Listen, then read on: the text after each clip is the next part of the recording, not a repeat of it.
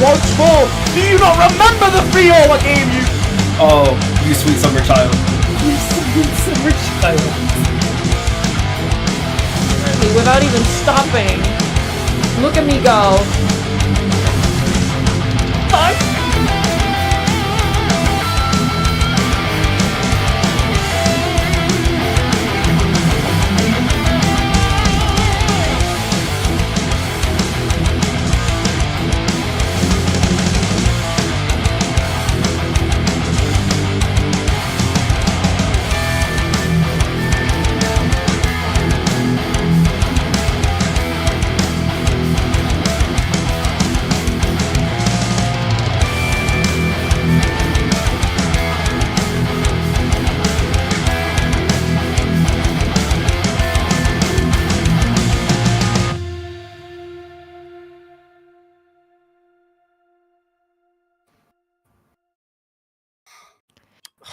Hello, everybody, and welcome to day 2 of Reioli's Academic Anarchy. This is also the last day. Are you excited, Keno? I'm very excited. It's going to be kicking it off here. We've got 6 teams lined up, ready to take it on and take it all today. We're going to be running something a little bit different today, though, rather than your round robin, because we've got our final teams. We're going to be going for a double elimination bracket.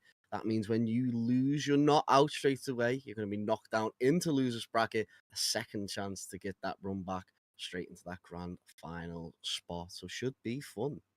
Absolutely. Yeah, we have the 4 teams that had the highest score from yesterday. So we have a Risk It for the Biscuit, Blaze Blue, 6 Nines, and Ruthless Ratepayers.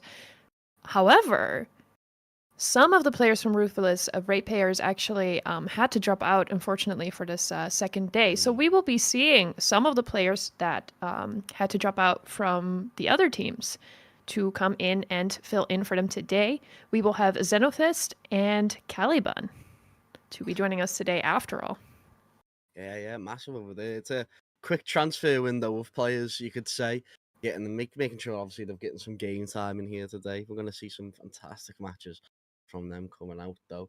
Obviously, we had a great day yesterday. Obviously, we're going to have more people on the mic as well. It's not just going to be us two. We're going to have some more later on, but obviously, the Guilty Gear Strive is not going to stop. We're going to be here all day.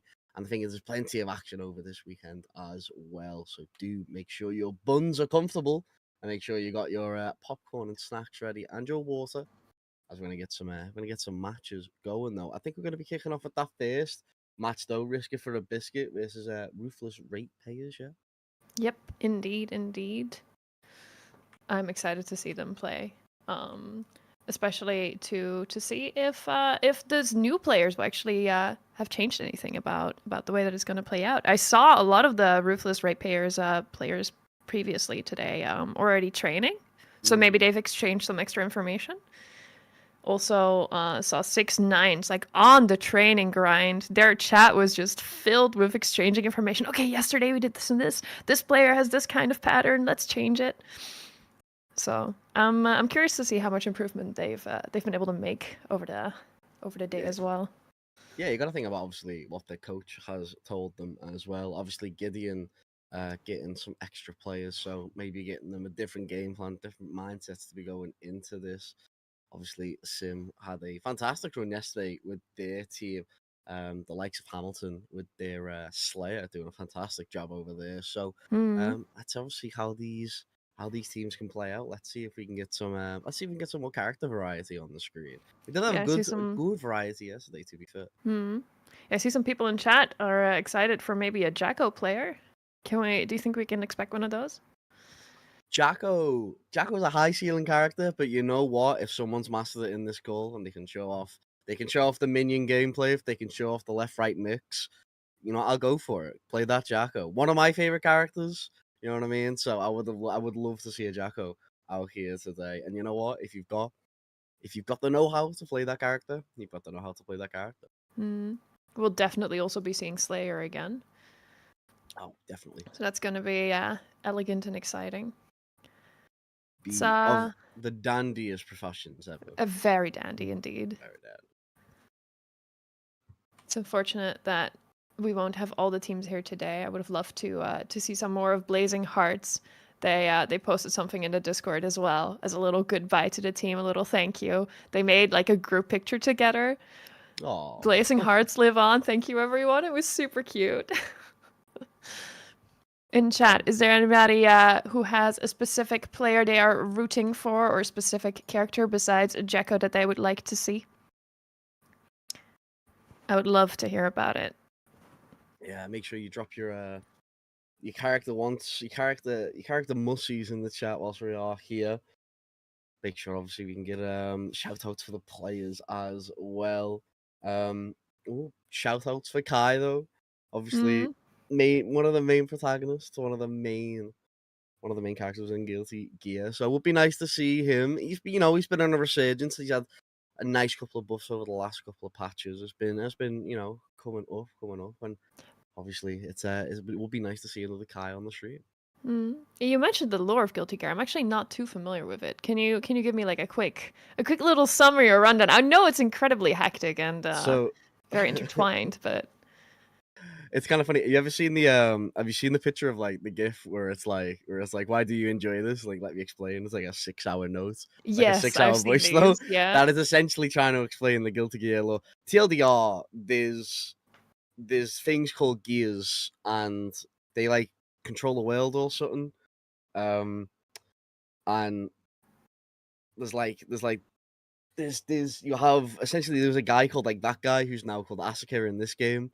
And they like control everything or something like that. That's the most I got from Guilty Gear lore, I'll be real. I've tried to play through them and I've tried to keep up, and it's just like you gotta realize, like, let me explain to you the family tree that is Sol and Jacko. So Sol and Jacko, husband and wife, makes sense, but Jacko is technically not alive. It's very, very strange. And then from that, you have like Sin is Kai's son, but he's also like Leo's brother. Not Leo's brother, it's like Sol's brother, and like Dizzy's like also like the brother / son. It's a very weird dynamic over there. And they're all gears, so they're all like 2-3 years old, but obviously the mature mentally older, way faster. Yeah. Like Sin's like, I think Sin's like 7. Like canonically, really? Sin's something like 7, Dizzy's something like 10.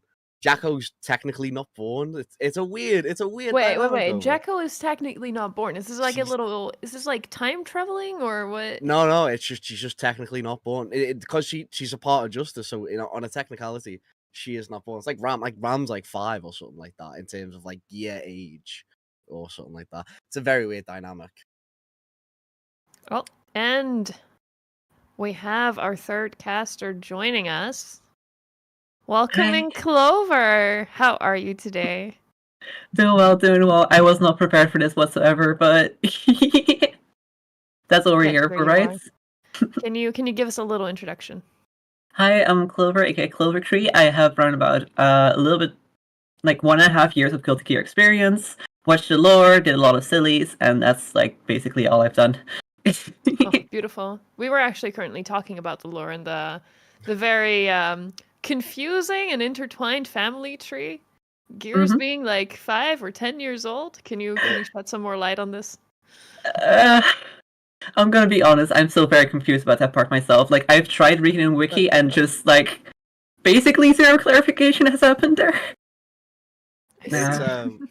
It's a crazy family tree, honestly. It's but you know what though, it still makes, I mentioned it yesterday, it still makes for one of my favorite interactions, which is essentially when Sin goes back to Kai to live with him, and he's explaining Mhm. how essentially Sol, his dad, gave him sugar water as a treat Oh, in I've the seen this desert on the scene. runs. Yeah, it's so good. I've seen that scene. Yeah. That's funny. It's crazy. Like, It's so funny in regards to like how that tree is set up though. mhm. I'm I not think it sure was if this is true. Oh, sorry. No, go ahead. Go ahead. I'm not sure if this is true, but like I hear from my community also very often that like Sin is now apparently addicted to sugar water or something like that. So, He is. oh god. So yeah, during the story of Exile, so because he gets to give it so much from Sol, and he comes back and he talks to his by the way, his Sin's mum and dad is both Kai and Dizzy, and Dizzy's Sol's daughter through testament, not Jacko.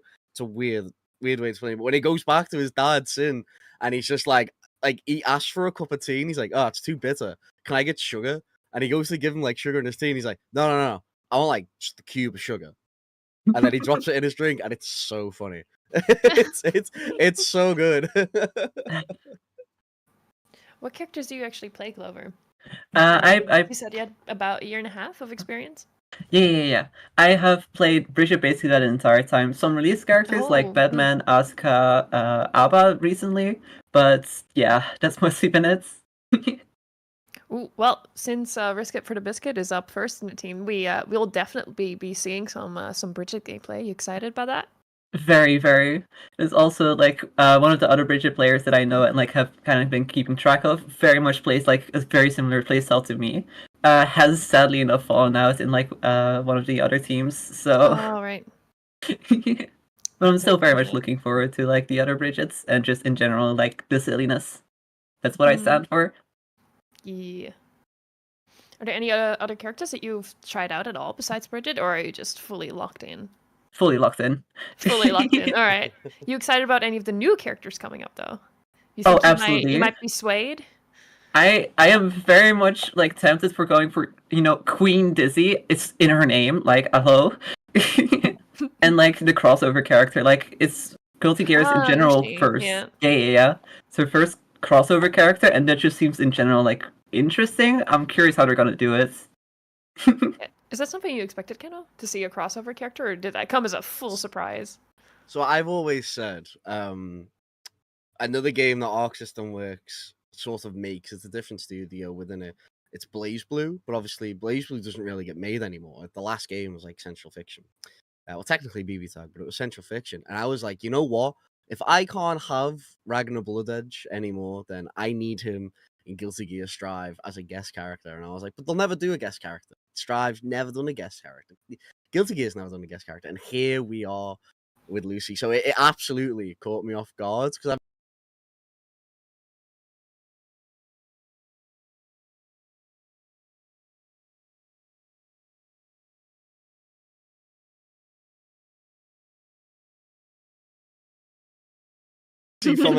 that's Lucy from Cyberpunk Edgerunners, and I was like, you know what though? That's crazy. That's absolutely crazy. I don't know how she's gonna play. I'm kind of guessing she's gonna play like two of the characters from different Arc System Works games. I think one's from the night. They're called like Phonon. They've got like a whip. They're like a wired whip. So I was like, she kind of uses them in the show, so she might play close to that. If not, I don't know. I absolutely have no idea how she's gonna play. But the big thing is the fact that that's opened the door now. If we can have Lucy from Edgerunners, who else can we have? Can I get Kamina from Guru Lagan? Are we going that Ooh. deep? Anybody you would like to see Clover as a crossover character? I mean, like, again, like, I hope that in season 5 they try to go for Blast Blue characters again, but in general, I'm just already like very happy with the Heal Seeker base cast, so I'm not really asking for anything. That's fair. That's fair. I've also just heard from production that we are almost ready to go into our first matchup of the day between Risk It for the Biscuit and Ruthless Ratepayers. I'm Ooh. curious who's gonna go first. Do we have any guesses? I believe the order that we've just got into chat then, I believe that we've got Jesse versus Zeno first. So I think it Ooh. was Zeno yesterday was playing the Sol. No. Zeno was playing Slayer. Oh yeah, no, I'm getting mixed up. I'm thinking about the first match with Cheesecake playing the Angie, and I was like, I'm sure he was stand no, but yeah, was playing the Slayer, so should be a fantastic match over there though. I am very excited to see it. Were there any matches you watched, Clover, yesterday that you were specifically surprised by, or that just made you gasp? I mean, obviously, like, Wrestle vs. Envy, like, that was just, like, it was beautiful. And also just, like, Wrestle against Void Bunny, like, the fact that they, like, kept... They weren't copying each other, but, like, they had the exact same instincts going on at the exact same time, so it was just, like, very fun to see. Yeah, absolutely. It was we've seen so many close matches yesterday, and then some that were not as evenly matched, but still very exciting to watch. I think a main thing that I really liked seeing is that a lot of the players, especially the new ones, were quite quick to adapt. So I think that might be something that the coaches put a special emphasis on.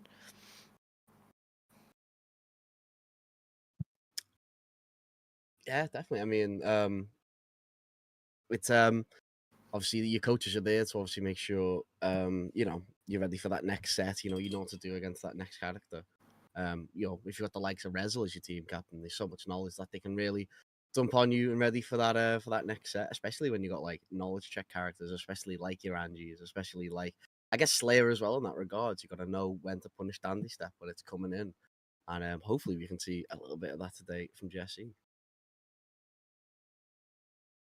Yeah, absolutely. Alrighty. I think we're almost ready to go. So we're gonna have Xenothist against who did you say again, Kano? I think it was Zeno. The both first on the team pick, so that's how I'm going with it. That's how it's been given to me. Yeah. Oh, right. Versus Jesse. Wait, who did Jesse play? That was during Rexu's sets. I don't know. It's lost my mind. Oh, it was. I think it may have been Bridget. Hmm. I think we're gonna see a Bridget matchup. Oh my god, let's go! This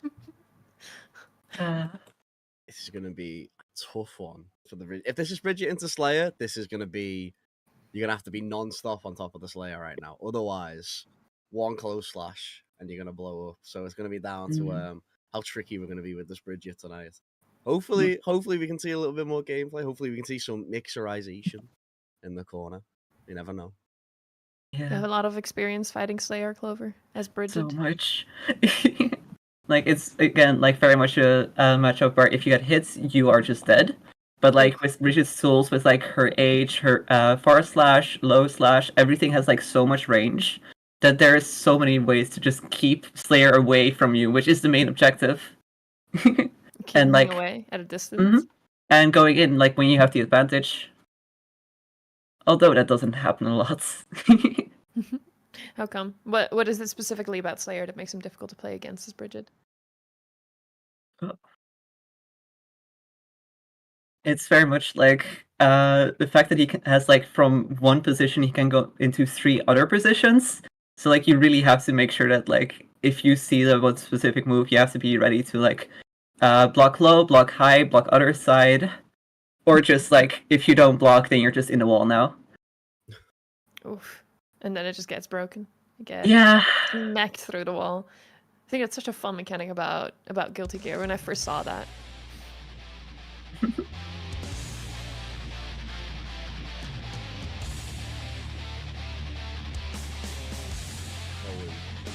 Into it here though, like you said, it's going to be that Bridget versus Slayer match with Jess versus Zeno.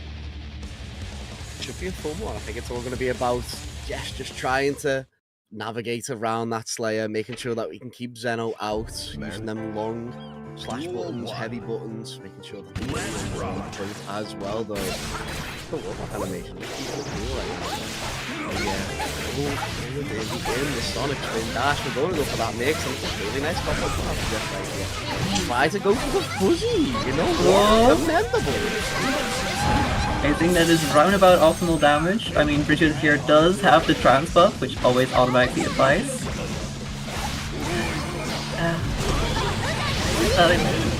Oh, huge punish, huge punish. Massive going out from Jess, right? They did exactly what they needed to do. Keep the Slayer with them 4 buttons, don't mess around in that close range. Fortunately now though, they're on the end of it. Go flashes into them. 2 H's. Yeah. Wolverine. That could have been it, but thankfully, like, they were able to jump out of it. That's get out of that. That's the wall break as well, Clover. They're doing a fantastic job right here. Absolutely. Should be blockable. They block it. Isn't grabbable. But rock the baby! Let's go! Always a beautiful move to see in there. I always forget that she actually has it. It's always a massive move to come out, especially with it being like an airborne starter move as well. You can do so much more with it. Massive. That's what you expect from your Federation. True, especially when it's a demon in there. Oh, we can always rely. Big up. The most reliable bears. Oh! Was able to get the ulti piercing out of it.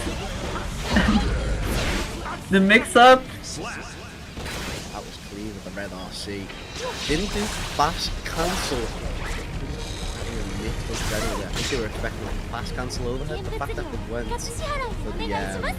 for just a sort of an empty jump in and just go for that low on the 2K. Fantastic. Really good from Jess right here. Just keeping it fresh every approach. Fantastic job for Coach. Well, but unfortunately, that's a huge counter hit. And just one map of them for one hit to the head.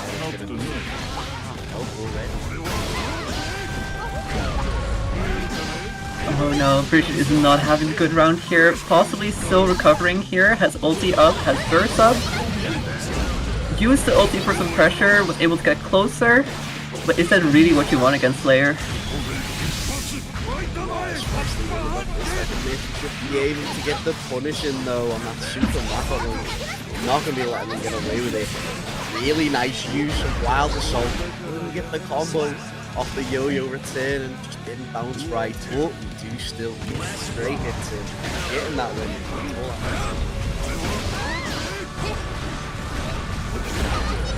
I am noticing that the Bridget is basically always ready for Slayer going for the low attack. But I guess they're actually... It's really nice to win. Like it's the fact that they're ready for that low, ready for at least some type of anti-air or just sort of like we call it a barre in fighting games. It's essentially just Japanese for matching, but when you do it correct. yeah. Done a fantastic job just to get out of them. Create that distance. Really nice use of Roger Pike as well. Be letting take it their way this time around. Nice. If Slayer was able to get any opportunity to ult there, they would have been able to like turn it around, but Bridget got the match. Yeah, doing a fantastic job right now. It's not it's like you said, it's that trans buff. It's been not letting them get in, just being like, look, I've got my far range game, you need to dash in, you need to dandy step. Yo-yo to keep out, you got them 4 slashes to keep out. That's a really, really good base coming out of Jess here, and a return on the base rate as well. The fact that we waited the dandy step and switch to the left hand side. So that was really good job right now. Ooh, hitting on the overhead, go for that grab. Should be able to get the round. Oh no, Not quite.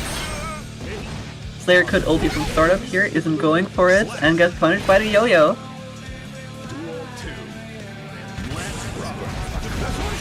That's nice, most powerful. I think it's real great air buttons, so using that to advantage. Yes, right now, you get that wall stick as well, and the breakthrough. Clean.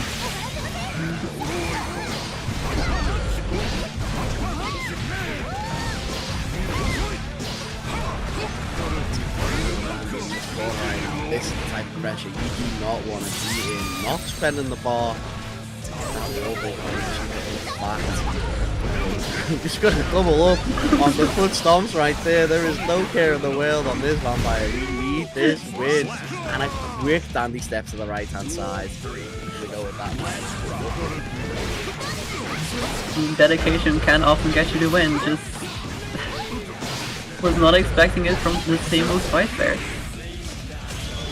Another wall break with a Varja at it. Actually, currently, like if I remember correctly, the difference between the ultimate is literally 2 damage, but it's always just nice to have the bear there. Oh yeah, it's really good in terms of like the options it gives Bridget. So obviously ones are definitely like. Oh!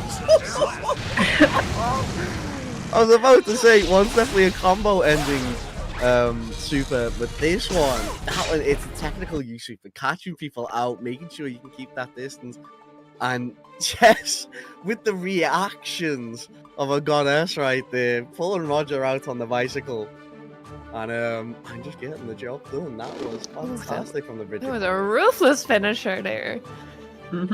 Just said, no, I'm not giving you anything here. Fantastic job. Really kept Zeno out during that game. Just didn't give the Slayer the time of day. Just didn't want to interact with them. You know what? Fantastic with the mix as well. The awareness around using the burst and the YRCs was fantastic. Really good gameplay. Yes, that was hella rude in the end. The super. Absolutely ruthless, like I said. Yeah. My goodness.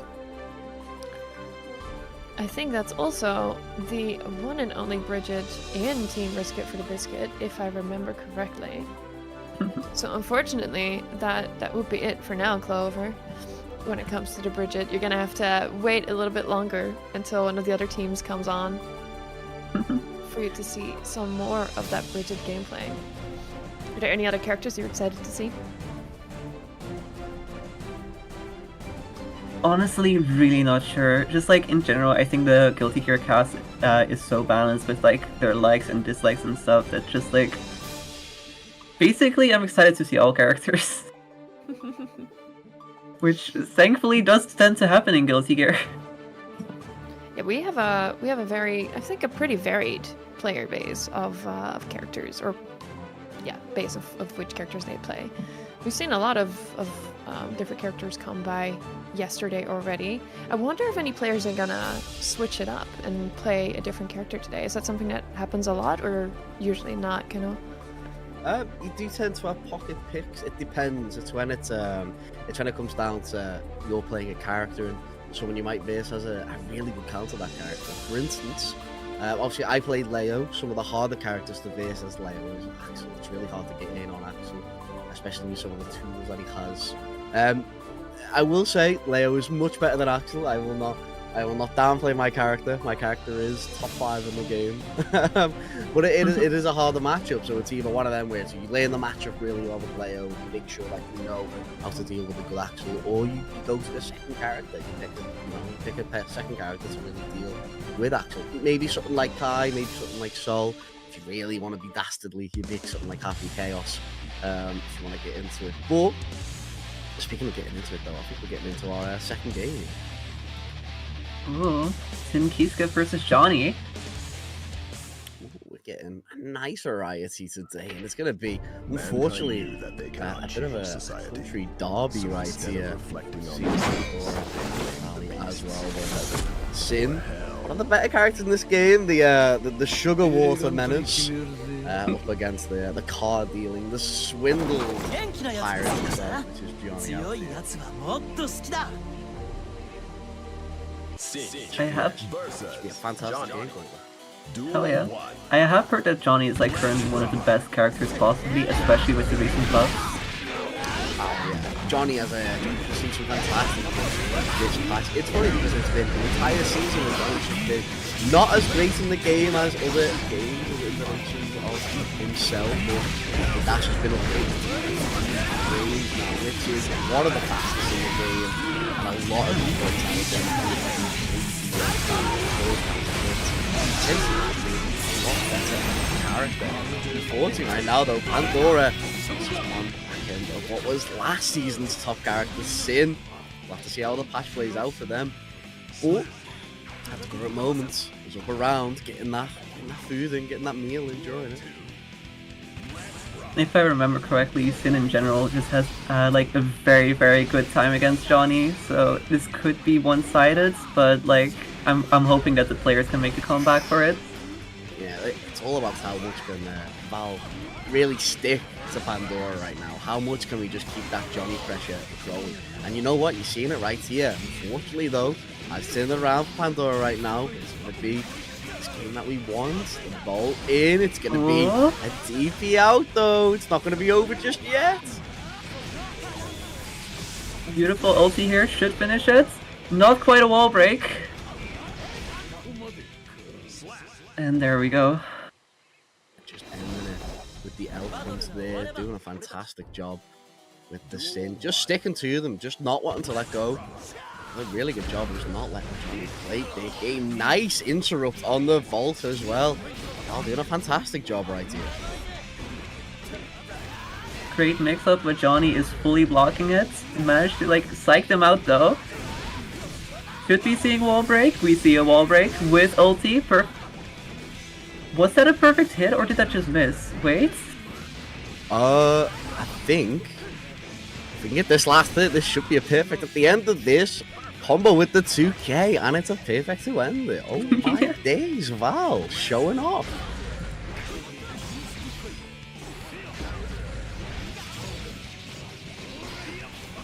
Combo don't know it's the Johnny's terrain right now. Unfortunately, Pandora's put themselves in the corner. Nice awareness on the backdash to not get grabbed, but it is all like high skate pressure right now. Sin in the name, Sin in the gameplay as well.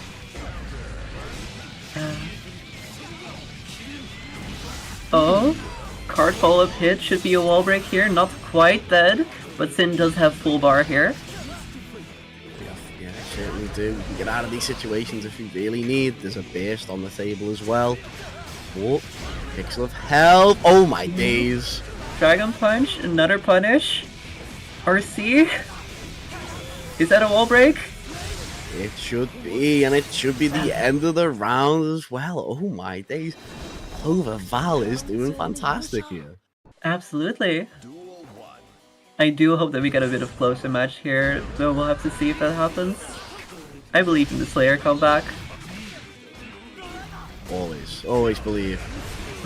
It's never over till it's over, and Johnny right now trying to make it work. That was a massive anti-air though.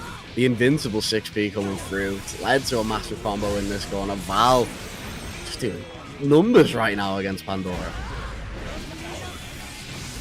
Another ulti. Still alive though. Johnny can still get this, but gets hit by the low. Trying to backdash the Elkins, just wants to get away from sitting in this situation, not wanting to play around. You can see Pandora's just not been able to play at that range that they really wanted to play at. It's always just been closed down by the Sin, you know, just not allowed them to play. Yeah. Especially, there must be a lot of stress on them right now, because this is the last round. One loss of hearts, and they're out. Gonna do it for the team. That was a huge counter hit on the grub. Not letting Sin eat in the corner, and I like that cancel. I think he might have tried to go for a super there though. Oh! Just about got there. Heart went.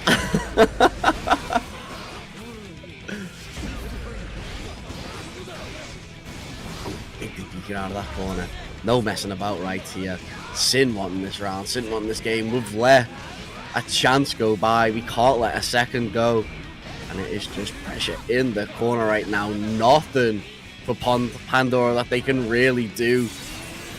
The wall break early though, so maybe a time to get out, maybe a time to refill that bar. Unfortunate, it's a side switch overhead. It's going to be Val taking a 3-0 right there. Second 3-0 already. It's kind of getting worrying. Yeah. Risk it for a biscuit doing a fantastic job right now, just mincing through this team. Oh yeah, they're absolutely keeping up the pressure. Though Pandora, that round before the last one with the sliver of health left on Alisir, I was keeping my fingers crossed. I was like, please take it. Take it. You got this. Just a little more. You got so close. And then they took it. And then they took it. Which means that currently, yeah, Risk It for the Biscuit is just taking home these wins. They're going for it. They came prepared and they're ready. They're ready to take the win today. Yeah, they are really marching away with it right now. It's, Gideon's team's going to have to pick it up at the end of this because Sim is doing a fantastic job. Whatever he's told his players, that coaching definitely coming in. Absolutely. Clover, are there any players? Because you said there was a Bridget player that you knew, right? Who had to drop out. Are there any other players that you are familiar with that you're looking forward to? I am basically familiar with the entire team of 6ix9ine. There's also Caliban, who is standing in for someone else right now, and there was Litvinek, but he was in one of the teams that didn't make it. Right. I think they were in Blazing Hearts, right? Yeah.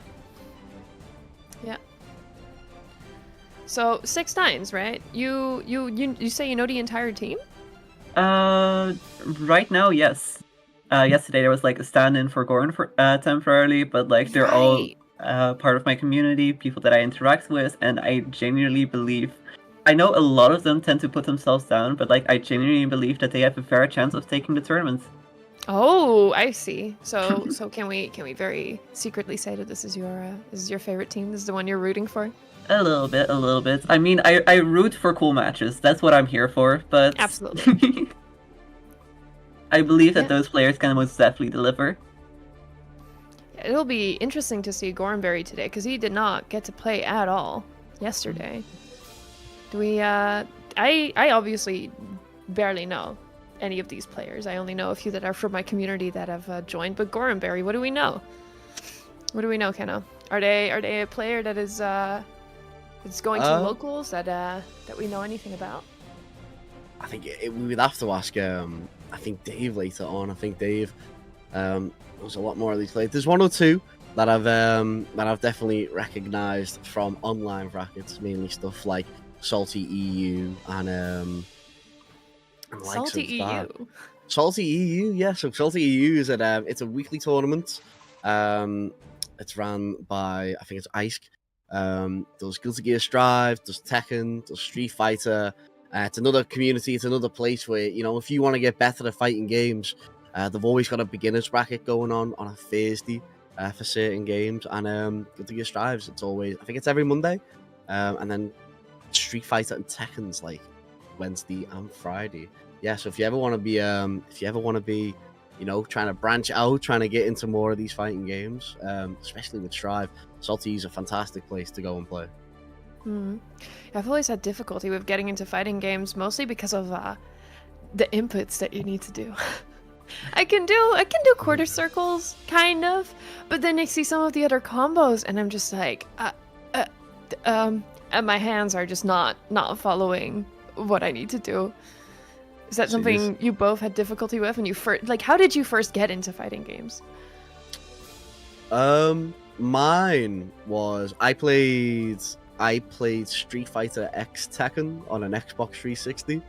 I didn't really know what I was doing. I knew of Street Fighter at the time. I played like a bunch of Mortal Kombat on like a SNES, but I was just like, I don't really get it. And then when I started playing X Tekken on the 360, I was like, okay, I kind of get it. I kind of get what's going on here. I was really bad at it, but I was like, That's kind of get it. And then it's sprung from there, and then I guess the major outbreak. I'm a big Dragon Ball fan. I don't think I've said it yet. I'm a massive Dragon Ball fan, so when Dragon Ball Fighters come out, I was like, play fighting games. Like, that's my fighting game. I'm playing fighting games, and that's where it's all kicked off for me, really. I see. What about you, Clover? For me, it was like I saw like basically a documentary on YouTube about like the entire lore of Britain and stuff, and I was like, you know what? I want to play this game. I absolutely struggled with every single fighting game, including like things like Smash Bros, which aren't actually fighting games, platform fighters and stuff. But like that was already enough of a struggle, so I just kind of started streaming it, and I really enjoyed it, so I kept going. That's fair enough. Did you have somebody to train with as well? Because I think that's, for me, what like the first time I played any fighting game, I think it was Mortal Kombat 11, because some of my friends liked playing it. And I saw the character Tanya, who fights with like a really big, like it's kind of like a glaive that she stands on and stuff, and I thought that just looked really cool. But obviously the inputs for Mortal Kombat games are quite a bit easier and less complex than it is for things like Guilty Gear. So yeah, that was something that I could kind of still figure out myself, but I feel like for things like Guilty Gear, either you need to watch a lot of videos or just try out a bunch of things, or you kind of need a trainer, right? So that's something you both got, like a trainer or a friend who got you into it and helped you out with it? Yeah, I think it's always, if you're always in that community, you've always got someone to help out, whether obviously it be just Discords or like WhatsApp groups. You know, you've always got someone that will like help you out, play the game with you, especially when you got like a local scene. When Strive was popping off over in Liverpool, it's where you know, it was getting played at the local scene, so you just played it there, played with all my mates over there, and just got better with them. And obviously it was always the fact of, well, I want to get better than you, so I'm going to keep playing you until I get better than you. And then obviously someone always wants to get better than yourself, so they keep playing until they get better than yourself. And it's always a head-to-head match about obviously which one can get better in quicker time. And for me, it's always been like community. Coaching wise, I've never really had a direct coach. I've never really. You signed up for the tournament. I should have signed up for the tournament. You do have sites for it as well, but I was just like, I don't. Do I need a direct coach? You know what? We'll find out in the future. And otherwise, you have a Discord server full of people who could help you out. I'm sure there would be someone here who would be very, very glad to help you out. What about you, Clover? Do you have a trainer, a coach? Not directly. I've had a few small coaches, but like I mostly just had like my community who told me like, hey, do this stuff. This stuff kind of works. Just keep trying, and just like I kept fighting them.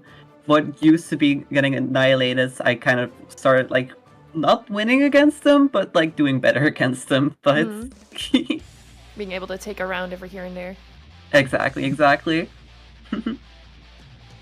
Ooh. Well, taking rounds, so it's down for one of these two to take a round. What an interesting matchup right here. The Axel into the Faust. It's really a matchup in regards to, you know, what can we get out of our pockets compared to, you know, how far can we keep the Doctor away. The Doctor Catastrophe versus Exiled, slipping on the banana peel already. Oh my days, Looney Tunes style with it. Yeah. I've heard that Faust tends to be like very heavy RNG, especially with the items that he gets, but like if you see a good Faust, you just see them like more reacting to their item and like being able to get as much out of it, so I'm curious how much Exalt will be able to do. Oh, definitely. I mean, well, let's see, you know, let's see if Exiled is ready for the combos, on point with whatever item comes out. Unfortunately, went for the command grab straight after the bomb, was trying to see if they could get a grab in. Unfortunately, got Super though, but strange interaction in the end though. Super's getting caught out by their own bomb, gonna hit with the 6 HS. Exile doing a fantastic job in that last round. Yeah, always gotta respect the bomb. Always. I've seen so many like Faults themselves like actually fall for the bomb, which has been funny, but it's great when you definitely see it in action. I always love the bomb that he gets when he gets his own afro, and he does jump dust and he throws his head, but it'll start bouncing along the ground. You can see Exile here desperately trying to get the horn to bring the boys in. Does eventually get it, but It's only from a slash hit though, and a cherry bomb on top of that. Doctor Catastrophe is going to be taking that next round there. We're on to our final round of the first game right here, Clover. Let's see who gets it. I mean, like, from just the previous two hearts and stuff, like, we've already seen that they're pretty matched up equally, so... Definitely. Ooh, another wake up super coming out from the Axel. Doesn't have a lot on wake up options, so it's always a really good one to go for. Nice with the purple RC. We're going to go straight for that command grab. Giving Axel a new haircut. Does it suit the British man? Let's see. Both are very much on equal grounds here. However, Axel is now in a favorable spot. Just a little bit more damage, possibly even poke damage, could get rid of Faust. Go for the bananas, doesn't need that health. PRC, ooh, you can see just trying to look. There's And he hit it. Oh, BT92 coming in. Oh.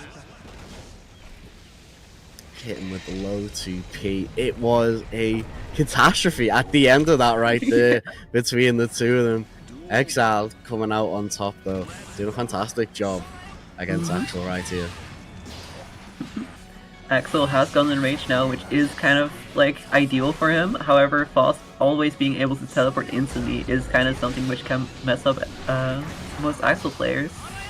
Yeah, you can see as well in terms of Doctor, like you can tell that they're always trying to get ready for when that teleport happens, trying to go for like a close slash. That is unfortunate. I guess for both players right there, the mini Faust coming in, but the squad getting called as well. Both were just stuck in blocks them with nothing really to do. But this is the type of corner pressure that you want as a Faust player. This is what you really, really need. Nice go into the super. Unfortunately, the Doctor Catastrophe shins right now, they're getting shattered.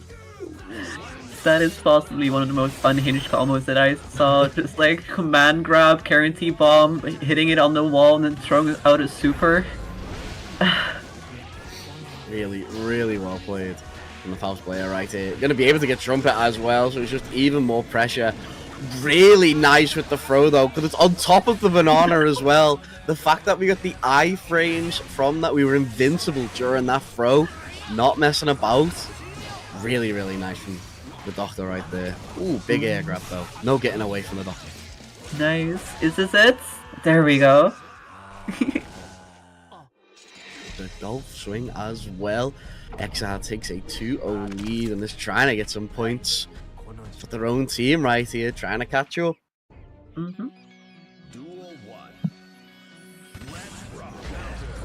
Previous match was very one-sided, but from like recalling the first round, it is possible that it's just a fluke. The possibility, yeah. I mean, this is a top matchup for Axel right now. Obviously, when Faust is able to stick to you with the amount of items they can really throw out as well, it's really hard to get the plastic surgeons off you. But when you start creating that distance, especially when you're using your charge moves, Winter Cherry, you got your helicopter, it's really nice to sort of keep that pressure and get them away from you. Unfortunately, you're stuck in the corner right now, though. That was interesting to say the least. The command grab actually hit him, but it hit the bomb first, so he couldn't get a full hit on it. That was kind of wild.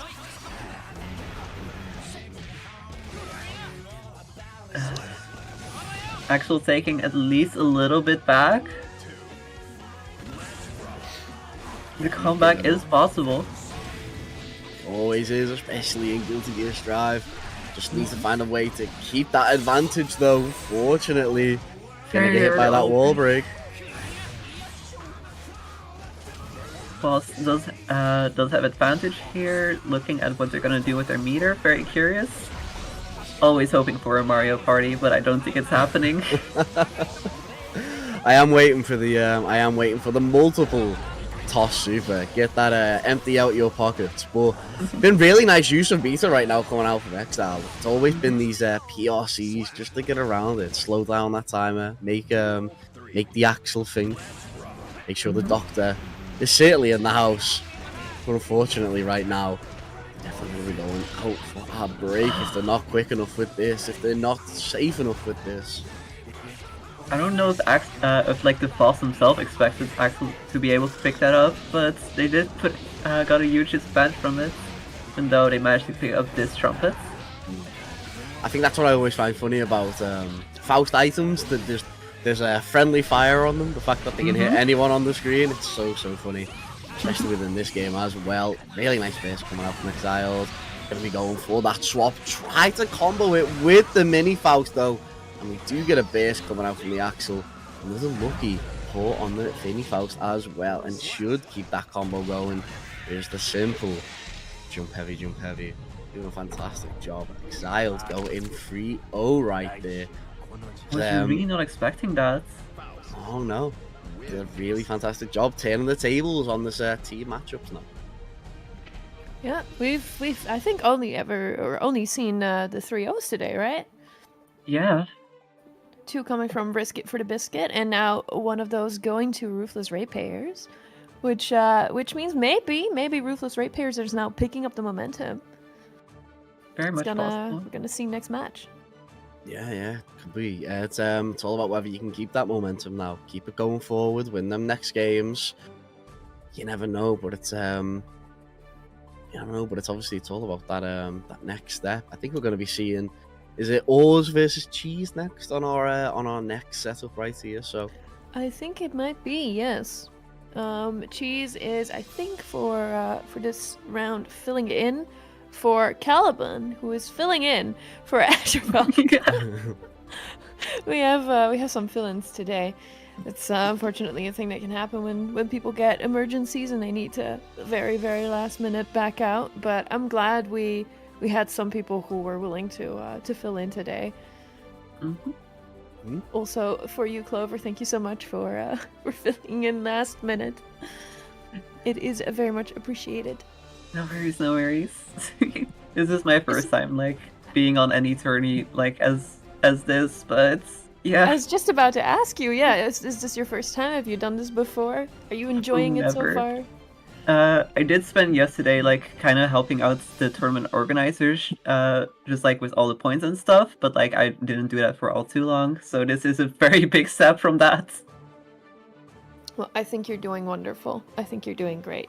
Very much appreciate it. Is it something you would like to do again in the future?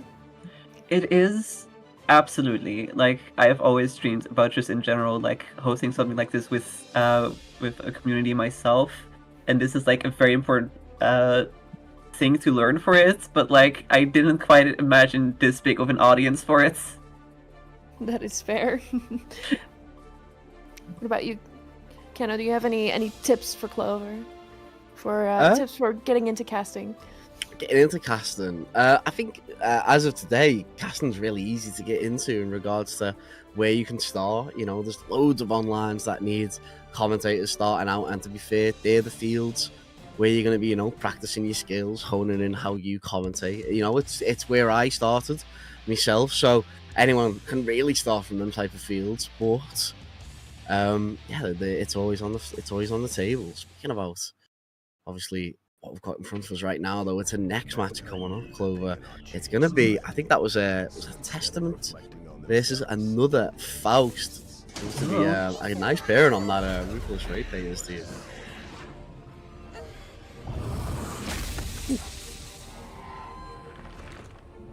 Oh, well, it's cheese on the Faust. I think we were seeing that yesterday too. Yeah. I think played a really nice match with the Faust right there, though. It's going to be a little bit of a different, different game plan now against this Testament right here. I think it's going to be a lot harder of a time just trying to get in and just going for that dash just to try and shorten that distance, and eventually does get in with that grab. Not going for front grab though, going for back grab, and oh no, with the buttons, we can't be doing that. Yeah. In general, I believe this is my knowledge on like very much other matchups, but like Faust is very good against general zoners, and Testament is a zoner themselves, so it is slightly favored towards the Faust. Yeah, it's all about obviously being out in that moment. How well can always make sure we can keep that zoning up, especially with the Hungry Hippos. coming out to play with the tracking that has been improved this match. So, sorry, this patch. So, should be able to really keep up with the Faust right here. Straight into the super as well. No messing about. We've got that stain. We should be able to get that combo. That was looking clean from us right there. Was unable to finish the combo, but we do get Hungry Hippos coming out on the overhead.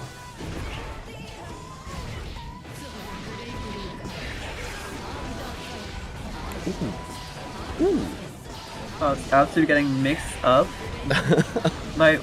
Were these the hungry hippos you were referring to? So these are called, I think the actual names for them is, what is it?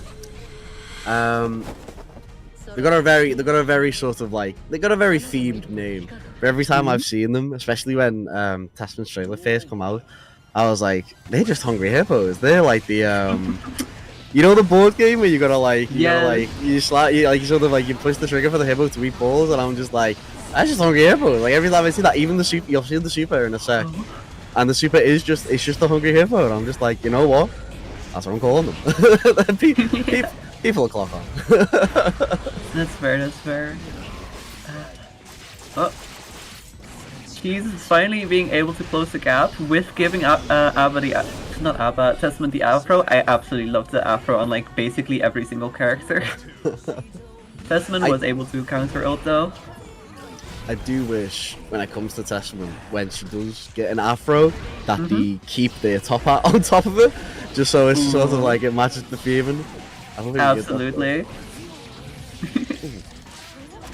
Golf swing, not perfect hit, but still enough to get that distance. We're emptying out our pockets though. Bomb's going out. You're gonna get the afro on top of the Faust though. We do have access to bouncing bomb if we really want it. We do go for it, and there it is. Go for the air combo. It's not gonna work, unfortunately. 6HS should be enough. Jeez, getting that next round. I'm gonna be honest, like before, like if you hadn't said it earlier, I would not know that like afro bounce whatsoever, so I do not blame Ors whatsoever for like not expecting that happening there. Well, it was at I think it went initially on launch that he had that. It was in a later patch that they added it in, and it made for a really good option because it made for, you know, if an afro did come out, you know, you couldn't really get anything from it. Because normally when you use afro, you pair it up with jump dust. Sets the person on fire even if they're blocking, and you get a really good combo from it. And I think if you do go through the combo, they explode at the end of it, and it makes for a really good button because it extends their upper hitbox, so it makes them much easier to hit. But it's one of them, like if it hits you now, oh my goodness, charge dust in this day and age. I haven't seen him in forever. Well, they're quite hard to hit, in all honesty. So the fact that Cheese has been able to get it off, fantastic for them. Really nice miss with the Scarecrow right there. Did not know what side we were hitting on. Hitting on the right-hand side, though, taking that corner position. Leaving Ors around down. And a beautiful grab, which always, for Faust, it is a beautiful animation in my opinion. Just...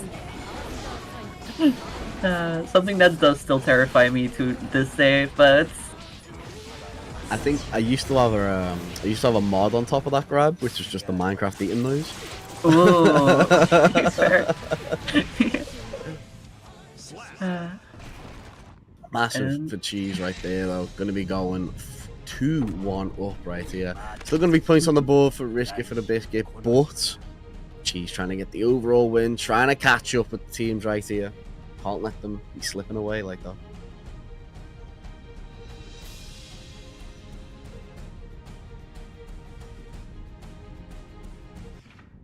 As we do just get into the next game.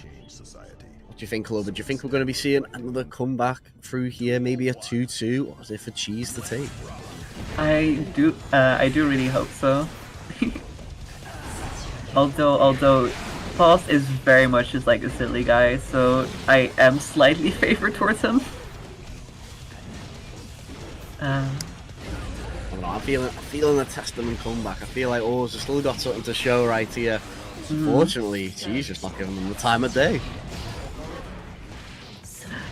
Ooh.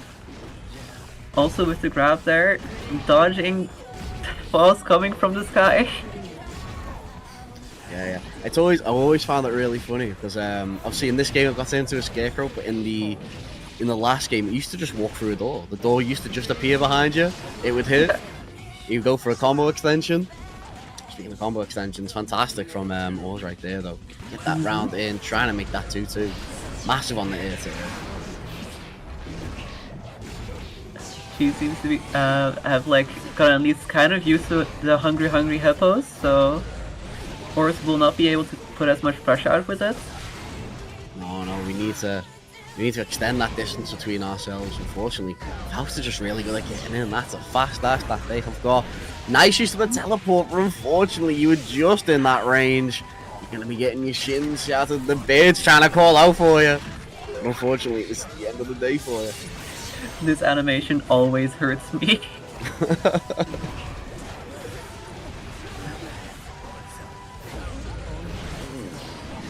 Big counter hit coming out. It's forcing the base from Oars. Unfortunately, that'll be the round though for Cheese. As we're going to go one apiece in the round now. Match points for the Faust player, for the Surgeon.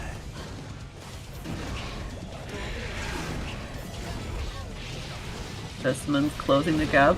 Beautiful combo going at it. Wall break added too. That was quite far away for a wall break. That's impressive. Yeah, fantastic. Oh, jeez. Right now, just trying to get back in. Mix with the tornadoes. Nice with the super. Hungry Hippo coming out, denying the grab. You do not need a new haircut today. Nice with the teleport as well. Catching the back dash and keeping it simple with the combo. That's going to be Oars taking that and making it 2-2 right now. Over, I'm seeing a fantastic game between these two right now. Could be going all the way. Possible last round situation.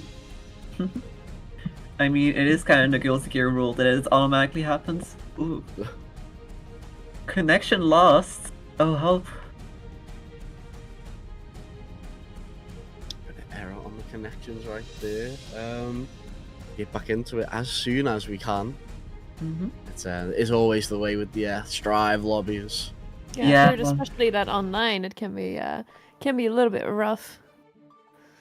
Heard something about like desync as well. What was that entail exactly? It's essentially just it's always been quite the pun. So Kai's projectile, it sounds like an Englishy saying fix the lobbies. So it's always been something that we put out that you post towards Arc System, which is the lobbies themselves. They're not that great in this game. They are good. You know, I will always defend them best I can. But they are still a bit iffy in terms of disconnecting players, desyncing players.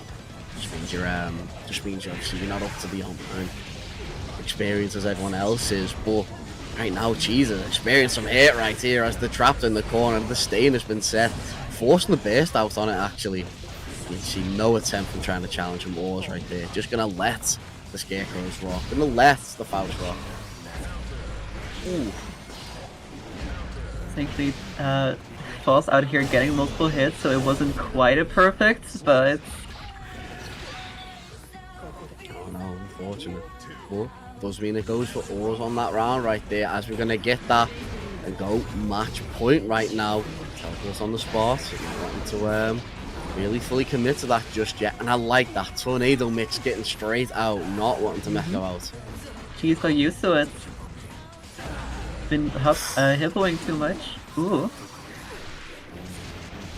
I do very much love that, like, both characters have their own teleport, which they can use quite often, so it is kind of just them bouncing around the map.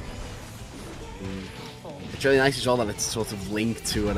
It's linked to sort of one of their special moves as well in regards to the placement of it. Nice setup from Oars right there to get the 3-2 win, making that comeback against Cheese. Was not out, and certainly was going to be staying in it. It's going to be more points for Biscuit for the Biscuit. Really felt like that tiny little break due to the disconnect gave the Testament player a little mental reset there to really go for it when the match was back up again. Yeah, certainly. I mean, you could just tell it was a bit of a little bit more reading of the situation coming out from Oars as well. The fact that they got that set up in the corner to go for that that high-low mix with the Hungry Hippos, especially with staying set as well, catching a lot of bursts out from the Faust player as well. Jeez, maybe a little bit of a head gone after that, which is unfortunate, but. And really, the Faust did not get any space to really do much. Just kept being backed away, smacked away. That scythe was just slicing through them. Yeah, it's real unfortunate. But at the end of the day, it's going to be Oars going through with the victory. More points for Risky for the Biscuit, and it's we should be moving on to our next match. But it is actually the as we can now see the score on the screen as well. The point difference is starting to grow. But I think Ruthless Ratepayer still has enough opportunity to close that gap. Absolutely. They can still get, I believe we just had 4 matches, so they can still get 12 points, which should easily be able to get enough. But it is partially going to depend on this match. Yeah, very much so. Would be exciting if the points difference like closes up more, and we really have that very exciting battle between the coaches that will decide which team takes home the win. Yeah, let's see, let's get into it. I think the next couple matches need to be sort of perfect from Ruthless's team now, don't they? They really need that 3-0 to make sure Risket don't really get any points on the board.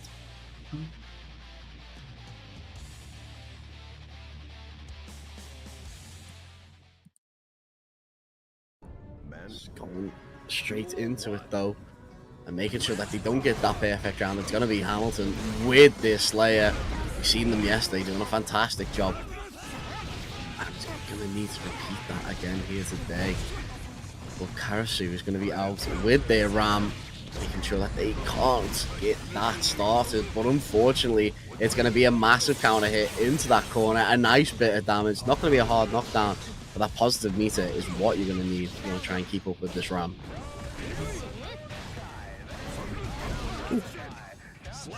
Just a map open to end it. A little bit overkill, but needed the distance. Well, it's got to be. It might be overkill. It might be dandy. We need to let's figure out these next sets. As the dandy vampire himself is going hard right now. Didn't have enough attention to go for that super mapper hunch, but it's going to be enough for this wall breaking. Oh my days, Karasu just getting caught out by mapper hunch on mapper hunch, just not given a chance to play. Unfortunate right there from the Ram player. Absolutely terrifying round from the Slayer. It really is, especially with the pressure that Hamilton's really setting. The fact that these close flashes a lot of the time are just hitting. The fact that we're just not giving Ram the real time to sort of like set up any of their own pressure, any of their own combos. It is all for naught right now, and we're gonna go straight into the 100 tension super. This should be dead at the end of this. So much damage. It's so beautiful to see, but it just... I feel bad for the Ramazol for that one. You always have to in that situation, especially when they get, like, you've got so much tension to use it, and at the end of the round, it's like, you're gonna go for that 100 tension super? Yeah.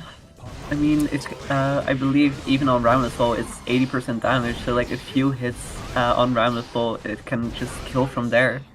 It really can. It's really, really messy situation. Hamilton though doing fantastic job, just trying to keep it clean right now and just going through with another 2 rounds in their pocket, not dropping one in these last 2 games. It's going to be looking all for naught right now with Risk It for a Biscuit taking the victory over Ruthless. But it's all out this last game. Can Karasu make it through?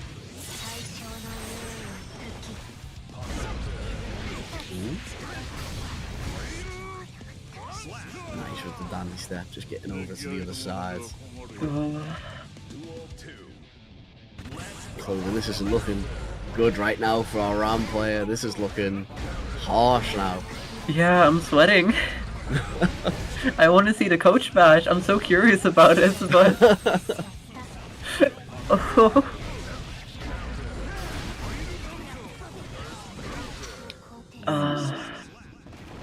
At this rate, I don't think we're going to see the coach match because with that trio right there, I think Hamilton's sort of all for naught has given the victory to Risk It for a Biscuit right there.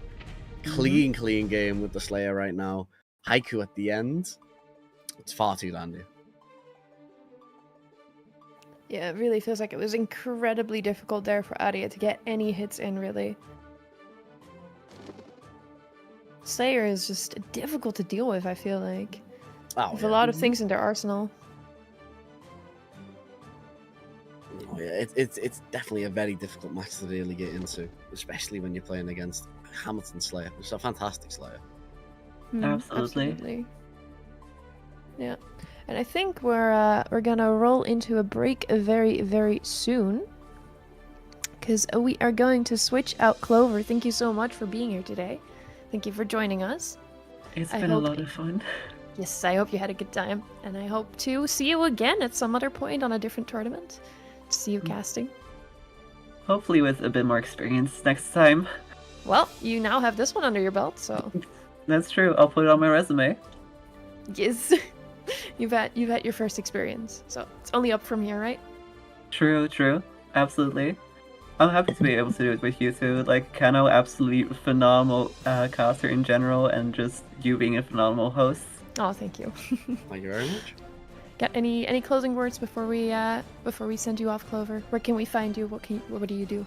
I am findable on twitch.tv at Clovercree, and yeah, for the rest, the main way by supporting me is supporting Reioli, because they're a very cool content creator and just someone who I love to hang out with, so yes. Alrighty, then I think we will be heading into a break. Everybody in chat, please stay hydrated. I think today is yet again a very hot day for most of Europe. Probably also big parts of the US. I think just the entire world is suffering from heat stroke currently. Yes, Clover, drink your bubble tea. I wish I had one right now. Don't worry, it's water flavored.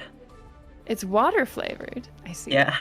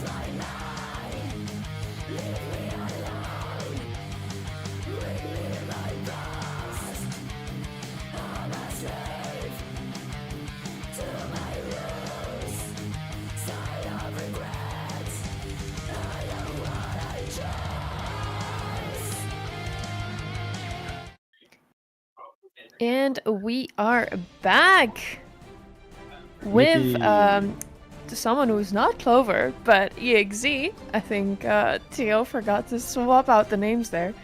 Hello, welcome back, EXZ. How have you been today? No, it's me. I'm Clovercry. Tee. Yeah, How are you doing today? Did you have a good morning? I think it's morning for you, right?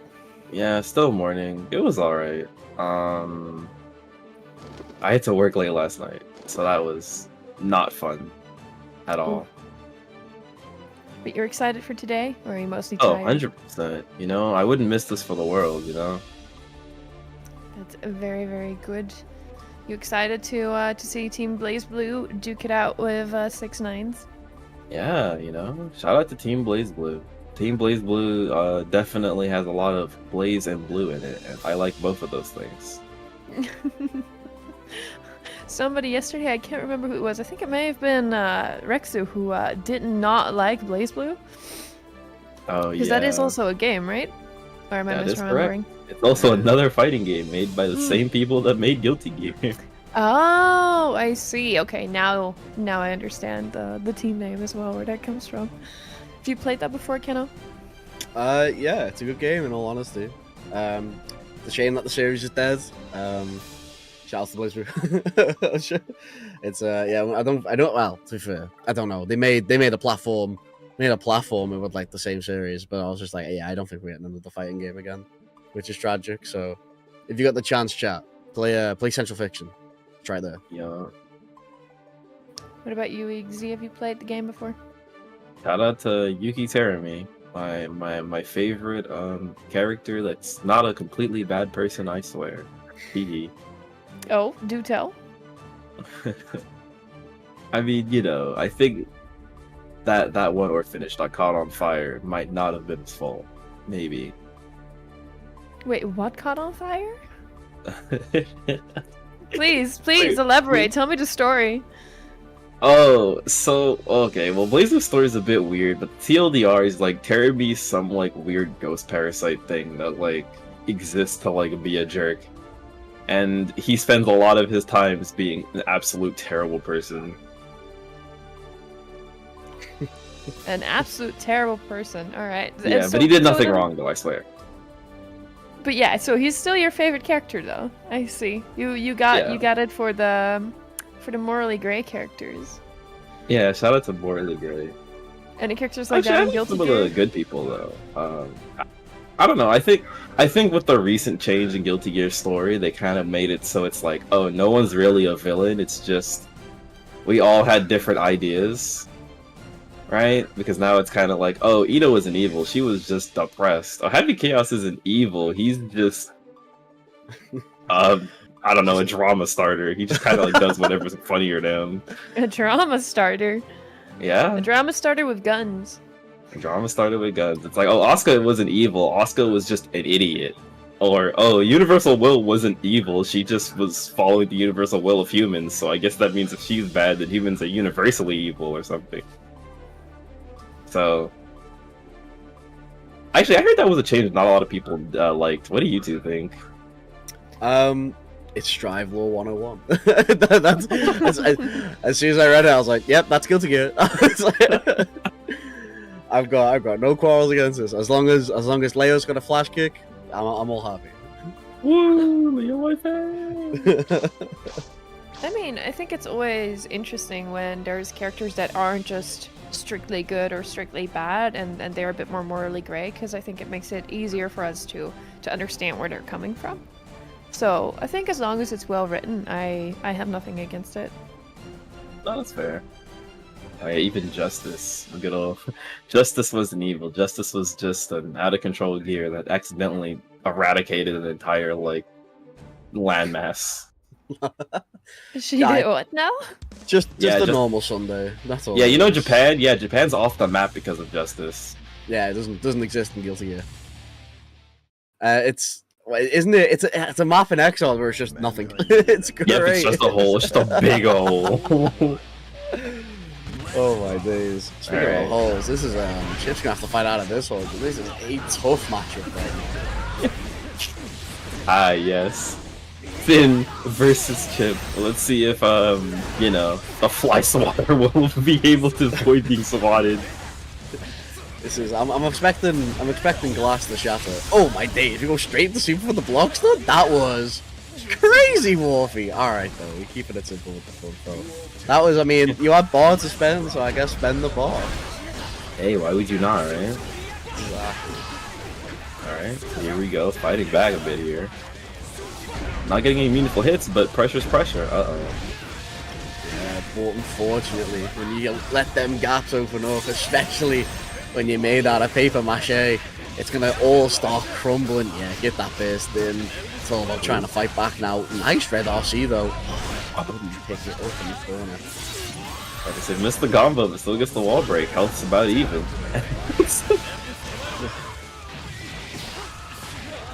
But no. And you're dead. Whoa, why didn't you finish the combo? Okay, I'll come to take the win. Why didn't you just finish the combo, Wolfie? What are you doing? You had the full combo opportunities. It's that, needs that sugar water, that's what it is. Sin needs that sugar water. Didn't have your daily dose of sugar water before dropping I mean, these. It has to be. It's kind of crazy, like what we've got on our screen. We've got a 4-year-old that loves sugar water, that's built like a beefcake, and then we've got Chip, like the president of his own country, who can't really speak Japanese, but you know, he gives it his best try. He tries his best, and I think that's all that matters.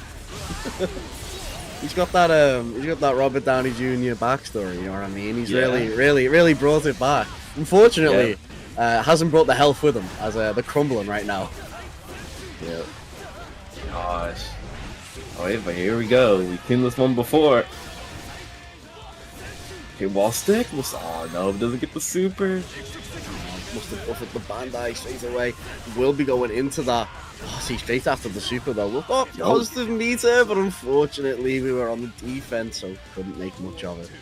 Those were some nice blocks though. I think if they had weathered that storm and blocked that low, they might have had the chance to close that out. Could have been a possibility, unfortunately. It's on the back foot again. I think this is the problem right now for Red Green Dino, is just the fact that you can really be on top against Sin. You can put so much mix out in terms of like doing Alpha Blade and Gamma Blade and really trying to go for them overheads. But the thing is though, is that you get tapped once and you lose 70% on a wall conversion. And the thing is, they've got meter to spare, so it's all about the next hit round. Yeah, don't forget, this happened in a few minutes. Chip got hit by a close slash, and this is where we are now. Oh no.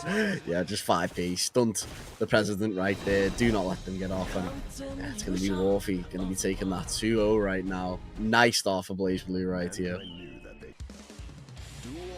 Everything's all fine and dandy until you get hit, but there. Don't forget, this kid was trained by Soul Bad Guy, one of the arbiters of hitting really hard. You gotta realize, not only does he have some of Soul's, the man has Stun Dipper mixed in with Vortex. That's kind of crazy. Elkun doing numbers right now for Wolfie right here. Keep that combo conversion up. We're already on a bit of amount of health. Big clash in the middle right there. Not going to be anything for the either player. But there's just so much you can do with Sin in this matchup in terms of just sticking to Chip. Yeah, but hey, you know what? You might be down, but not out just yet. We might see Red Green Dino come back here. You never know. I'd like to see it. Alpha Blades are getting used correctly. Keep that combo going. Unfortunately, your 2S is just a little bit too early to get any meaningful conversion off it, though. Big hit with the DP. Massive on We've seen this movie before. Oh no, it's next hit kills for either character. But it could be Chip on this end of it. Oh no, the wall broke just a little too early. Hold up. Down. There we go. Points on the round counter. Nice throw there too. Like if that throw had missed, you would have exploded. But we take those. It was a risky move going off of Dino right there, but at least there's points on the board now. Does force the burst out. Could be looking at getting the game as well. Hits the super. That is crazy. I don't know if that was on reaction to the dash or not, but that was smart. The guaranteed damage there, couldn't like block, was straight in there, startup of dash. And there we go, a point on the board for Red Green Dino.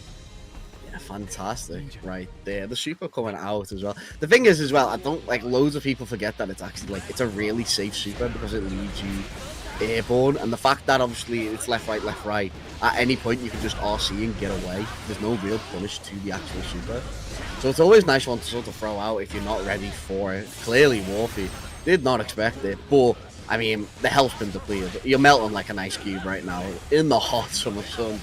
We do try to get some fight back from Chip right here. No real bar to keep it going. We do get the wall break. That's a nice bit of damage on the Sin right there. Yeah, Red Green Dino making some nice adjustments here, fighting for their life. They're like, nah, we gonna tie this up a little bit. Unfortunately, it's gonna be from a round down because that was Elkin to get that win right there. That's on the 6B. Invasion once more. Not seen any of these deep drivers though, trying to keep Red Green Dino out. It's always been these Elkons really trying to get into their face. Oh my days! Didn't punish the grab situation. We will get a right timed barrel justice on that wall break though, and it's just a close slash to force the burst out. Red Green Dino really fighting for nothing right here, and it is gonna be an Elkon on the feet. That was crazy. Yeah, but hey, you know what? Props to Red Green Dino. They were showing some signs of life there. Definitely showed that they had a little bit going for them. Yeah, they were still able to take one round there. Well done, well done. Also, a little quick thank you to Fleur. Papayita, thank you so much for the 10 gifted. Thank you for the support. We appreciate it. Thank you, thank you. And I think we're then going to head into our second round between, who's it gonna be? Between Jester and Ilso. I think Jester was the player who was playing Potemkin, if I remember correctly. Yep, and Ilso was playing Kai. So, what are we thinking of that matchup?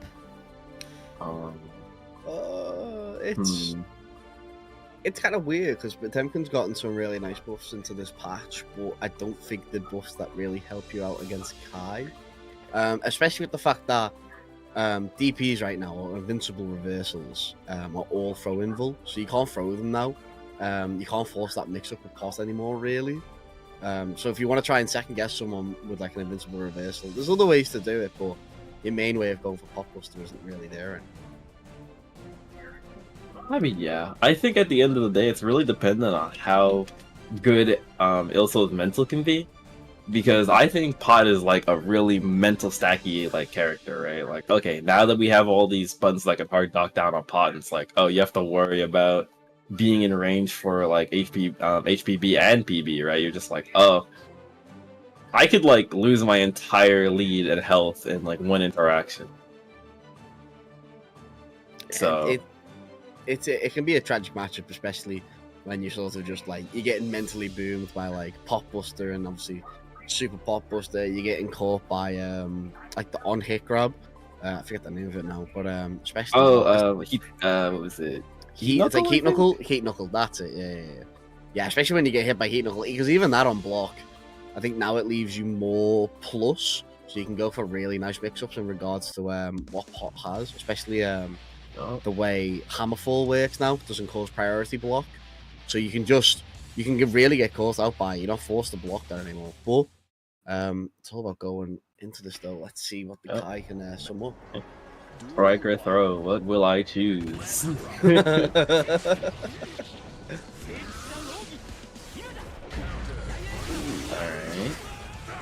And here we can see Ilso has already kind of, I think they've cemented what they want to do here. They're going to try to run at them a bit here, not going to give them too much chances to think about their options. Yeah, you can see it. Sending the no! Trying to get it with that DP at the end of that combo though. I didn't think it would hit, and unfortunately it didn't, but I like the spiciness of it though. It's really trying to go for something clean right there. I like the idea, you know? The idea, the concept, you know what? It's there, but you just got to make it real. Nice 6p. Kai 6p. Since season 1, it's been so good. Why would you DP in that moment? You already got invincible reversal right there. Forward 6. Uh-oh, the run up throw, the high key skate special. Woo. And just keeps getting counter hit. They think Ilso's gonna go for another run up throwing it, and Ilso's like, no, I will instead just mash. I guess the real mix that Ilso is just throwing out Jester right now. Like that, just taking that full screen, slow walk forward. We're trying for a different option. Unfortunately, the 6P was ready. I'm gonna take that first game like Ilso on the Kai, doing a fantastic job right here. Just leaving Jester in the dust in terms of what they really want to do. Does get hit by the train coming in and the Mega Fist coming out. But not much really from it once more. Yeah, Ilso's able to move her way out of the corner here. So now Ilso can play whatever game she wants to. Kind of just bouncing around these projectiles right now. Just keeping the Iron Giants at full screen. Gonna go straight into Ride the Lightning and break through this wall. It's gonna be a hard knockdown as well. Gonna have that positive meter to eventually build up, but we're just gonna use Super Potemkin Buster to get out of this situation. Unfortunately, we're putting ourselves right back into it. Straight into this Dragon install. Certainly don't see a lot, but we're gonna be getting fancy with the combos right now if we can. Let's see what Ilso got. Let's see what kind of style we got here. Okay. You know, personally, I say full send DP there. I think it would have been funnier. Just go for it. At that point, just see what happens. Oh! Getting over the projectile. We actually took the corner in that situation. Yeah. I think if they had busted, they might have been able to, wait, no, I don't think Pot can do it in this game. Pot can't choose direction that he throws you after Buster in this game, I don't believe. No, it's a normal throw. Buster will always throw you to the front of Pot, but you can RC it and you can get some real cool combos, especially in this match with Pot. I think Pot, like the Potemkin missile, the one he flies at you with, you can do that straight after if you do RC, and it takes you right to the corner for an OTG. That's so from funny. Oh, tried to read the grab. Just the banana is trying, is like, go ahead, I know you want to jump. Just waiting for it. The thing is, we need to see more. Heat knuckles coming out. There's too many times that Islo's just jumping free right in front of Jester. You need to be counteracting that. You need to be doing 6P. Really make sure you're using that button. One of Pot's best buttons. Yep. More heat and knuckles. See if you can maybe slip in a little Pot Buster here and there. And even now with the new changes as well, like comboing into HPB is not a bad idea neither. So that is on the table. Its minimum base damage has been increased even in combos. Yeah, it's like you say, it's super easy to combo into now. 6P actually combos into it now, which is crazy to think about. The fact that you can do 5P, 6P straight into Super Pop Buster, and I think for most of the cast you do like 60%, even more if you're on like glass cannons, like chips and that. It's crazy. Imagine you had jumping on Potemkin and he 6P's busters you, and now you're like staring the Grim Reaper in the face, and you're just like, oh. It's not just that. If he's got a full bar, and like you're like, all right, I'm now gonna go for like the walking shield, and I'm gonna go for Heat Knuckle, and yeah, you're dead. There go big TODs in this game coming out from Pot right now. Not this Pot, but Jester, unfortunately, on the back end of it, getting bounced against the wall with Ride the Lightning.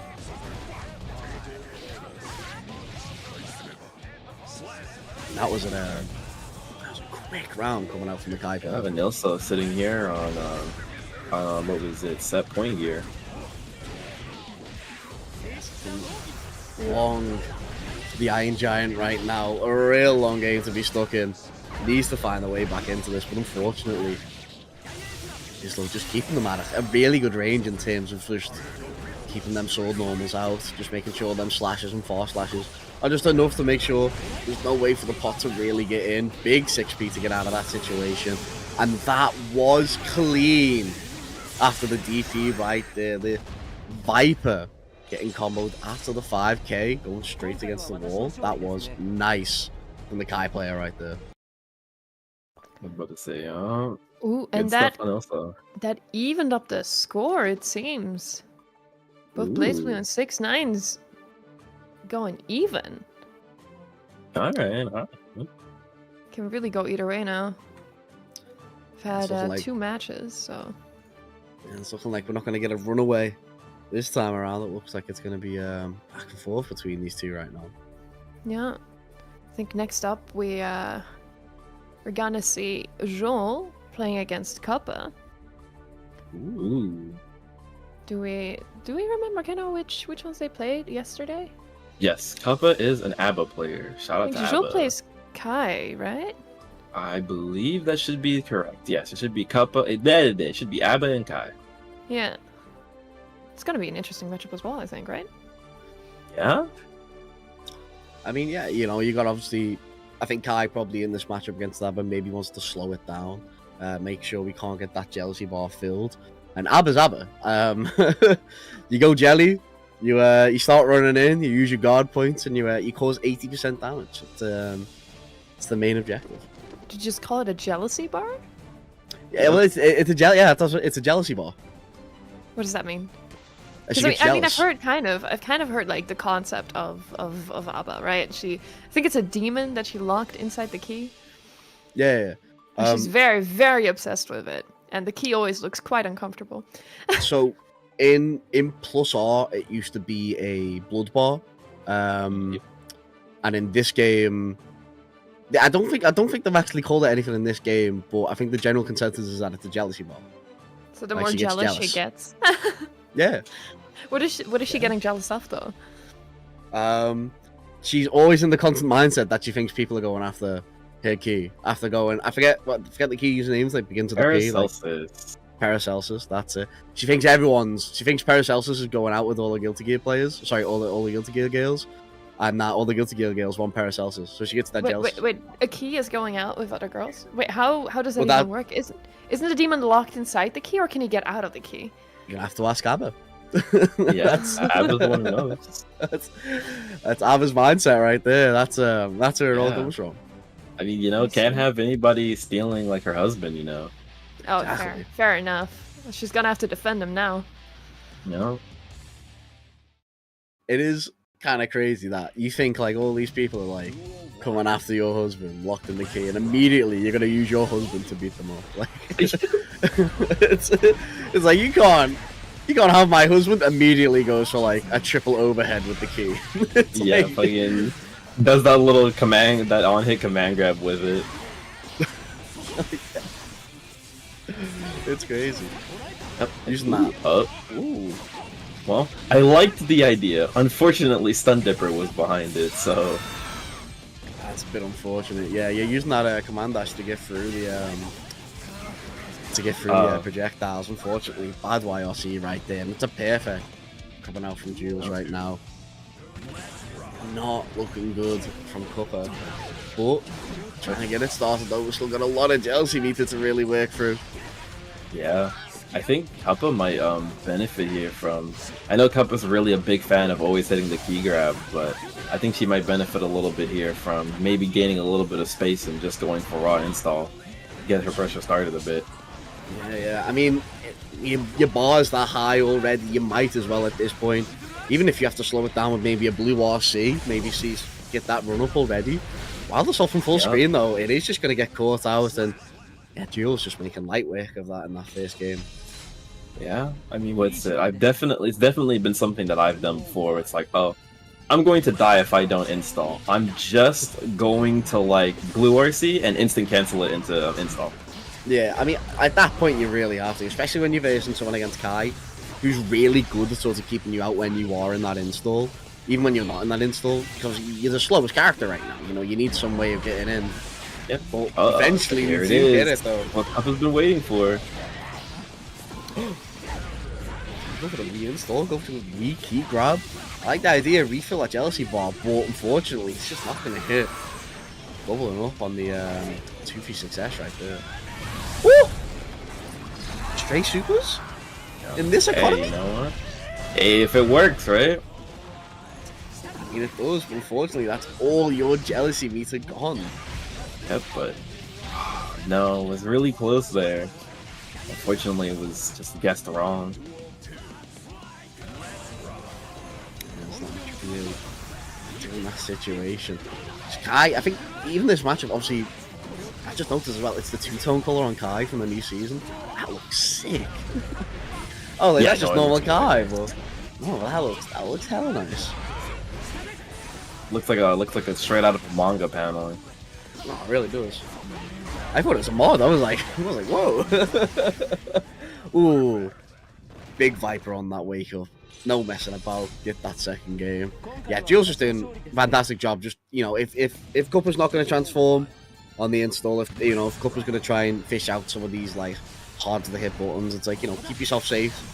Throw some projectiles out. Don't mess about. Don't mince your gameplay. We're getting some nice dash throughs, some nice awareness for our Cuppa, but no, we're getting caught out in a lot of these situations.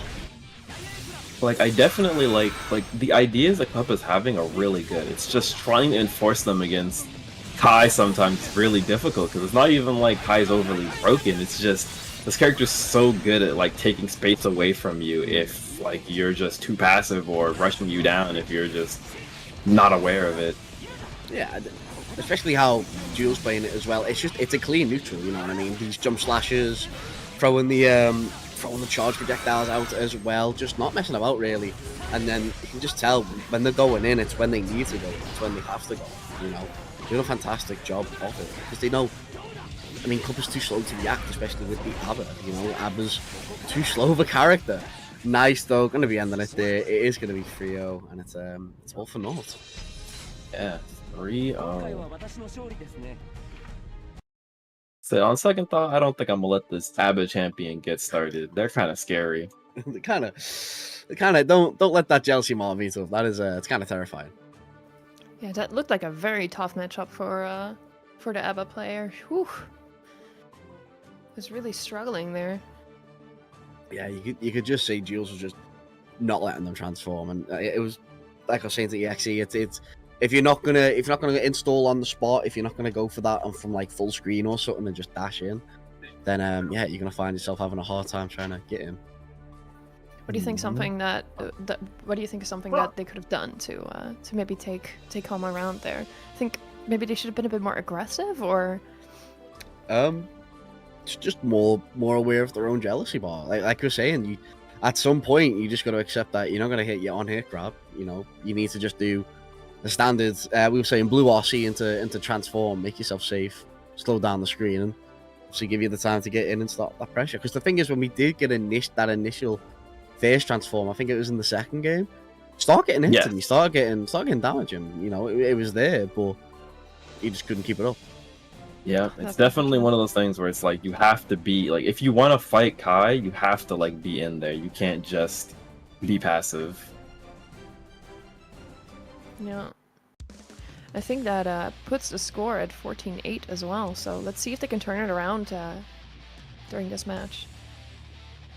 Hopefully, and this is oh, I do not like that for the Axel. I will say, that's a lot of time on the Axel right there, coming out for Gormberry, but this is a hard matchup against the Slayer right now. But hey, you never know. Grabs a bit too early. I know what Gormberry was going for. They were trying to grab the Master's Hammer, but just a bit too early there on it. Real unfortunate though. Just more dandy steps to start up that pressure. Kind of liking it from you. Be trying to get going to react, but unfortunately falling for it though. And we're at that full screen right now. We're at that space that we really want to play. Why did you run up 6p against Slayer? Why did you put yourself in that space? Oh no! It could happen to you. You over here vibing with your health lead, having a grand old time, and then you get hit by a 1-2H, and that's the end of it. We had full screen control. You could have sent the whale world into the Minecraft. Oh no. Hey, you know, maybe. Hey, you never know, it might work out. Maybe Brawler Axel is the wave, you know? Brawler Axel sounds cursed. I'm real with you. That is I never want that in my life. He's been too good in last games. I need him bad in this game. That's what I need. Yeah, you know what? That's fair. I love him to death, but you can't be a menace in all the games here, buddy. I mean, he's already got the British buff, right? He's already got speech bubbles like Bridget. You know what I mean? Yeah. We can't be giving him too much more. We do eventually give him that round though. We go 1 apiece, playing a lot better. Just trying to keep that Slayer out. Nice with the Whirlwind. Must have hit something from the gobs there. Ooh, big. There you go. Gorenberries had their tea, I think, in between these little sets here. They finally kicked it in. It's looking like no immediate punish there. I like the option just to get away though, create that space. You do eventually get that hit. Nice with the Whirlwind. Like they're looking like Street Fighter 6 cheat. I think we're on full screen, so we're not gonna get any sort of on that at all.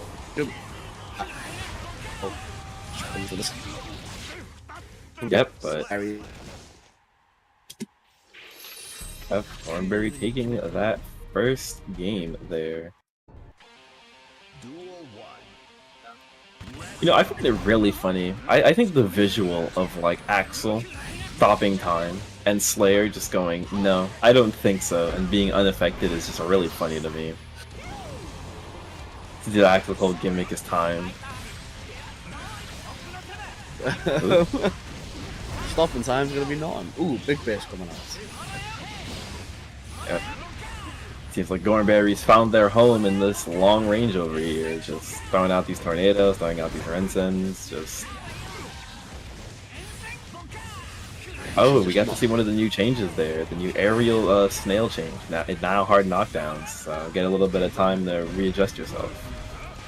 Yeah, it's a much better change. Nice awareness on that dandy step though to go for that grab. Yeah, just end it there with the Axel bomber. Gorenberry doing just so much better this time around in regards to this matchup right here. Change of the whistle and wind as well. It's been so good in regards to just keeping that distance and keeping that sort of, not even just like Oki pressure on like hard knockdowns, but like that sort of full screen pressure. It's like, look, if you want to react, there's a whole tornado in your face. You've got to come airborne. And the fact that it gives you so much time to go for that anti-air, so good. We should be ending it here though. No big base coming. Oh! That was sick. That was cool. Well, now we know, and knowing is half the battle. Holy. I don't want to say that was like a panic super coming out right there, but it's like, that was so cool. Stopping the time in the face and just being like, alright. Now I'm going to cherry bomb. I'm all good. Yep. I have to ask Gorenberry later. I'm like, did you know that would happen, or were you just praying it would happen? I gotta know. We have to know. Because knowing is half the battle. G.I. Joe. That mix really nice from Gorenberry right there. Hitting the left, right. Steady on the right. And it's going to be a combo continuation into that next round. Looking for a match point right now.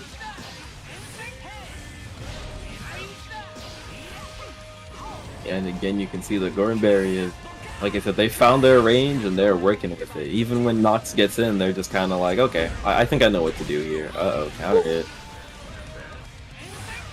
Sweeping away at that rainwater. Playing that full screen right now. We're getting them to react with Mappa Punch. It's going to be locked in the corner though. Oh, big with the 2D. Coming with that burst.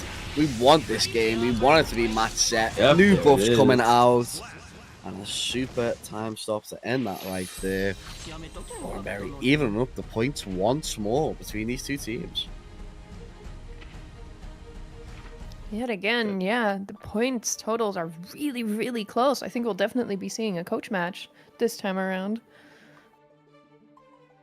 It's gonna be close, unless I guess the next two players are next two. No, there's only one left, I think, right? Only one student match left, so we'll definitely be seeing that coach game, which would be between a Batman and another Batman. We're gonna see another Batman mirror match there. Yeah, let's go Batman. Not a continuation of what we saw yesterday. We've seen these coaches fight against each other already on stream. I wonder if they've both picked up on the other's playstyle and we're gonna see a different outcome, or if we're just gonna see something similar to yesterday, where they're really just trying to keep each other at a distance until they can lock in. I mean, yeah, obviously, you know, it's all about like we were saying yesterday, Bedman after this patch, that's some massive buffs in regards to some of the buttons that they have, especially some of them jumping S's and HS's. In terms of like in Vortex now, it's really good. So let's see let's see obviously which one's got that style in them, got them clean combos in this new patch. The new Vortex on that jump S is definitely one of the biggest changes that we got. It's nasty. I don't like it. I'll be real. I need to go to the Arc System Work office and I'll just be like, who approved this? I was like, Bedman needed many things. This is not one of them. I'll be real. Really? You don't like it? I think it's funny. Until I get hit by it, then it's not funny. I think that's what it is. When I'm watching from afar and I'm like, you know what, that's kind of funny. That's kind of cool. Like the fact that he gets like a 4-way mix on that, I'm like, you know what, hee hee. But then when I get hit by it, I'm just like, I can't do it. It's like Before that, we're gonna first see the match between Tave and Thrud still. Ooh, yeah. Alpha versus Leo Whitefang. A matchup that I am definitely versed in. And I can say it's definitely funny. That much is for certain. It's in the like even though it's only colorless 1, the amount of times I've not seen color 1 on Leo, but it's still a nice color. But it's an I don't know, I don't want to say it's a hard matchup for Alpha, but at the same time, like there's so much that Leo can do to just negate her. It's like, oh, you're gonna go for your wrecker? Oh, I've got a flash kick. Oh, you're gonna go for your gun setup? I've got a boom. Oh, heavy boom to start straight away though. I'm already in back stance looking for the counter. Tav, you are insane. Oh no. Alright, but hold up, Thread working their way in here. Oh, flash kick. Oh no, that goes for the grab. Nice burst. Trying to find a way in. We do eventually get it with the side switch coming with the run through. And yeah, there's no time for mix with the grenade right here. This is not going to be your opportunity to mix me. It's my opportunity to mix you. And the blender has started. Really nice stance cancel just before though. But it's just going to be run through on run through. And yeah, this is the type of matchup I was looking for right here. Yeah. The Notton coming out. Oh, it was crazy. Shout out to Leo Whitefang. I love Leo Whitefang. I love Leo Whitefang. But you know, I'm liking Thread's movement here. Like they're trying to do things so that they're not completely getting blown out, and it's working to a point. But there's only so much you can block sometimes. That was Gastro time, bro. That was. I'm really trying to like give it for like Frud right here. They're trying to do their best job in terms of like getting that mix in. And you know what? In regards to trying to dance around, trying to dance around the layer right here. They're doing a really good job. But Leo's just got the.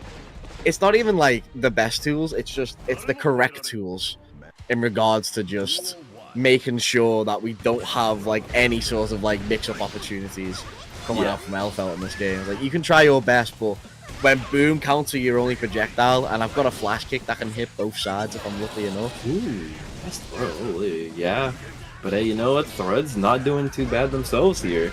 I'm seeing a few adaptations here, seeing some throws, but even so, the amount of damage that Leo Whitefang, and yep, that will snipe, but it will hit the wrong direction, which means they're gets. Oh no! Why do they work like that? What is going on? Oh, run through for the close slash. It's gonna be the stance cancel. It's gonna look nice. Tav. Yes. Luckily or unluckily enough, the first hit doesn't properly, like the first hit of that super doesn't properly cinematic like the rest of it does. So if you're a bit too far back, it won't vacuum and it will actually miss the next few hits, which is really funny. Because normally for like cinematic S supers in this game, at least the ones that lock you into an animation, what happens is that once the first hit lands, it will lock you into it, but that super does not. And a perfect coming down, holy. Oh my days. Tav's just having the time of their life right now with Leo, and it is just a really good matchup for the King right here. Leo Whitefang just doing all that he can and just stopping himself while going through. But don't count Thread out just yet. That close slash on the grenade toss, that was crazy. Yeah. Leo is one of the characters that are privileged enough to do it.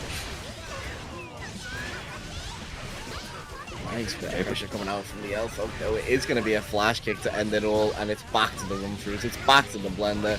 Back to in kick. Run through on run through. Head. Head's not hitting. You do eventually stop it with that bullet though. But once more, we're just stuck into this corner. Stuck on back tin. Stance cancel for the low. It seems cheap, and you know what? It might be. Yeah, just a little bit. If you're not ready for it, there it is. There's the funny. There it is. I thought they took it out of this game. I haven't been able to get it. I gotta ask Dave later. How do you do it, Dave? I gotta know. I'm pretty sure you hold an input, but I don't know if it's like you hold down or something. I've never been able to get it myself. I don't know what the input is for it. But I know it's an input. Oh no, the jet engine grab? Oh, Lord. And then the air. Oh, brother. Oh my god, this guy stinks! Bro, hey, try to hit confirm? You know what? But that won't work, and the 236. Never mind. Just goes for the wall of assaults. Oh man, Tave taking that 3-0. Yeah, That was a big oof. Whew. Yep. And that is putting BlazBlue in the lead as well. Yep. But Helios and Cassis, I thought it'd be more based. Nah. I try not to be biased. We're still going to be seeing the coach match though. Which wait, can that still turn the tide? I don't think it can. I don't think it can. It can actually make a difference. But I think they still decided that they wanted to play. So we will still be seeing the Batman versus Batman mirror match. It's unfortunate though. Thrud really tried there.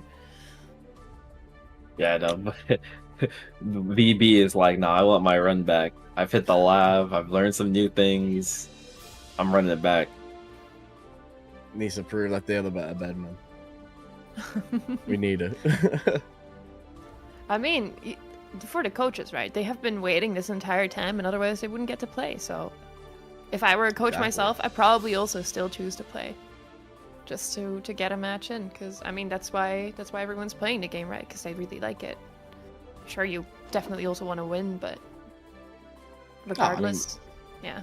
Yeah, it's at the end of the day, you always need them. You always need them wins. But you know, if you're waiting this long to play a match, then at this point, you might as well play it. You know, get some more game time on the screen, and more entertainment for the people as well. So, yeah, absolutely. What about you, Iggy? Would you still play in a match if you were a coach? You know what? I do it for the people. I may be lazy, but I do it for the people. I do it for my people. You know. I'm like, all right, guys, you wanna see some Leo Whitefang or maybe some funny ABBA? Some funny ABBA, yeah. Because people say yes. ABBA more recently, right? Shout out to ABBA. Sorry, I couldn't quite catch that, Iggy. Oh no, I said, yep, I love ABBA. Go mentally ill woman. She's the best. Obsessed with her key husband. Obsessed with the key. Do we know how the husband got into the key anyway? So, well, okay. So the thing about Paracelsus was a cursed weapon, and his whole thing was he takes control, or at least he jacks up like the bloodlust of the person that like wields him, and forces them to basically die in battle. It's like that's like the whole thing. It's like a bloodlust thing. And ABBA somehow through, I guess, because anime picked up this key, and instead of getting that bloodlust, just got really like attached to the key and started treating it as her husband. To which Paracelsus, question mark pinged it a lot. But I guess eventually, Paracelsus kind of mellowed out, and instead of just wanting to not be around ABBA, actually enjoyed and ended up loving her. Funny enough. Isn't that what you would call like Stockholm syndrome? Yes, but also no. I mean, the ending of, at least from what we've seen from the ending of Guilty, their arcade ending, it looks like Paracelsus is kind of like, because it looks like I guess like the bloodlust effect that he had was not like on purpose. It was kind of like a byproduct of what he was. Oh, okay. So it was kind of like, I guess since Paracelsus is now mellowed out, and ABBA also, despite what her gameplay says, is also mellowed out, they've kind of actually grown to like each other and decided to stick it through, which I thought was just really cute and nice. Yeah. So, like, does that mean that... Wait, so instead of getting the bloodlust, she just got jealous. Is that why in the previous game the meter was called a bloodlust meter? Or a blood meter? What was it? Yeah, it was Yeah. indeed a blood meter. So I guess it worked in a weird way. Maybe it just turned from bloodlust into general lust and then into jealousy? General lust. Yeah, general lust, yeah. Yeah. It's also really funny because Abba's been trying to find like a human body for Para for like a while now. Oh, So yeah. I hope one day they're able to get that going. I wish them the best. New Guilty Gear character in the next game. We have to keep Yeah. instead of Abba. That'd be crazy. swap places. Yeah, it's actually really funny because I think it was Johnny's arcade ending. No, Abba's arcade ending. She was actually attempting to like murder Johnny so she can put Paracelsus in his body. You know what? That's a good buddy. I'll be real with you. I mean, hey, have you seen John? You know what? I'm a Johnny Enjoyer. Not in this game though. I don't like 15 frame dashes coming at me. That quick anyway. Oh, but what's this? Rezel decided, no, you don't get their mirror match. You had your time. Eat this Faust gameplay. Oh, that is... I wonder what the thought process was for this was. I mean, it's getting destroyed right now. That was a crazy dust hit right there. There was just too much in the way to really see it. But it's up for Rezo right now to try and start this up. Big gold bit coming out. We've got that positive meter. It's not much from the Faust right now, and yeah, it's just gonna lose out on this round right here. Ooh, never mind, still alive. Yep. It doesn't even wait for the scarecrow to appear, so I saw that shaking. Come here. Here it is. Starting off from Beatrix right now, going to be able to get a huge combo against this wall right here. It's all for Reza right now. This Faust base is not looking too great right now. This event get caused out by that super right there into the perfect for the first game. A series of unfortunate events. You got hit by the back hitbox of Jump S into the Dap Me Up into the head explosion super. Holy. Yeah, and I think we're gonna see a change here. Yeah, you after that, Rez, I love you, man, but you need to. Yeah, there it is. Faust ain't the way. Faust ain't the way. Yeah, give us the mirror. We knew it was coming. We were ready for it. Man. BB was like, "Nah, you're not gonna disrespect me like that. I want to get my mirror match back." Oh no, connection lost. Oh. Never mind, it looks like Strive could not handle 2 beds localized in this area. No, not here. Yep. So I guess while we wait on that. Oh, and yeah, to bring it up, Ivy, yeah, I almost forgot Abba actually doesn't have blood, so it was actually the blood packs that she gave Paracelsus to turn it to change modes. I completely forgot about that. That is indeed correct. Oh. Yeah. That makes a lot of sense. Yeah, that's why she only had a limited amount of times to go into change mode unless she actively used Paracelsus to go into install, because she can only carry so many blood packs on her, you know, until you got to get it from the source, which would be your opponent. Right. I've always found it funny with Aber as well. I do like the I remember that it was a big thing when she first came out, but it was the fact that in this game her hair is green, but if you don't know, actual hair is made out of is it copper? That's why like in the last game it used to be like a bronze color, but in this game obviously it's green because it's oxidized. It's actually she's grown out and it's oxidized against the air, so rather than being like the red orange that it used to be, it's turned green, which I always thought was a really cool thing. I always thought it was a really neat detail. I have to admit, I do like Strive and their nice little details, because there's a lot of them. It is.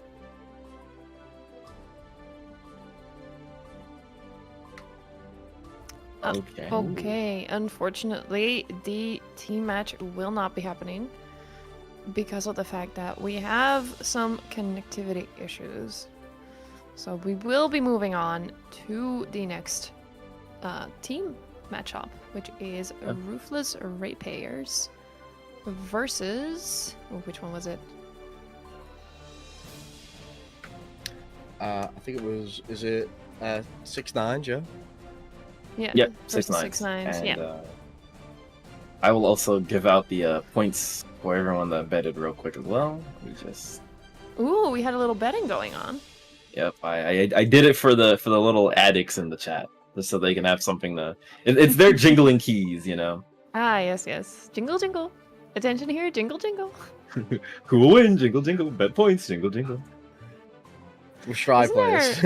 Okay, catch us off guard. Isn't there some countries in which you cannot even engage in the gambling here on Twitch? Because it's just fully banned?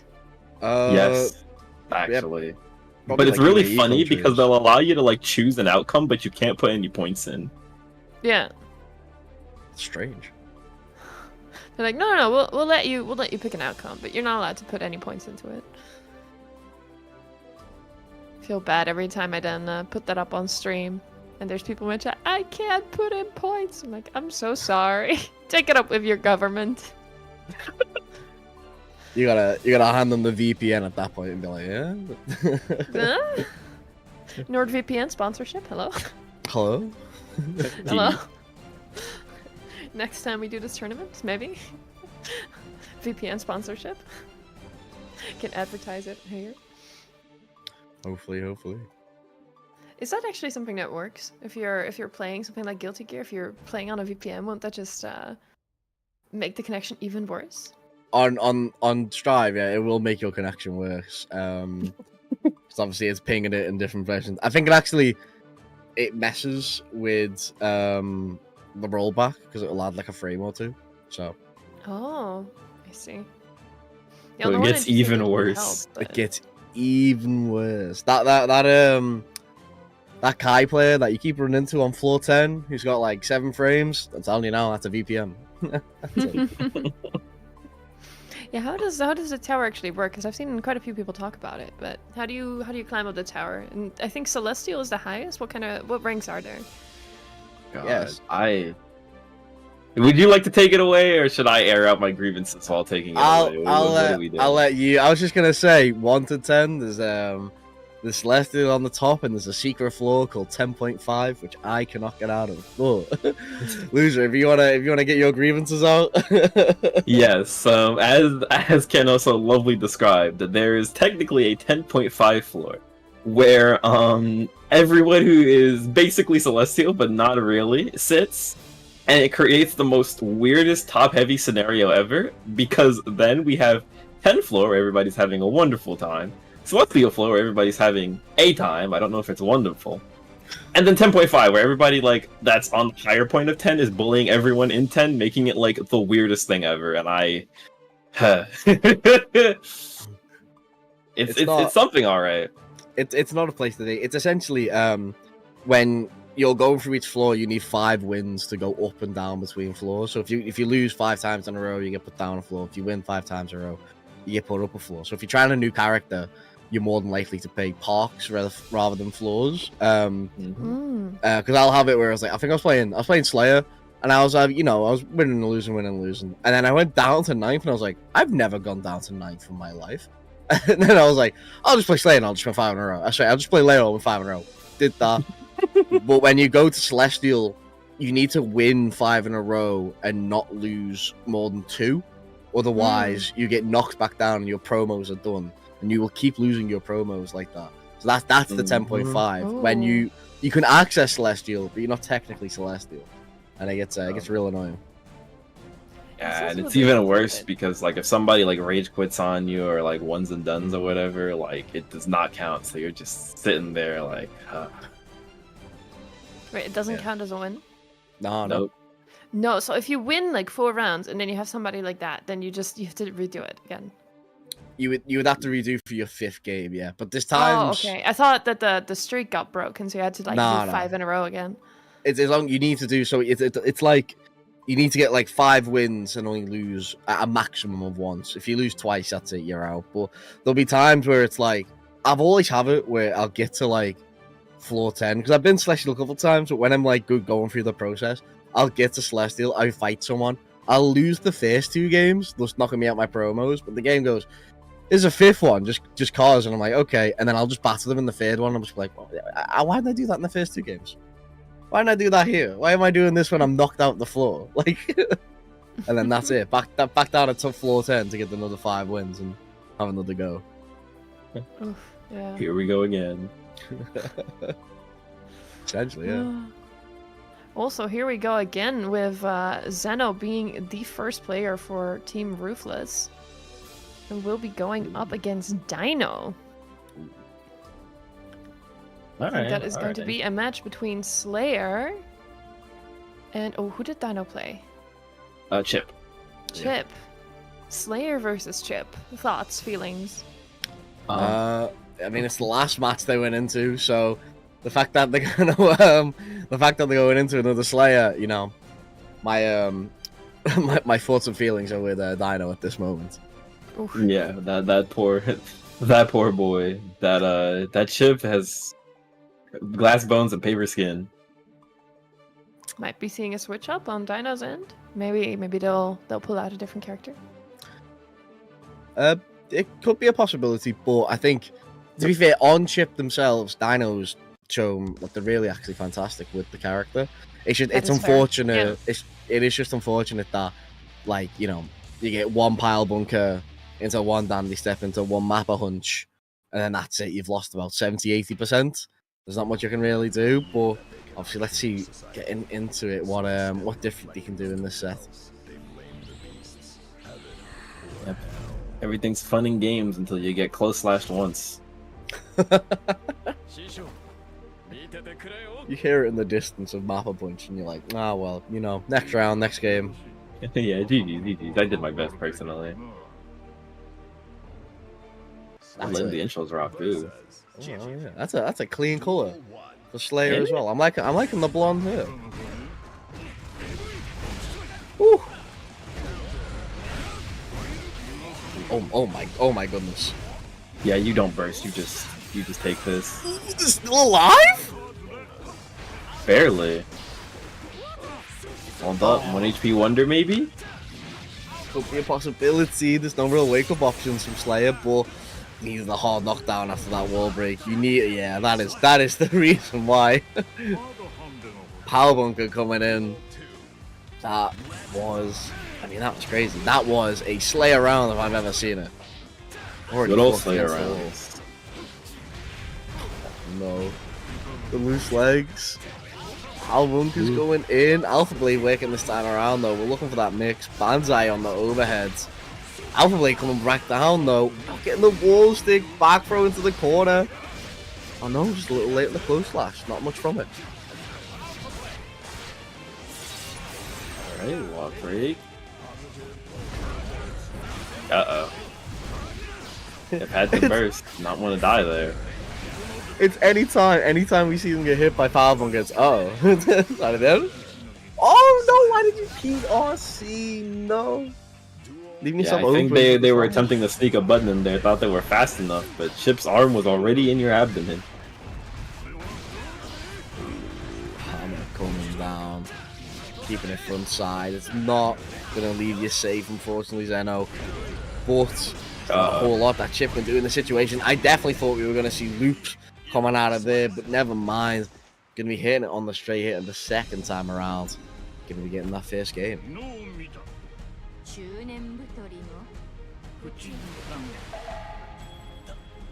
Also, I really like that. It doesn't seem like Red Green Dino's really afraid, even though it seems like they should be. It doesn't seem like they are, and I respect it. I was gonna say, I feel like they definitely should be afraid in this matchup. That's definitely something that you should look at and be like, I shouldn't commit too much. But I mean, I guess against Slayer, Chip in the situation, there's not much you can really do other than just put Slayer under so much pressure. Unfortunately, when you do get caught out eventually, you're getting deleted. You know what I mean? I'm talking like Alt F4 at this point. Like. Yep. Look at that damage. A singular interaction, not even like the cleanest of hits, and you just explode. Yep. Dash through with the perfect as well. Zeno 2-0 up right here. It's a fantastic start for Team Ruthless right now. It's all about it's the fact that Zeno's getting these like round starts as well, and the fact that from them they're getting like 60-70%.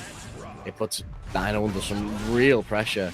Alpha Blade hit him though, and it's going to be for the chip right here to try and set that damage, set that presence. Does get back from though. Hammer coming down. We're on the plus frames. There's a 2S into Battle Punch. And oh no, it's starting up again. Oh no. Oh, no. Goodness gracious me. Oh no. Just a straightforward power bunker into the gut. That was crazy. Yeah, and it's just you can see like it's just these hits, right? Like even these little hits are doing damage like a full combo. Like what do you do? There's just not a whole lot you can do. The straight hits, but oh my god, don't. Alright, okay. I was like, let's be respectful here. Do not go for another hammer fall, but it is just going to be keeping it simple on the front side. Zeno, that was quick. That was. I'm talking like Uber Eats delivery quick. That was quick. Uber Eats delivery quick. Where you live? My Uber Eats take a bit. I feel like just like Slayer's wife is waiting with dinner, Zeno's wife is waiting with dinner. Needed to be ready to get to that table, or else he's gonna get smacked with the slipper. And that was crazy right there. It's like we said, that one touch of Zeno, all they really need, and even when it was like the straight hits, it was still a good 10% each and every time. Not a lot you can really do with the chip right there. Definitely keeping it quick and simple on those combos, though. It was interesting to see every time. Like I think it's maybe it's the grab or something for Slayer, but every time the high kick, just going through the character model, and the character model just falls down from the enemy. I'm like, oh, that didn't go into the gut. That went straight through the gut. Guts removed, and not in the good way. No, just like full on Mortal Kombat style. Definitely feels like it, especially with what Slayer can do there. Yeah, it's an unfortunate matchup for Chip. There's not really a lot Dino could have really done there. It was trying to apply the pressure in best situations, but you just see Zeno was just ready with the grabs and then back throw instances. Just good play. Really backing him into the wall every time as well. Wonder if that's going to happen on our next matchup as well between Pandora and Ilso. Could be a possibility. I think that's gonna be who does I've got brains full of holes. It looks like eat on cheese, but who did Pandora play last time? It was Pandora. I mean, I know they have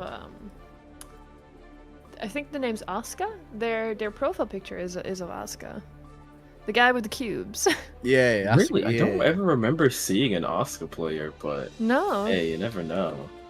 I mean, if Pandora wants to pull out an Asuka, show us the Yu-Gi-Oh deck. I'm certainly down for her. Yeah, So hey, you know how what? does that character work exactly? Because I've heard a lot about cubes, but let's see. How do we put this in the best way? So Oscar has test cases. I guess for this let's just say he has decks. He has 3 different decks. And out of those decks, he has different spells. And the TLDR is that he can pull random cards from those decks to throw at you. Or to use for himself. I think that's the easiest way to explain it at a base level. It's pretty much, yeah. fair enough. It's a micromanaged character I've ever seen one. And then obviously you got your own mana bar as well to send them spells off, and as soon as that mana bar runs out, you are spellless and shieldless. You become the weakest character in the game. Maidenless, Exactly. even. Got no mana, got no spells. What are you expecting to do in this year? Come on. In this economy? In this timeline? You're out here manaless? That's crazy. Couldn't be me. Oh man. At that point, you might as well start playing Elden Ring. Be maidenless that as point. well. Monoless, maidenless. Are there any other games besides fighting games that you two also get into? Let's see. I am also a Yu-Gi-Oh player, so Like that's about it, I think. I mean, I'll try anything once, but I'm also really boring, so I don't play too many games myself. I don't know if that's boring. If you just have your favorites and you stick with them, I don't think there's anything wrong with that. Oh, look at you being nice. I know what you really feel, though. You can't hide from me. What do you mean? I genuinely mean that. I mean, I also have games that I very much stick to. I stick a lot to Souls games. Though I did get into those somewhat more recently, like near the end of 22, I believe. Before that, I also played. Well, I like to say that I like playing rhythm games, but there's only one rhythm game that I really ever played and played a lot of, like hundreds of hours into. It was a game I played on my iPad when I was younger for like years on end. Though it has sadly gone offline, so I can't play it anymore. But it was a Love Live School Idol Festival. Oh, yeah. Based on the anime Love Live School Idol project. I loved that game. But yeah, unfortunately cannot play it anymore. The only thing I can do is look up the videos online and Reminisce. just remember the fun I had with it. That's fair. My partner's big on rhythm games, but I've been past that arc. I don't think I can go back now. I'm too washed. Ooh. We're all too washed. It's crazy. I'm gonna go with it though. It's gonna be Also's Kai Keyscape coming out. This is Pandora's Johnny. That's who they were playing last time around. Yeah, there it is. Now that we've seen it, right? You remember it. And now I remember. See, that's what it is. Seeing is remembering. Not believing. And when you're old like me, your memory starts to fade. Seeing is the best thing. Yeah, look around now. My man should have seen that throw coming because that was crazy. Trying to go for that left-right mix. Also packing that one up pretty nicely, actually. That did a fantastic job right there. Trying to start off with the 6k though, not messing about. Trying to get that pressure in. Pandora having a great time. Not having a great game last time around, but trying to fix that here. Unfortunately, Kai a little bit too dominant right now. I'm seeing a lot of moving forwards from both of our competitors here, trying to get throws, but then running into buttons. Well, it's we've seen it last time against the bot player actually. Also, was just fantastic at sort of keeping them forward slashes in that sort of range that they want to be in, especially when it's follow it up with a stun dipper, or even follow it up with a bolt as well. You know, it's really fantastic how they work it. It's unfortunate that obviously their team lost last time, because I thought they played a fantastic game, especially against Pandora right here. Just sticking high to the sky, not letting Mistfinder come out, and just keeping Johnny in the wraps. Yep, and really nice on Ilso there. I really appreciated what she did there. Up jumping, throwing the projectile down, not trying to interact with Johnny there for the chip kill and the normal kill if it hit, which it did. Yeah, certainly. So we're keeping the pressure though, and they're really good at it. But Pandora's trying to find a way out. 6B's into the 2S, which is a wow good combination. But we're stuck more into this corner, and it's just not a lot that we can really do. Trying to bolt out with the cards, right into Mistfinder. Gonna get counter hit though. Not gonna get any real combos afterwards, but we will get this round. Ilso's just doing fantastic right now. Alright, and Ilso's doing really well here actually. Pandora seems like they're trying to get something going, but then here's Ilso just sending that far slash and those projectiles. Doing a fantastic job. It's all about obviously because Johnny's much faster now. Obviously, if you can keep that, if you can keep the pirates under wraps, if you can keep them from doing anything really, then you're just in a better place. You're in a better situation. That was cheeky. You didn't need to get that burst bait, so you had the wall stick. You had the meter. That was cheeky. That was. Alright, I don't know if we're proving a point. What's the excuse? When you're done with this set, you gotta tell me your excuse. I'm waiting. We could have just went for super. They really went, nah. I'm getting rid of your burst as well. I'm not getting rid of your health, and that's it. I need to go to that burst. That tension meter was empty. I need that burst meter on. That was crazy. BP gets out of that bad scenario. Yeah, you do not want to get hit by Cold Slash by Johnny. I've had the unfortunate circumstance of having to deal with that. It is not funny. Oh, it's really not. Trying to go for that super straight away, get some buttons, but gets that to get that block in. Base does come out to try and save this round. Not going to be saving it for the next round, but it's looking long. Close Slash come in. Nice burst awareness to get out of that situation. The run up Ks, the jump slash. It's going to trade, but it doesn't matter. You've got that round in.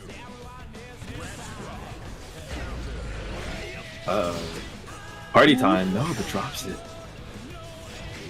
That's going to interrupt. We do get that anti-air coming out. It's going to be huge for the Johnny because we've got the corner. I like the vault going in, but not often to go with the card is a little strange. It doesn't matter though, because we've got that wall break.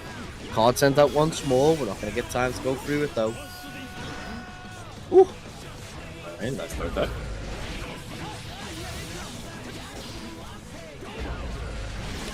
Uh-oh. Oh, jeez. Oh, my Oh. goodness. Ooh. Not breaking the wall? Alright, I don't know what else was thinking, but she got something cooking. Let's hope she don't burn it. Absolutely not either. Did have the blue based out. Was starting quite a nice combo, but unfortunately based on the table. So definitely thinking that they're going at this round. And on the pixel of health, they do. Sniping Johnny out in the air, trying to approach what looked like Vault. And it's just getting stumped out. Done in with the 3-0. It's looking clean right now for 6ix9ine right there as they try and even up the scores. Yeah. Oh, that was really good showing from Ilso there. Yeah, they did a very good job at doing so. Scores now 6-7. Going toe to toe. Certainly, certainly. Which means that next matchup is going to decide, I think, probably how it's going to be in the case of morale for both the teams. Going to be seeing Exiled versus Kappa. Alright, alright. We'll go back to that ABBA. And some see, more lusting after keys. I just love keys. I just love my house keys. People who like collect keys as well. Like, Yeah, just in probably, general, yeah. it's like people have collections. I mean, I know about postcards. I know about like people collecting washi tape, which I understand. Washi tape's cute. Has a lot of purposes. But keys, why keys? Hey, There's a why lot of not? keys for things that they can't Yeah. open. Is Why it not? about the mystery of always having the keys with you, and then you get to a door, you get to a place, you find something on the floor, and you're like, ooh, maybe? I mean, you never know what it's gonna open. You never know. It's like when you have all your keys in game and something like that. It's like I gotta keep this key for something. You know, it might open up something in life. You know, you never know. You're gonna be looking like one of them shopping center guards who's just got about 80 million different keys on a keyring. It's like, I remember, I found this one back in France.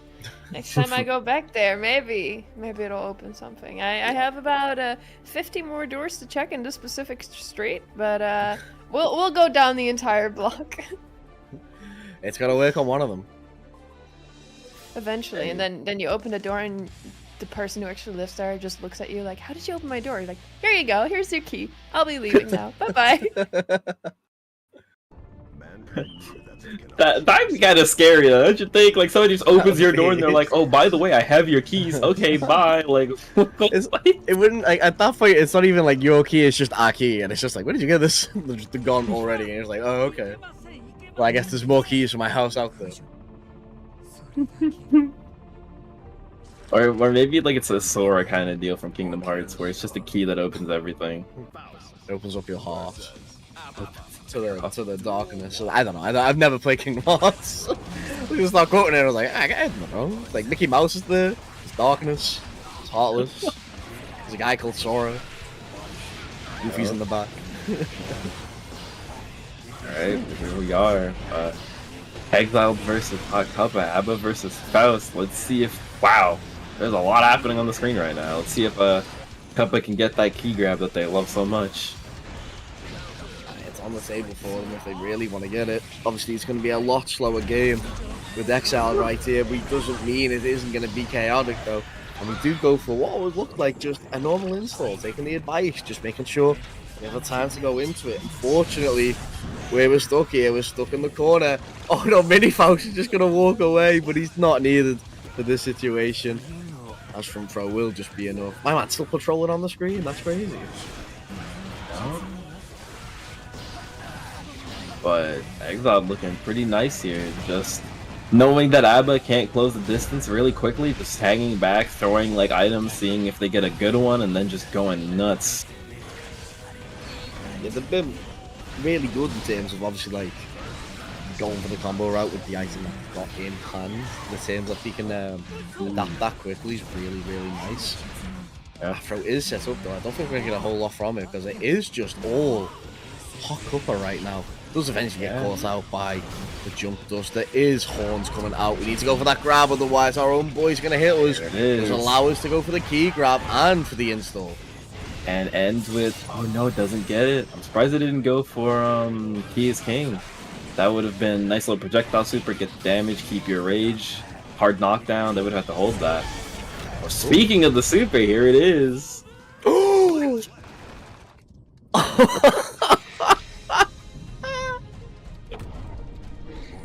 That is so...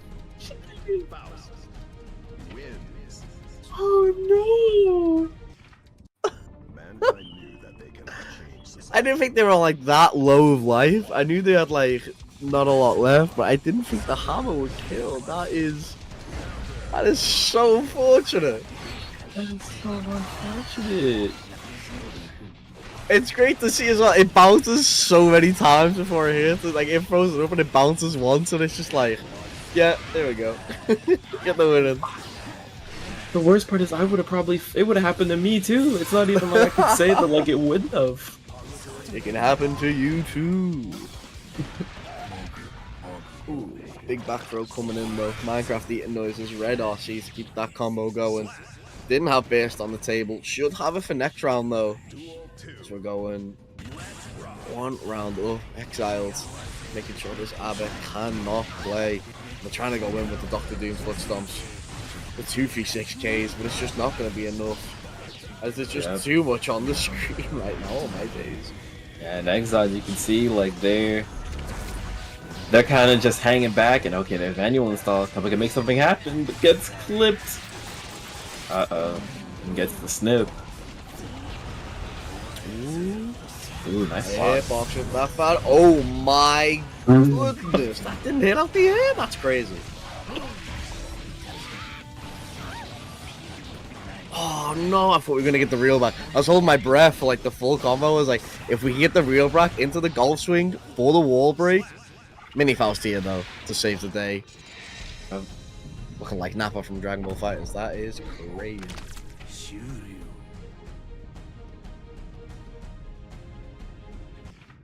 I was about to say, shoot, it is looking really good for Exiled right now, because all that is happening is just, hey, I'm going to hang back and I'm gonna make this very difficult for you. I mean, yeah, essentially they're doing a fantastic job of just keeping Abba under wraps. Even when they do go into jealousy, nice base bait coming out there. And they go straight into the super though, crushing your shins. No time to wait, get in the wheelchair. Yep. Yeah, your bones didn't heal properly. We need to re-break them. And the thing is, oh my goodness, no way you press it. Golfing. Yeah. Never. Yep. Oh my, no golfing here. It's gonna be more wheelchairs. Yep.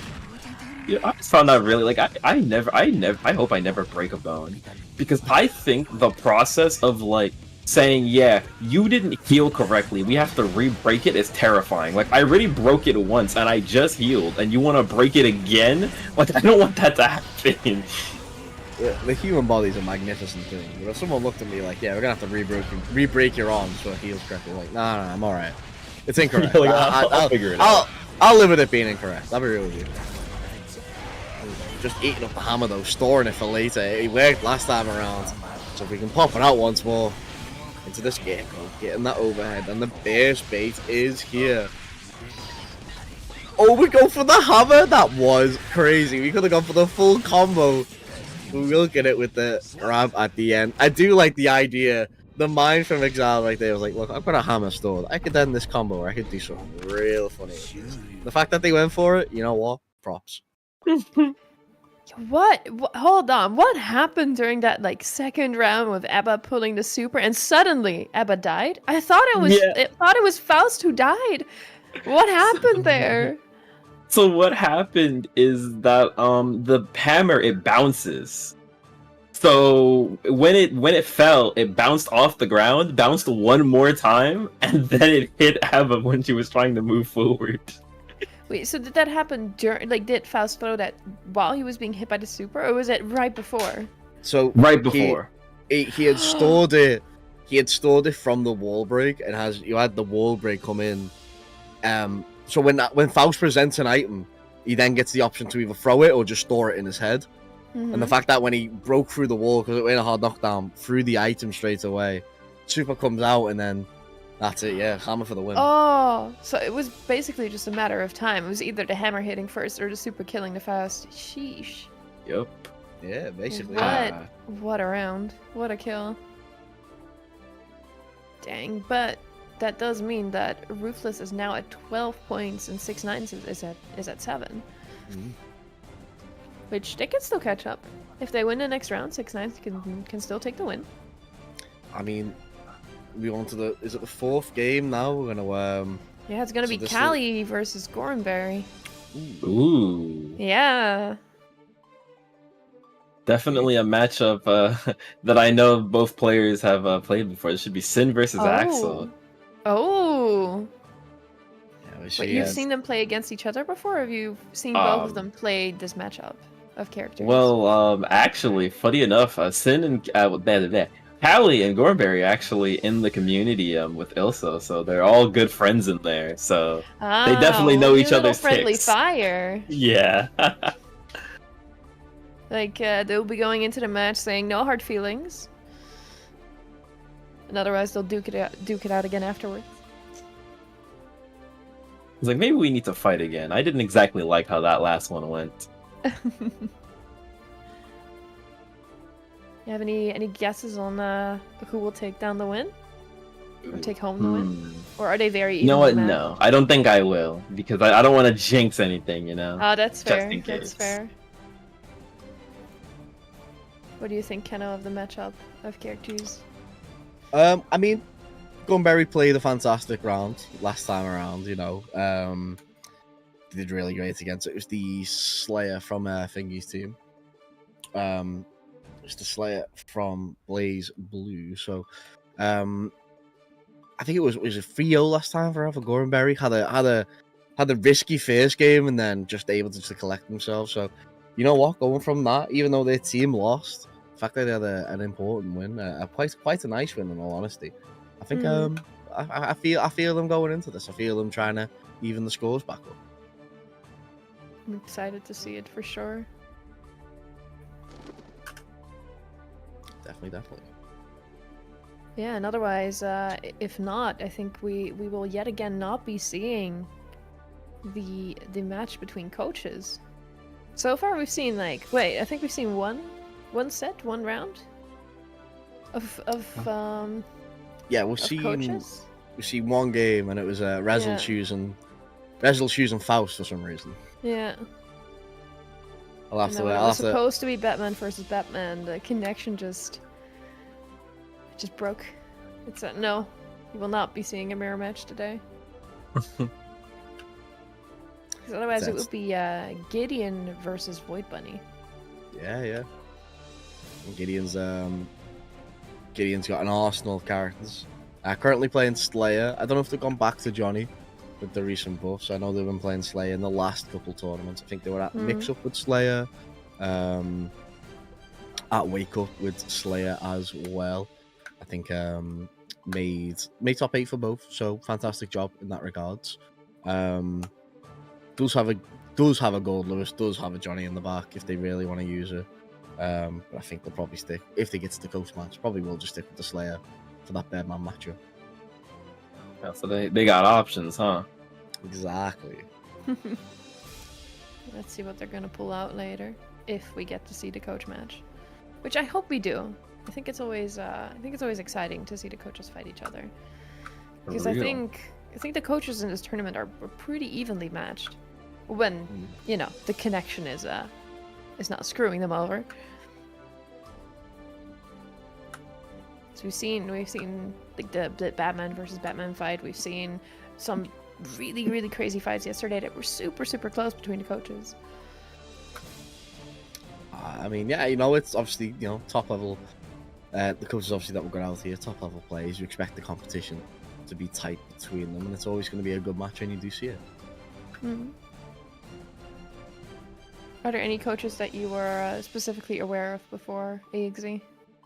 Before this tournament? Honestly, I think I was familiar with every coach aside from actually Rezel, I think I knew every other coach, I believe. If you've been in the tournament, which team would you want to be in? Who would you want as your coach? Who do you think you could learn from most, either because they play a character that you like to play, or because you just think they have a lot of knowledge to pass on? I don't know. I think I would have to pick from the heart, because actually it's really funny, all the coaches, especially Symbolist, a Arc World Tour qualifier, I actually ran into them during a online monthly like a few times, and I've gone pretty even. I think they're actually up by 1 on me now. So it's less like, okay, I want to learn something from you, and more, I need to fight you more so I can understand the match, you know? I can see that as well. Yep, but enough about my matches. We got Cali Bun and Gorenberry on the screen. Yeah, doing a fantastic job already, Gorenberry. It's just going to be on the front foot straight away, not letting that Sin get in. As if both of these, in terms of their last match, played a really good match in respect of obviously their team's performance, though, really trying to carry the points in. So the fact that we're going to match up between these two right now, especially with the Sin on Axel, not a great matchup once again for Axel, but if they're able to keep Sin out, make sure we can stop them Elkons and them beat drivers, keep them at a fair distance. You play a much better game. Trying to go for that command grab, it's not going to work. PRC just going to dash back. Cali going to get punished for it, though. Yep. Yeah. Good old Axel Bamberg. That was pretty quick, actually. If I didn't see the points at the top, I would have thought that was the first game, actually. I mean, the first round. I mean, you see Gorenberry last time, they went quick with it, though. And just once again, also quick with it. That was a fantastic combo, though, with the new whistling winds, especially with the fact that we got a massive buff to that move this time around. But it's hitting once more. It's over into the corner. For the mix, you get a left-right straight into the Axel Bomber, going 2-0 up. Yep. And we can see here that Cali's attempting to make something work, but just what the ranges that they're swinging at, it's kind of like, okay, if they whiff, Axel's primed and ready. But I feel like once Cali gets in, like, hold up, this might be it. Nope, bursts out immediately. Gorenberry knows. They're like, no, thank you. I don't think I want to die just today, you know? No, I've seen the Sin champion hit other people before. I don't want to be getting blown up, especially in my loser's side game. Yeah, they're doing a fantastic job right now, going 2-0 up here. Trying to get more points on the board for 6-9 to keep their loser side run alive. Try to make it into them losers round 2, losers finals essentially. And starting off already, just jump buttons, forcing Sin into down block. Not a position you really see Sin players normally take. They're normally on the front foot, going for the hoof stomps, going with the Elkons. That was a nice jump in with HS though. No, not this time. We're seeing a lot of reservedness here. We certainly are. It's not looking great from the Sin player right here, but that's a massive counter hit. Elkons into the corner. Hoof stomp, not going to get a whole lot after it though. I like the PRC to go for the overhead, but jump dust is definitely a strange choice, especially when you're not going to get a whole lot of combo from it, and it is just going to be Oh, Warren, right in that round. Yep. Bringing it up to set point here. Let's see if Callie can make some adjustments.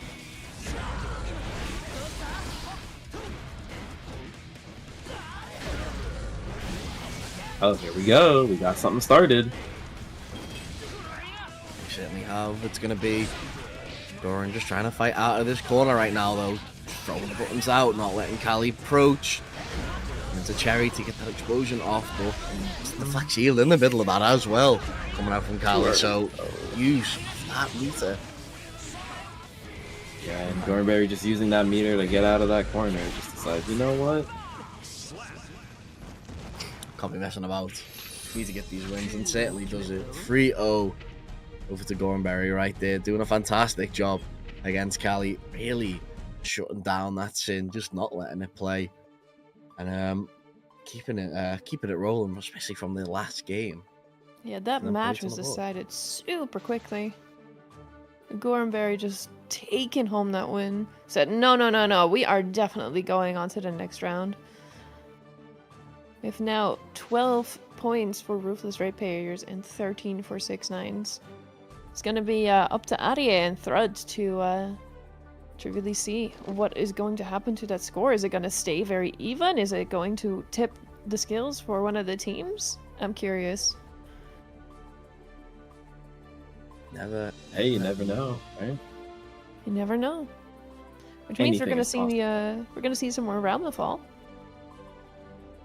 Versus I think Thrud what does Thrud play? I think it's Just the Elfelt, wasn't it?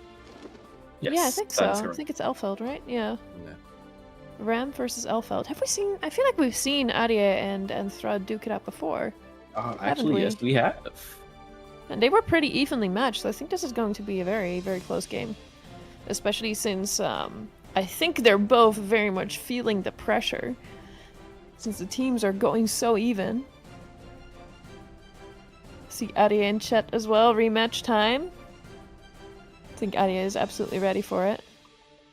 Yeah, and it should be a good match between these two characters as well, especially Ram into Elfelt. Obviously, Ram, one of the older top tiers in the game, trying to obviously duke it out now as a mid tier. It's crazy how the world turns. I mean, hey, you know, what was it? What was that one video that LK made? The top tier that doesn't win. Yeah. Honestly, if we're going by LK right now, my man's recent tweets about biking, they are crazy, bro. They are. My man is molding right now. What Arxis patching does to a muffin, right? Hey, when Arxis takes your other arm away, you know, I understand it. Ooh. Going in with them sliding straight away though, trying to keep that distance. Already sent the sword out though, into the base coming out. Yeah, I feel you for not wanting to get hit by a ram combo right there. Already stuck in the corner though, sword explosions, collect that second sword. Got time to get that back grab in though. Straight into the grenades.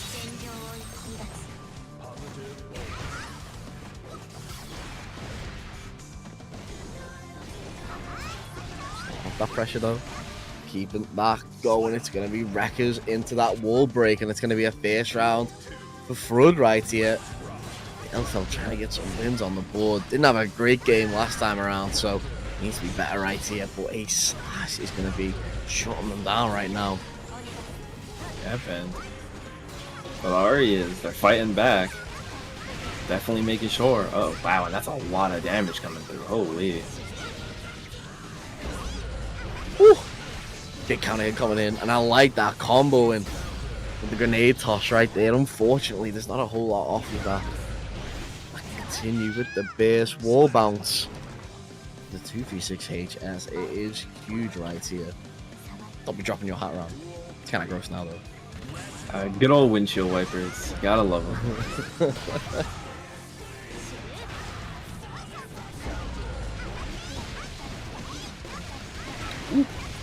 Woo! Ooh, bro, that was clean right there. Wrecker straight over to the corner, and there's no burst on the side of Ram right now, so we can't be this oppressive. We can't be this offensive. Not going for the super at the end, but it doesn't matter. We're able to pick it up anyway on the reset. Screaming to that mic up. Let's say, yep, just mixes you again. Says, you know what? I think I got this. Certainly, certainly. That's first round going to front.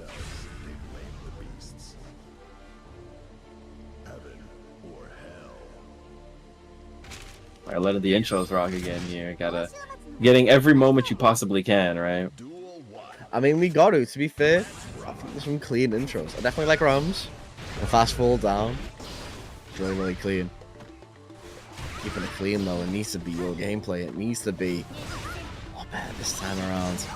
Ari, nice burst on that round start. We do not want to be messing about there in that combo. We want to try and keep that pressure up. Unfortunately, on the back foot right now as these wreckers are going hard right now from front.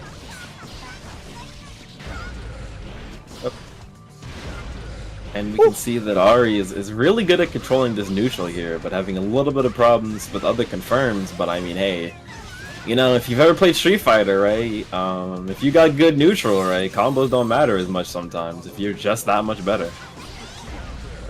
Oh my days, I can't tell if that was like real in that situation. Throwing the grenade and then instantly going for the overhead, but the fact that the grenade already exploded, maybe it got Ari second guessing in the corner right there on what they should press. Unfortunately getting knocked with the overhead. It's like, I will admit, I am a little bit afraid of this. I would like to not get hit.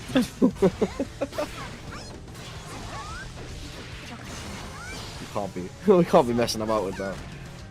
Yeah, no. That's a grenade. Those things hurt. You ever been hit by an explosion before? In my life, I'd rather not. Well, you don't think you can tank it? I think you can do it. No, I think I'd like to be in one piece.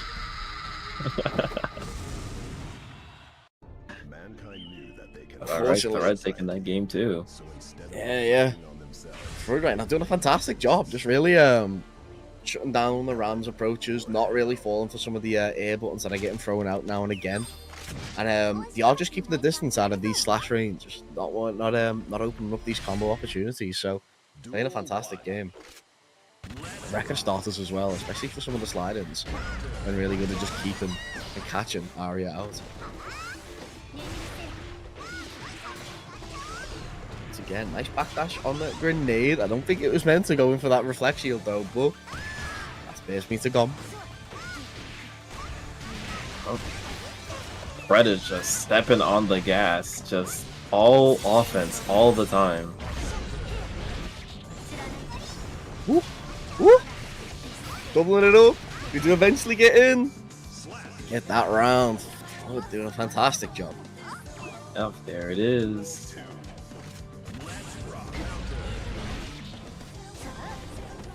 Alright. And Thad sitting on set point here.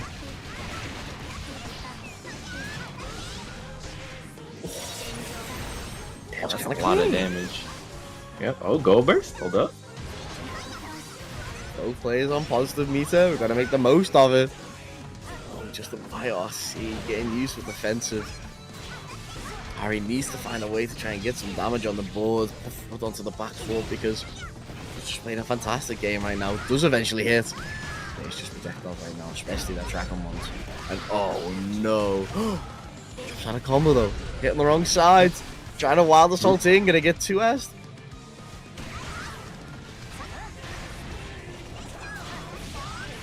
Alright. That'll do it. That'll be Fud taking a 3-0 right there. With a scramble towards the end, but able to get it just after the combo break, and it was a huge to try and get ahead in these points right now. It's down to Gideon to try and get an even score against Ruthless and 6ix9ine. Yeah, this is the first team battle we've seen where the coach match will actually decide which team will be taking home the win. It's gonna be exciting. Gonna be seeing Gideon playing against Void Bunny. So Batman versus. Oh, Probably Slayer in all regards. That's who he's Mhm. playing currently. I see the notification in my Steam popping up, Gideon the Grave. But yeah, probably Slayer in this situation. Maybe Johnny if he wants to get frisky with it. I don't see the Ooh. reason why you would though in that situation. Getting so. dandy or getting frisky? That's the big call, isn't it? Are we getting dandy? Are we getting frisky? Oh, you never know. Are we getting Gold Lewis? It's all about seeing in the next match. Also, still have the question for you, Keno. If you were participating in this tournament, who would you want as a trainer? Which team would you want to be in? I'd probably be. That's a good question. I'd probably be on Blaze Blue.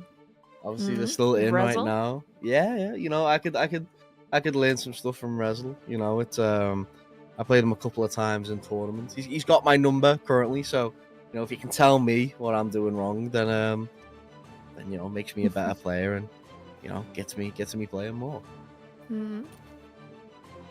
That is fair enough. I honestly don't know who I would choose myself, since I am very much a new player. I've played a little bit. I played a bit with Zeno as well. I've played a bit with Ollie. But again, I am always getting tripped up on those inputs. That's something you really just you gotta get used to. The quarter circles and that's always a thing that I found very daunting about fighting games is just the button inputs. I'm just not fast enough.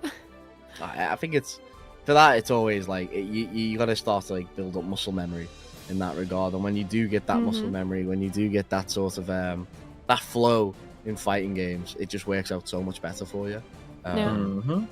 And it just works out. The thing is, when it becomes easy in one game, it's pretty much a universal skill after that for like most fighting games. Yep. Once you get used to it, you know, it just comes naturally. Yeah, then again, I also like the only character that I've really put some time into would be Testament. So I don't even know which one of the trainers would be able to teach me most about how to play Testament. I think Rezel once again. I think Rezel's got good knowledge on Testament themselves. Probably Gideon as well. Gideon's always someone who will try someone new when they come out in the path. So they'll always give them like 3 weeks with the character before they either move back or they move on. So yeah. I mean, you got some good choices for Testament right here. We've had some good Testament players as well over on the streams as well. So it's always nice to see that. If I had been in the team of Rezel, we would have been teammates. Exactly. We would have been in chat, just cheering each other on right now.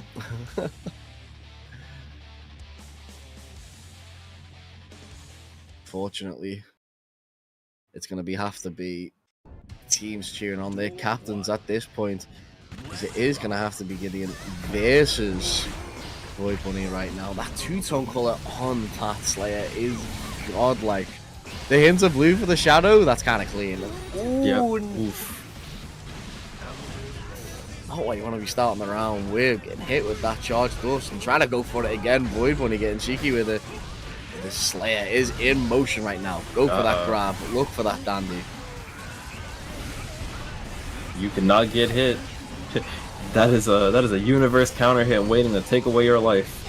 When it runs out just as That's so unfortunate. But still gonna get it. Wake up buttons were getting hit as a meaty close slash was enough to close that out. Gideon good in that first round. I just want to point out, if you've not seen it, Gideon's flag, the laser kiwi.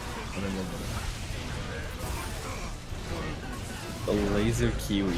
It's a laser. It's a kiwi firing a laser. That's kind of funny, actually.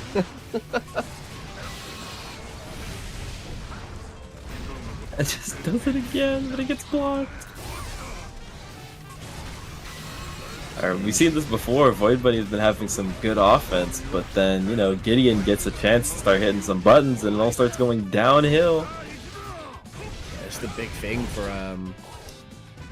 Gideon right here. It's all about, obviously, you just see him waiting, trying to find that moment, trying to press to see if we can get that big counter hit, that big combo starter. That Get it was right one here, though. interaction. Oh, that was kind of clean. Let it be PRC. known. Let it be known that that was a singular interaction that did that to Void Bunny. I just want to make sure everybody knows that. We love our single interactions. It was kind of crazy though, hitting the super cancel straight away after that YRC. No messing about. To be fair, had the money for it, so keep that going with the tension and already into the corner. This is where you want to be a Slayer. This is the type of damage you want to be doing. Not going to be spending the bar this time around. I think we want to use it on the incoming. Yes, we do, because we know we're going to hit that pile bunker. We know we're going to get this wall break, and we know it's going to be a quick round. And this is definitely something. Seeing Slayer in motion, just doing. Are we getting the loops? There's only one set of them, but it's enough to go over to that corner. Oh, it was just too early on the wall splat right there. Definitely would have been dead. Times just a bit better, but unfortunate. And yeah, base coming out, block on the super should be enough to punish with pile bunker. And yes, it's Gideon 2-0 up now, trying to get points on the board and get their team back into this. Yeah, gosh. And if you're a Void Buddy, you must be feeling it, right? Like, it's one of those things that's like, wow, I'm doing so well, and then I get hit by like a far slash or a close slash, and now the game is like even. Like, how do you deal with that mentally, right? At least with Potemkin, it's kind of like, okay, well, he has to grab me, or like, you know, like there's a stack there, but Slayer, he's just swinging at you, you know? It's the Slayer experience, I'm telling you right now. The standing still, just trying to wait for him, and the next minute, you know, the 80% is done to you. There's not much more you could have done. Woo! Jabs on the wild stuff though, not letting that go through. We're trying to get around on the board, trying to get some points for ourselves. So pressure right now.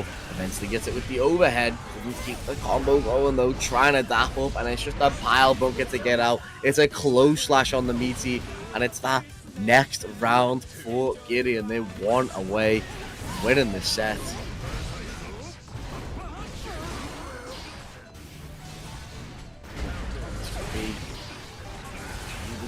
Either right now for Gideon. We win it for their whole team. Trying to go through with the dandy step. Does get caught out, but it's a big base to keep this pressure going. No confirm after the HS. It's unfortunate. Yeah. Here comes Void Bunny fighting back. Let's see if they can make this happen. The game is not over until it is over. Out of this corner though, but it's straight hits on straight hits coming out from Void Bunny. They're really trying to open up Gideon, but there's only one dash to the right hand side, and it is going to be Gideon moving on with his team, moving past team 6-9 as the coach game decides it. Gideon going 3-0 right there. Ooh, that was so close. That was incredibly close. Good job to get in there, really pulling through, getting his team to the next round. You know, but that is going to be it for us for right now. We are going to have a quick break, so everybody in chat, stay hydrated, get yourself a snack, and then come right back here for more rounds. See you soon.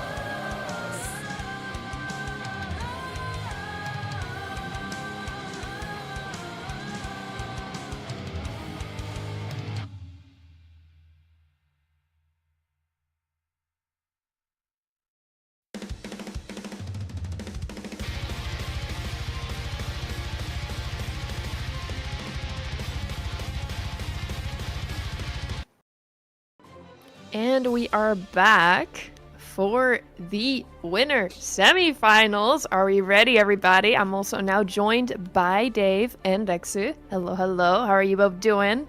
Doing good, doing great, really excited. Rexu, look, listen, I know it's already started, but I love the angle. I'm just so happy that you went back to the bottom up angle. No, shut up! Little Shut up! frog Stop laughing. perspective. It's such a good angle. It's such a good angle. It's my favorite angle right there. How you doing, Reki? The thing is, I have a very, very small desk, and It's not about the size; it's about how you use it, right? True. I was stupid enough to buy like a 34-inch monitor on a 40-inch desk, and its stand is actually enormous. Like it takes almost half. So and previously I had the window, but I had to change desk. So it's I should be getting my old desk soon, actually. But in the meantime, I have to settle for this. As I'm doing fine, by the way, as well. Thank you. Yeah, good. Really, really nice here. We have an exciting semifinals coming up, right, Tizzy? Absolutely, but before that, it is someone's birthday. No, shut up! Stop! Happy birthday to you. I can't say Happy sorry. birthday to you. Happy birthday, dear dear me. Dave. Happy birthday to you. Thank you so much. Thanks. Yeah, it's my birthday. What's up, everyone? How you all doing? I hope Thanks, you had a thanks. good day. I hope I you did. enjoyed I did. your day. I already got ambushed by singing once. It's actually crazy. I was like, okay, I'm going to my safe space. Nobody is gonna ambush me with singing right now, and you hit me with that. What's good, everyone? Of course. Thanks. Of course I got to birthday, sing for David. you. Thank you so much. All the glow sticks too. Hold up, I gotta. Yeah, dig out my everybody's own glow stick pulling for out their you. hype emotes. Hell yeah, let's go. Thanks so much. But yeah, I'm not here as my birthday emissary. I'm here as You're an not? emissary of hype, of excitement, of Oh. genuine joy and love for Guilty Gear Strive. Game is good again. Like every time, I love it so much. But yeah, Team BlazBlue versus Team Brisket. Not surprising, right? Mhm. Like both of these teams have a lot of They've been players. performing very well. Yeah, absolutely. Like both of these players, the idea was to have like some beginners that get coached by these players, but a lot of these players were like just at the cusp of like performing incredibly well already. So I genuinely think that the coaches did a really good job pushing these players like over that edge, and we could see the results so far, right? Absolutely. I mean, they were also at the top in points for the first day. Yep. In spot 1, we had Risk It, and spot 2, we had BlazBlue. So whoever loses is going to then be taking up the fight with Ruthless Ratepayers. Definitely. My heart personally is with Ruthless Ratepayers. Not just because I'm a big Gideon fan, but also because they eliminated Team 6ix9ine, who was like my personal favorite. Ooh. The thing why I like Team 6ix9ine so much was because Void Bunny was such a good coach. Like, just going through the chat logs, Void Bunny put so much effort into the coaching and like really preparing their students for the event. So I really wanted Team 6ix9ine to succeed here. And yeah, I don't know, man. It was so incredibly close. Yeah, the final coach match, that was the thing that decided it. And they were even on points, so it was just the fact that Gideon won that match that they were the ones who went further. Definitely. So close. I mean, that's why they call him Gideon the Great, right? Oh, is it? Does he have a reputation for that? For being great? It's Yes. kind of like self-proclaimed, but let's go with he's the great. But yeah, he's a really strong player, regardless. So that's definitely a testament, another testament to how strong Gideon is. And the thing about Gideon, I think he spent kind of like the first 2 years memeing. And now he decided to really take the game seriously, and now he's making really good results. Like, got top 8, if I'm not mistaken, in Finland at Insto. He got top 8, I think, last year at OTP, just missed out this year. Almost got top 8 at Mix-Up, which was a couple of weeks ago in France. So he's really getting that offline experience, those results that will slowly and surely culminate in Gideon becoming a really, really strong player. But enough about Gideon for the moment. It's time for our winners finals of the Academic Anarchy. Dr. Catastrophe and Tave, really strong pairing of players here. This is Absolutely. not going to be one-sided, I think. This is very, very fun, right? Because both Dr. Catastrophe and Tave kind of hold the same functions in their respective scenes. Like Austria and Switzerland both. Like both Dr. Catastrophe and Tave are what I like to call like the gatekeepers, right? Like if you can get past them, you can perform at the very top. And they keep their gates incredibly well here. So it's just ultimate gorilla versus ultimate defense here. Oh my days, but Tave just turning up the heat right now. Run through. Go gets the fake. Oh, gets also the back turned low into the full confirm. Good stuff here. Tave taking the first round of the sets. Tave also finished off yesterday night's first day of the tournament with a victory for the row. So definitely pumped to see another victory to their name. Good to K to D though from Dr. Catastrophe with a good life lead. Oh, the helicopter actually clips Dave. A little bit impatient there to start off on the offensive. Beautiful throw on the back turn Leo. Situation is looking really good. Yoink. Yeah, Bop, here. bop. Yeah, there we go. Oh, we're pinheading over here. The end for the finish out. No way. Dr. Catastrophe getting it in there. Really happy, by the way. Last locals, he dropped that combo twice in a row. Oh, so I'm glad that he can finally do it. JS coming in here. Yo, Guilty Gear Neko. Another Winter Mantis coming right through. Dr. Catastrophe keeping Tave under control. Again, just really varying between all of these different rents and follow-ups. Dash up, backdashing again, another throw attempt. Catastrophe, just perfect control. This is how this matchup looks. Either Tave gets in and Catastrophe gets absolutely mauled, or Catastrophe just 5-heads the entire game and keeps him under control. Was really, really good stuff there from Dr. Catastrophe. Tave, a little bit desperate, goes for the flash kick. Actually connecting a Catastrophe in the air, but was a huge life deficit. Not back from them. Beautiful air throw on the IAD from Tave. And once again, we start off really strongly for Catastrophe. Takes the throw as well. Big counter hit. Then JH. And just look at that. Tave is pretty much going in, but getting so much damage that is giving a very early life lead for Catastrophe. Definitely burst. Use stuff from Catastrophe here with the maximum reward, right? Like get out of the corner as well as get some space to move. And these throws on the run-throughs are really, really important. That's like layer 0 to defend against a lot of Leo's aggression. So Catastrophe definitely coming in there. Big 2D counter hit. Turbulence for the follow-up. Gets the wall break as well. Tave ready with that positive bonus. Probably going to start with a Gestür, but never mind. Going in here. RC coming through as well. This is a lot of pressure, Rexu. Wow, the parry is actually not connecting though. Ooh! What? That's been a trademark of Dr. Catastrophe. Has been landing so much of that command grab, but you have to jump or backdash. It's from full screen. Oh, tries to go for the parry. Got 2k there, or 2D from Catastrophe, but there's still the Berserker's Rush catches Catastrophe, and it's Tave's moment to perhaps tie things up. Big counter hit on the overhead. This should be a nice start, but good burst from Catastrophe. Very nice, Tave. Speeding up the fall there with the FD, falling a little bit faster, being able to put Catastrophe into that hold throw situation. Leidenschaft the theory again, and it's just going to kill. Hold up, brother. 1 second. Whoa! Okay, I don't know if anyone realized that was going to kill, but it did. And Tave will equalize the set. 1 game apiece, as you very well pointed out, Dave. A lot of matchup experience for Dave. The FD for Tave, not Dave. Dave also has matchup experience, so that is why the very good call that FD. See boom there. Uh-oh, big counter hit. Tave going to be carrying this axle towards the wall. The parry once again whiffs. Very happy pressing that parry. The back turn does. Uh-oh.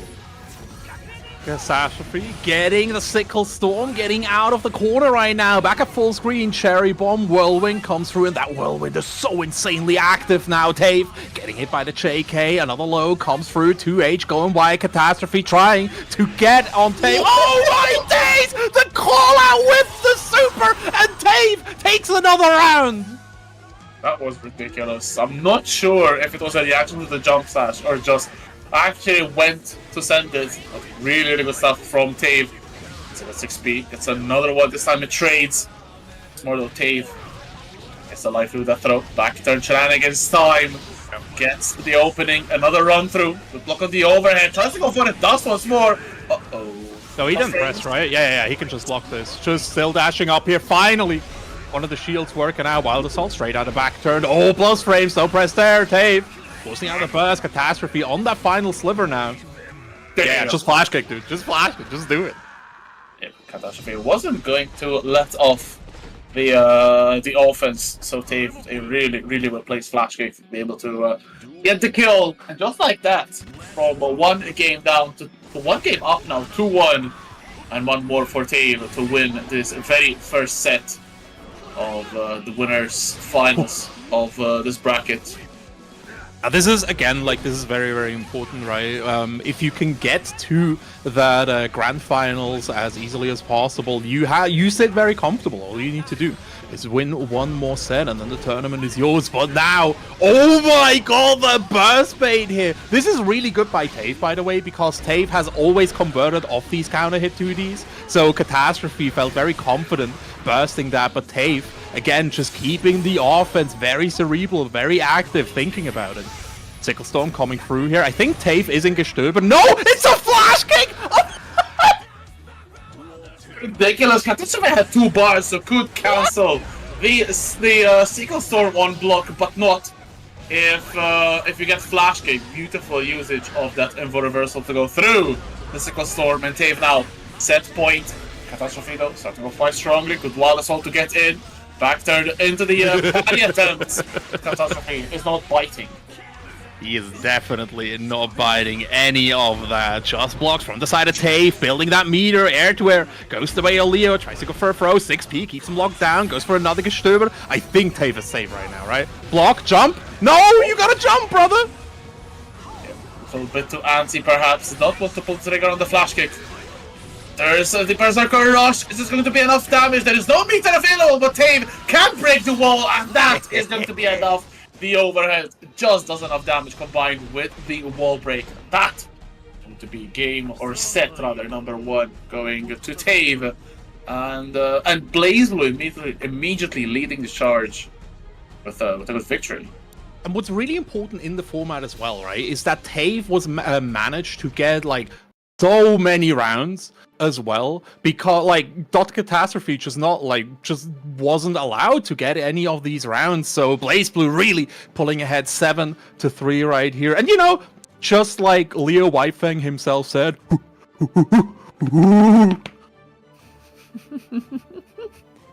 This is really just going for it there, yeah. you got it. He's He's the king of the jungle. He's the master gorilla. The Silverback.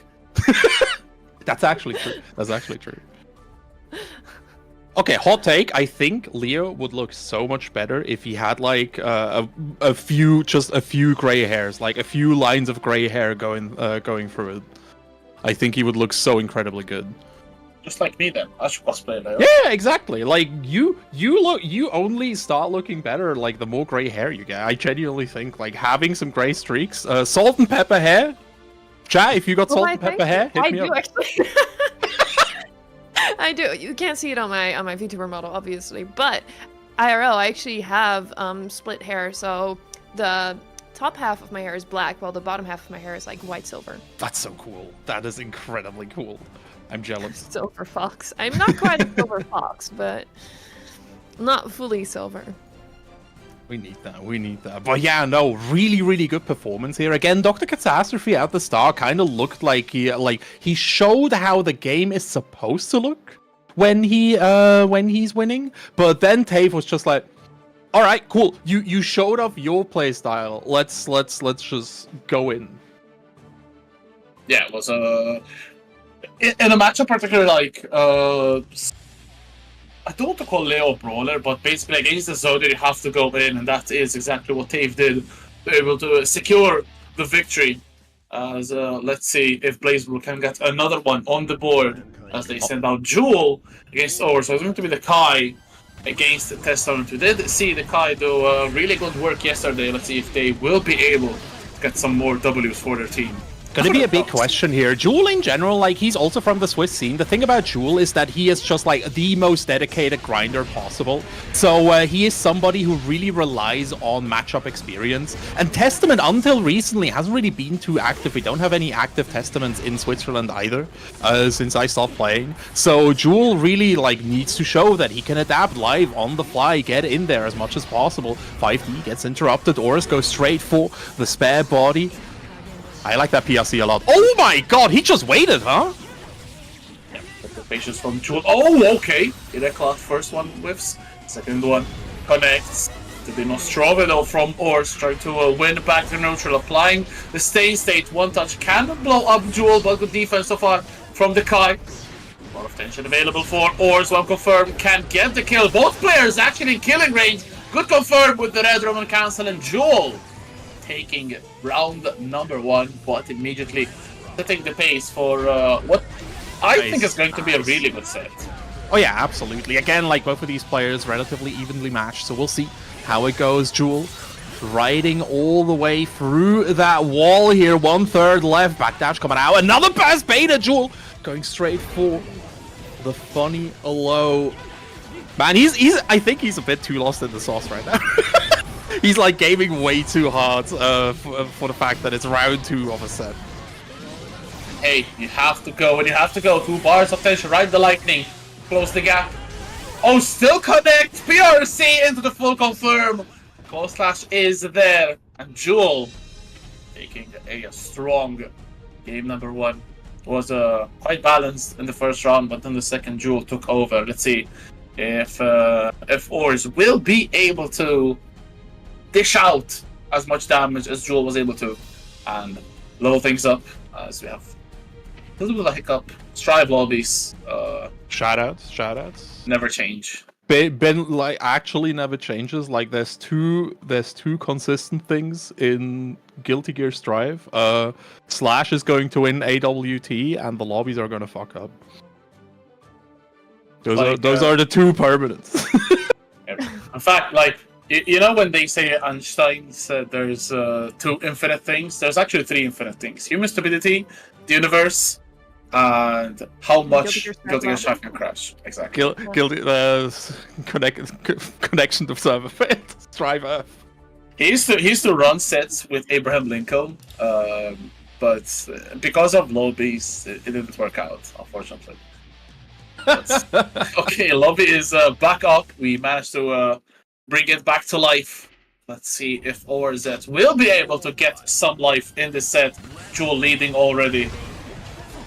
How it goes here. Ors trying to keep the lockdown, right, with these Gravekeepers, but at the moment, Ors just not able to keep Jewel under control. Very nice charged fireball. Goes for the fake teleport, but the thing with Jewel is, like, again, I think Ors is just lost a bit too far in the sauce. Since, like, Jewel hasn't really represented any trickery. So Ors trying to, like, be cheeky, be, like, tricky. You're just outplaying yourself. You gotta play on layer 0 before you can go to level 1. Yeah, absolutely. It feels like they're trying to go for something big when they haven't even tested the basic stuff against Jewel, but unfortunately, they will not be able to get anything going against the overhead from Jewel. Second edge whiffs, very unfortunate. Maybe this is Ors moment. Tries to go for the wild assault, but Jewel stuffs it out. Good knock on home. Straight for the teleport, wants to keep up the pressure here, but Jewel able to dash out of it, finds another connection, and Jewel going up 2-0. He's him. The game will find the connection. It's looking long. Looking good, don't worry about it. I sent Strive Earth in chat. We should put that on the overlay every time we fail to rematch. Every time we put a new object on the overlay until the cameras are all covered in like a couple of hours. Absolutely.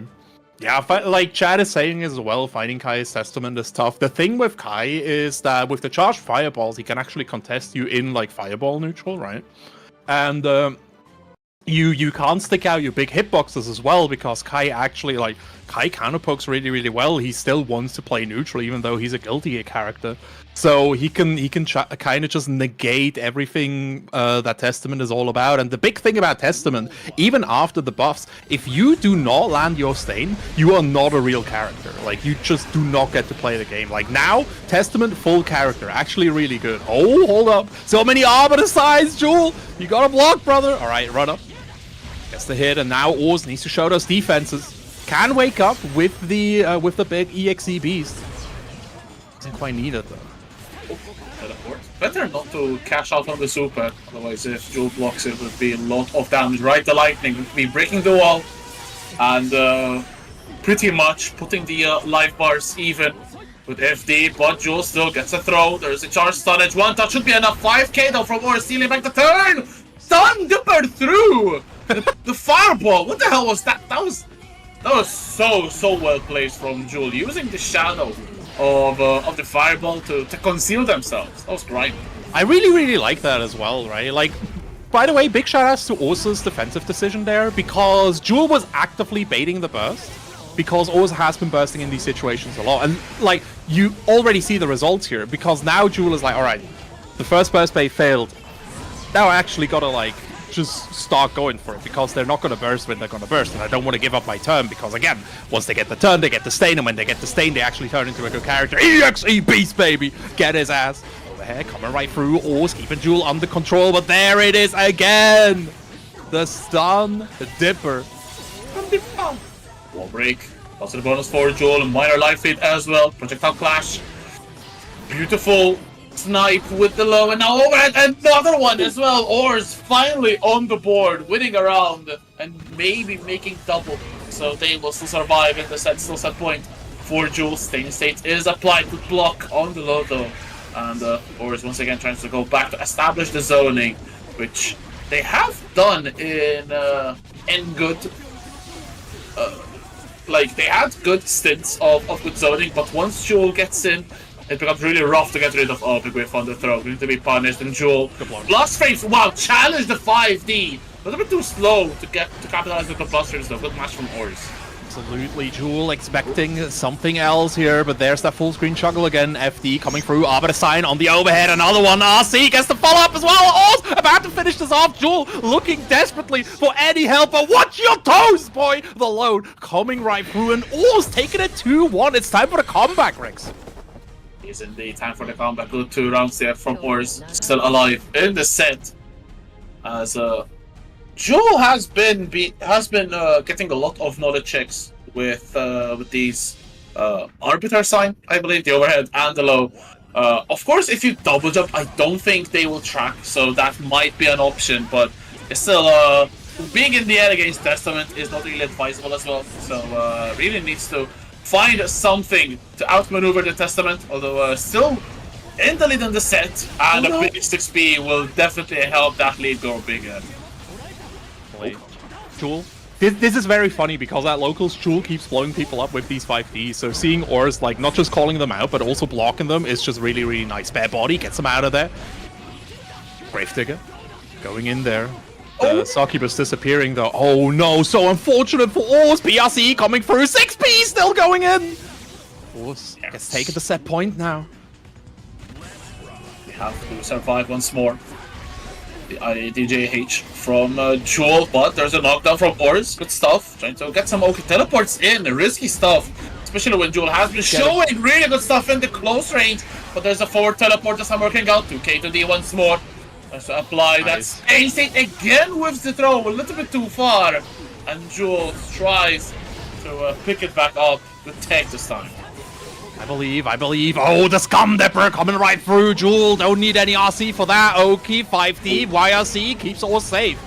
Gravekeeper, immediate teleport to the spare body, goes right in, faking the teleport there. Jewel was going back for an air-to-air, but Ors just not going for it. Another fake teleport, tries to keep him locked down with that Gravedigger, but Jewel is done with your shenanigans. Full break with the direct cloud. One more hit is gonna do it. Blue RC, make your own chain shift. No, Ors! Punish the DP there, did not manage to. There's a burst still available to throw with. There's a burst from Jewel! Ours using their own burst, but you are info until you land. So that meant it was pretty much like a burst bait. Very unfortunate. A big panic burst there at the end. And Ours will be losing on that set. Good stuff from Jewel. Good stuff to Ours as well. At the end, though, their nerves definitely took over. And that was all she wrote. It's another set in the bag for Team BlazBlue. That was a tense matchup, though. Yeah. Ooh, I was on the edge of my seat for that. It's another one of these matchups where it's, again, just like a zoner trying to keep down somebody who wants to go in and freaking strangle you. And again, Yeah. Oz, the rounds that Oz won were really, really good. Like, like really nice control, waiting it out, sending out these Arbiter Signs, setting up the Gravekeepers, baiting out with the spare bodies, etc. But in the end, Jewel's movement needs to be commended. Like, the way that Jewel's moves specifically around the Gravekeepers has been absolutely incredible. They did incredibly well there. Though I do have to say, Ours with the I don't know what the attack is called, but like the dog basically coming from above and below. Yeah. Keep catching him. Oh god, I was laughing so hard at that. That was so funny. It was really good. That move, by the way, like it kind of references an old move from Plus R, which used to be a left-right instead. Like, so Testament has always been able to summon like the little beast, the little doggy, but in Exiled they can summon them on the left or the right, and now it's just like a high-low instead. Right. Yeah, I think Ours noticed. Oh, you have difficulty blocking this, so I am Yes, going to yes. spam the hell out of you with him. You remember what I said, right? Like,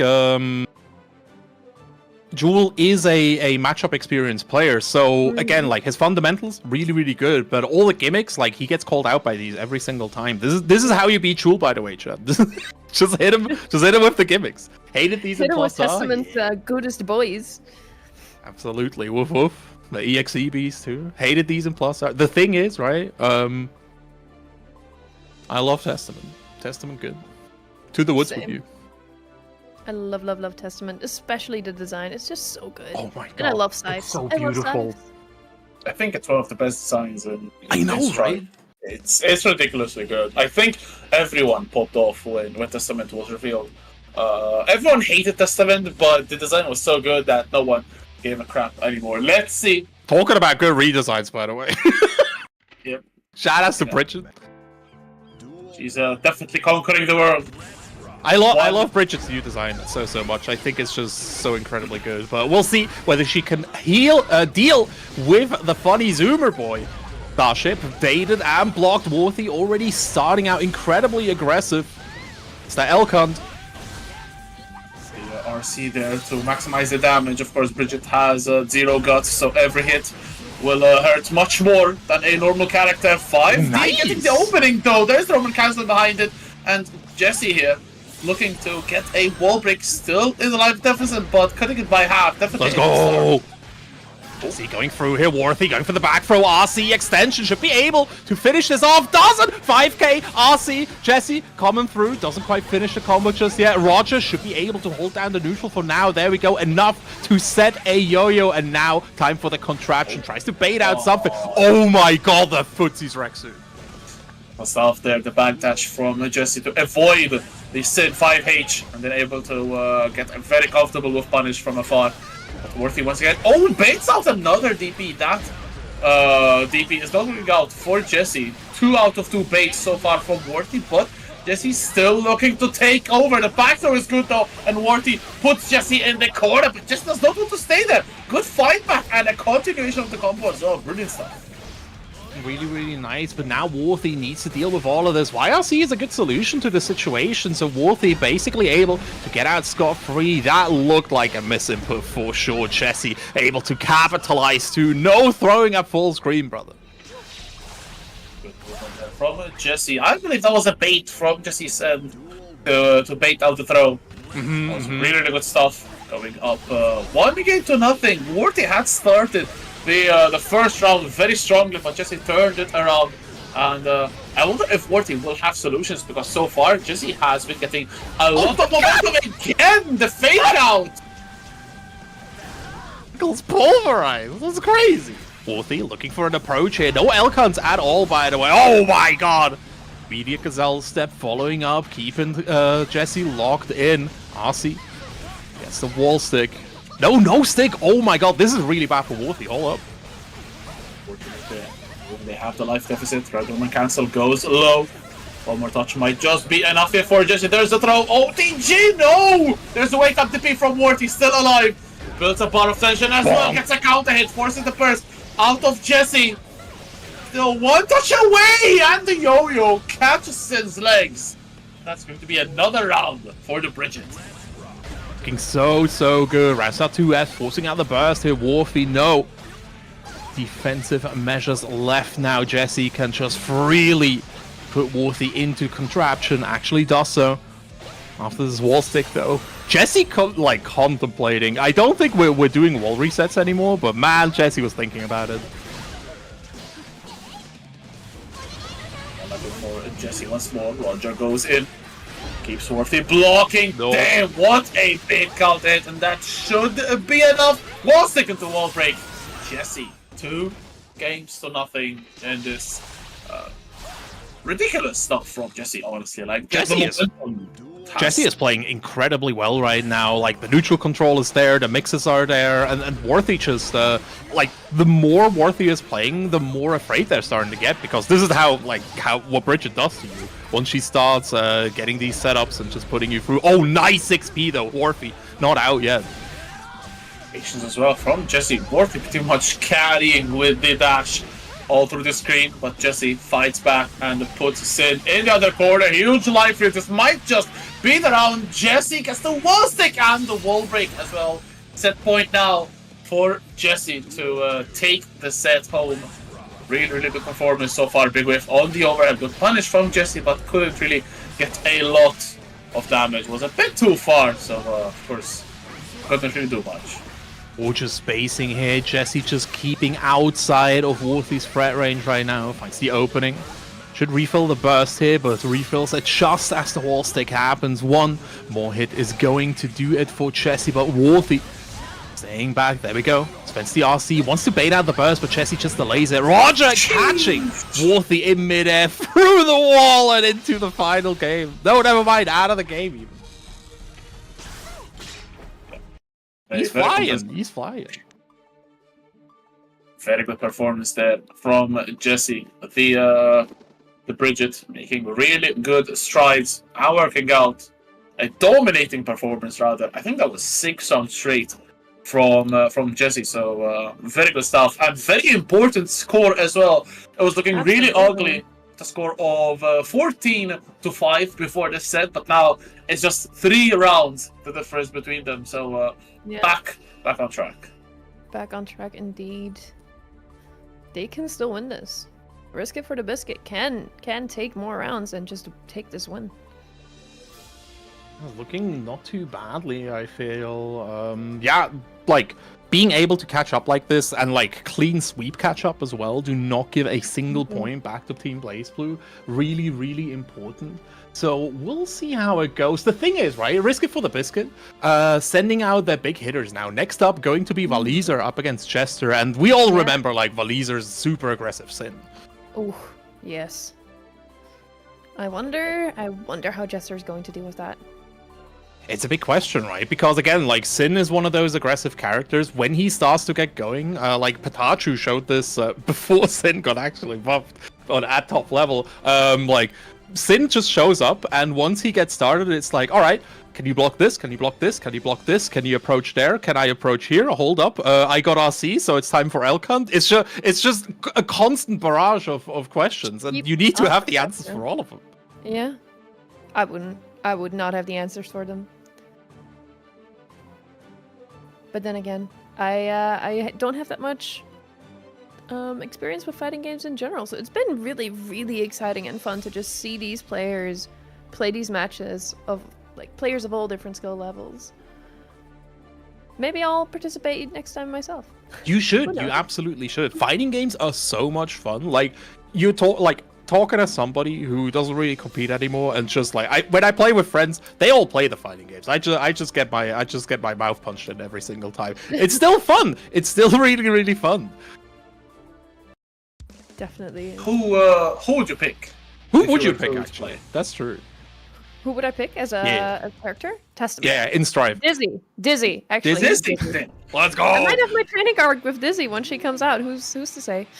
Absolutely. Let's see about training arc, because Valise are facing off against Jester, Banana Jester, of course, like the Potemkin. And if anyone is able to deal with aggression, it's definitely Potemkin players. But Valise has a we do have a very strong Potemkin at the Swiss locals, so we'll see whether Jester can measure up against this Rave, breaking the wall already. Rexu, this is looking nice. Really nice here for Valiser. Just a banana. Couldn't really get anything started. So let's see now. Valiser looking to continue this really good start. And there it is. Big counter hit. Carried all the way to the corner. Gets a throw as well. Very, very sneaky. Counter hit, close slash. And then Tyrant Battle does not break the wall. Does not get the timing on the hit either. But that's still going to be the last potential chance for just a banana. Then Rogaruda impact. But the Mega Fist will be denied. One touch. And then it is provided by Valiser.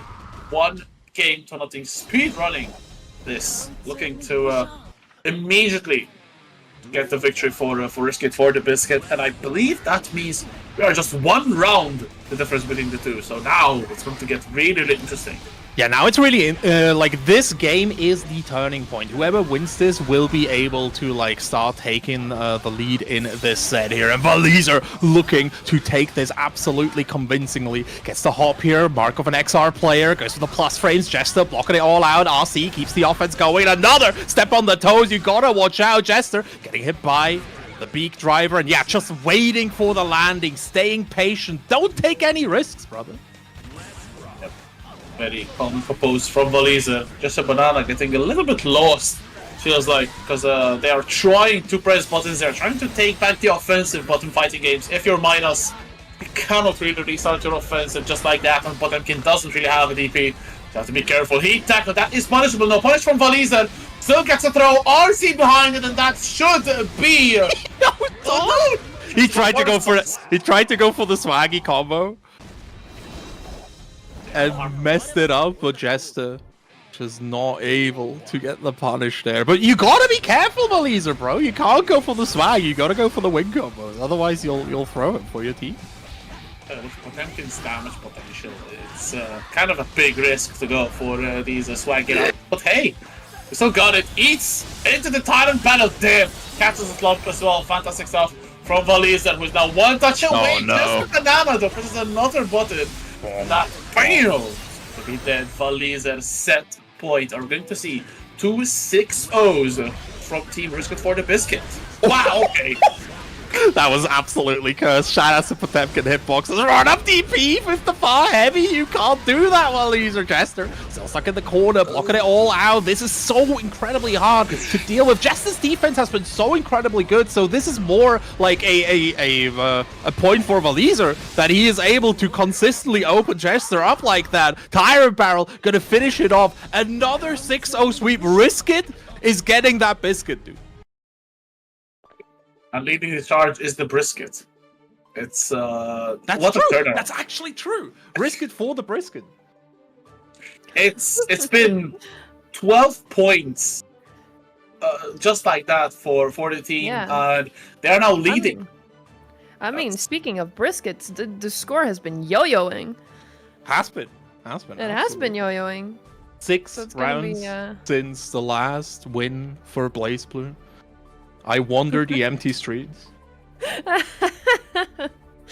looking to yo-yo the scores back in our favor. Big We're gonna have to question, see if right? Nox can do it. Maybe Nox can do it. Maybe he can slay. He Maybe can he can absolutely slay. The thing is that he's up against Hamilton, and the way that Hamilton has been playing in this tournament, right? Hamilton doesn't do anything fancy. He just uses fundamentals and then like gets the Slayer damage. Doesn't even go for the hard combos. It's just like hit confirm and then simple combo, hard knockdown. Okay, that's all that Hamilton's doing. But again, it's these really strong fundamentals that have shown Hamilton to great success. Like he's rarely That's very dropped a true. set on the game on the stream. Have we seen him Is- lose any? Is this going to be a Slayer mirror, actually? It should be a Slayer mirror, yeah. I want to see Noxious like just style all over Hamilton. Show him what a real Slayer player does. I just want to see. I just want to see Last Horizon, man. It's such a BM way to get the victory. It's so good. If your opponent is at like 10 HP, but it's so sick. I think the thing I love the most about that super is not the animation itself, but when the explosion goes off, there's a sound of a bullet in the background. I think that's my favorite part because the sound of the bullet is actually perfect. Like it's ridiculously cool. It's insanely cool. There's like I don't know. I think Slayer is the thing about Slayer is that Slayer is just Strive incarnate. Like anything that makes Strive, Slayer absolutely loves doing. Neutral jump from the start from Hamilton here, calling out the classic round start 2H backdash evading, but the side switch gets Hamilton straight in. Finally, Nox able to start their round. I wanted to say, as you said, like pretty much Strive incarnate because of two words. Bullshit blazing. He is bullshit blazing, dude. Like, look at this gameplay. Oh. See overhead. Oh, Jesus Christ, it's going to be good damage. Nox. Oh, Mappa Hunch. We blocked Super Mappa Hunch, even. Oh my god, did you see Nox going for the backdash just to get the optimal placement? That's ridiculous, though. That is a sign of how long you've played the character. Oh, wow, 2H.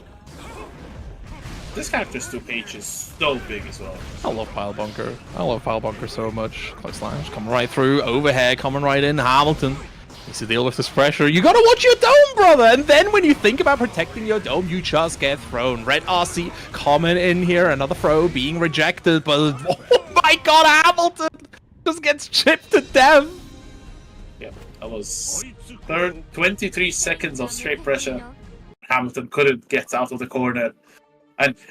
And this is also, I think I mentioned it yesterday as well, the thing in mirror matches, when you're getting beaten by your own character, can be even more taxing than just losing to another character, because it feels like... bad.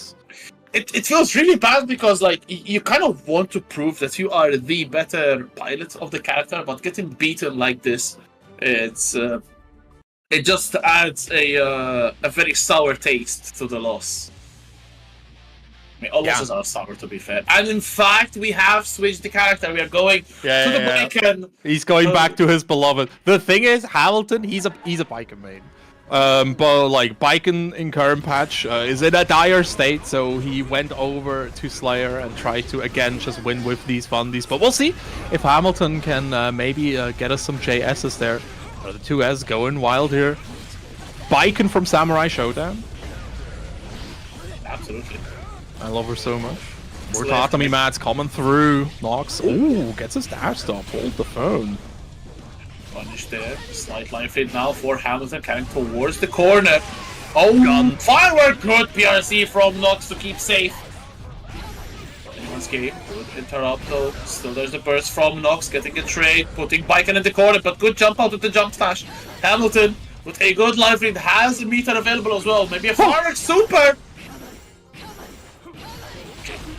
Comedy. Sunset. And another one. Young Sunset! Classic, dude. And Hamilton starting to get back there. And this is why you play your favorite characters. Even if they ain't good, man, you are gaming. You just feeling them instant. Your Sunset, another one. Finally blocking it out. Nox gets the side switch. Hamilton. Oh my god, keeps getting mixed left, right. I like that jump there a lot since Nox has been going for these more time-intensive setups. YRC keeps him safe, but another jump gives Hamilton the opportunity for a JS. A lot of these, wow, they're running the show pretty much. Nox do a jump on the 2H, jump slash. Good stuff from Hamilton. Gets a close counter hit and is able to get the kill as well. Hamilton proving that switching back to your own main is definitely the play. Also, Baiken is not bad at all. She's not bad. She's not bad. She's just worse. But I still think like Baiken is a character. Any character can cook in this game. Yes, that's the thing. Yeah, and again, like Hamilton, he's been playing this character back from Exot, so we'll see how it goes. 2H, perfectly spaced. Nox coming in here. Man, that was a round. Flip. I think that's 6k from Nox to end Hamilton's misery. Damn, really good start once more, pushing immediately towards the corner. 2H no. again. Damn, that's so much damage off of 3 single hits. Slayer hit so damn hard. BRC as well tries to catch the throw. Yo. Are we dead? Whoa! No. Counter coming right through here. Instant air dash. SMH. Not dead. Oh no. Touch. GG. Oh. Patience to bait out the wake up parry. And just like that, Nox goes 2-1. Lovely wife joining him. Think about life. Think about wife. Be happy. Join wife for dinner. Have a lovely time. That's the dandy way. Your wife What? is dinner, okay, since you're a vampire. Dashes in. Dashes out, dashes in again. Ooh, gets caught on the legs. Hamilton playing very conservative. Good tatami as well. Good keep out. Ooh, Dude, I again, love neutral. These tatamis are working out very efficiently for Hamilton. Again, Yeah. stuffing out. Nox approach! Beautiful stuff. He's too good! He's too good! Gotta wipe your shoes. You can't, like, that's the thing with the tatami. It's technically part of a house. So Nox can't actually step on them without asking for invitation. It's the actual anti-vampire play. Screw the garlic. Screw the cross. And Sylvan. Tatamis are the new anti-vampires. Yo, YRC though, keeping the vampire safe for now. Another 2S, giving Hamilton the opportunity he needs. More tatami mats falling from the sky. Big counter hit coming. Alright, through gun, baby. That should be enough now. Ooh, good jump slash though. Nox. Good jump from Hamilton, but lands into a big counter hit from Slayer, who's still alive here. Nox very low on HP. The burst just used now. Jump page and tries to press buttons after. Hamilton was faster. Just like that. 2 games apiece heading into game number 5. So I think that pretty much makes it sure for the Brisket to retain the lead for the moment as well.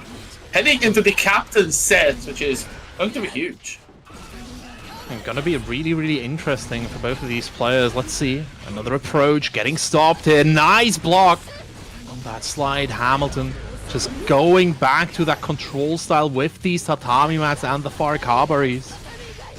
Yeah, no, he just can't approach. He can't get past the mats, dude. Until a big punch in Baiken's Gabba. Uh-oh. Touch. Dash, dash. Oh. Yeah, baiting out the super. 2 bars. Cancel it. Okay, Roma cancel there. Keeping it safe. Yosansen. So Nox with the life lead, but Hamilton looking to decrease it. Tatami goes in. Slash. Gotta block the side switch. Oh my god! Oh my god, big axe kick.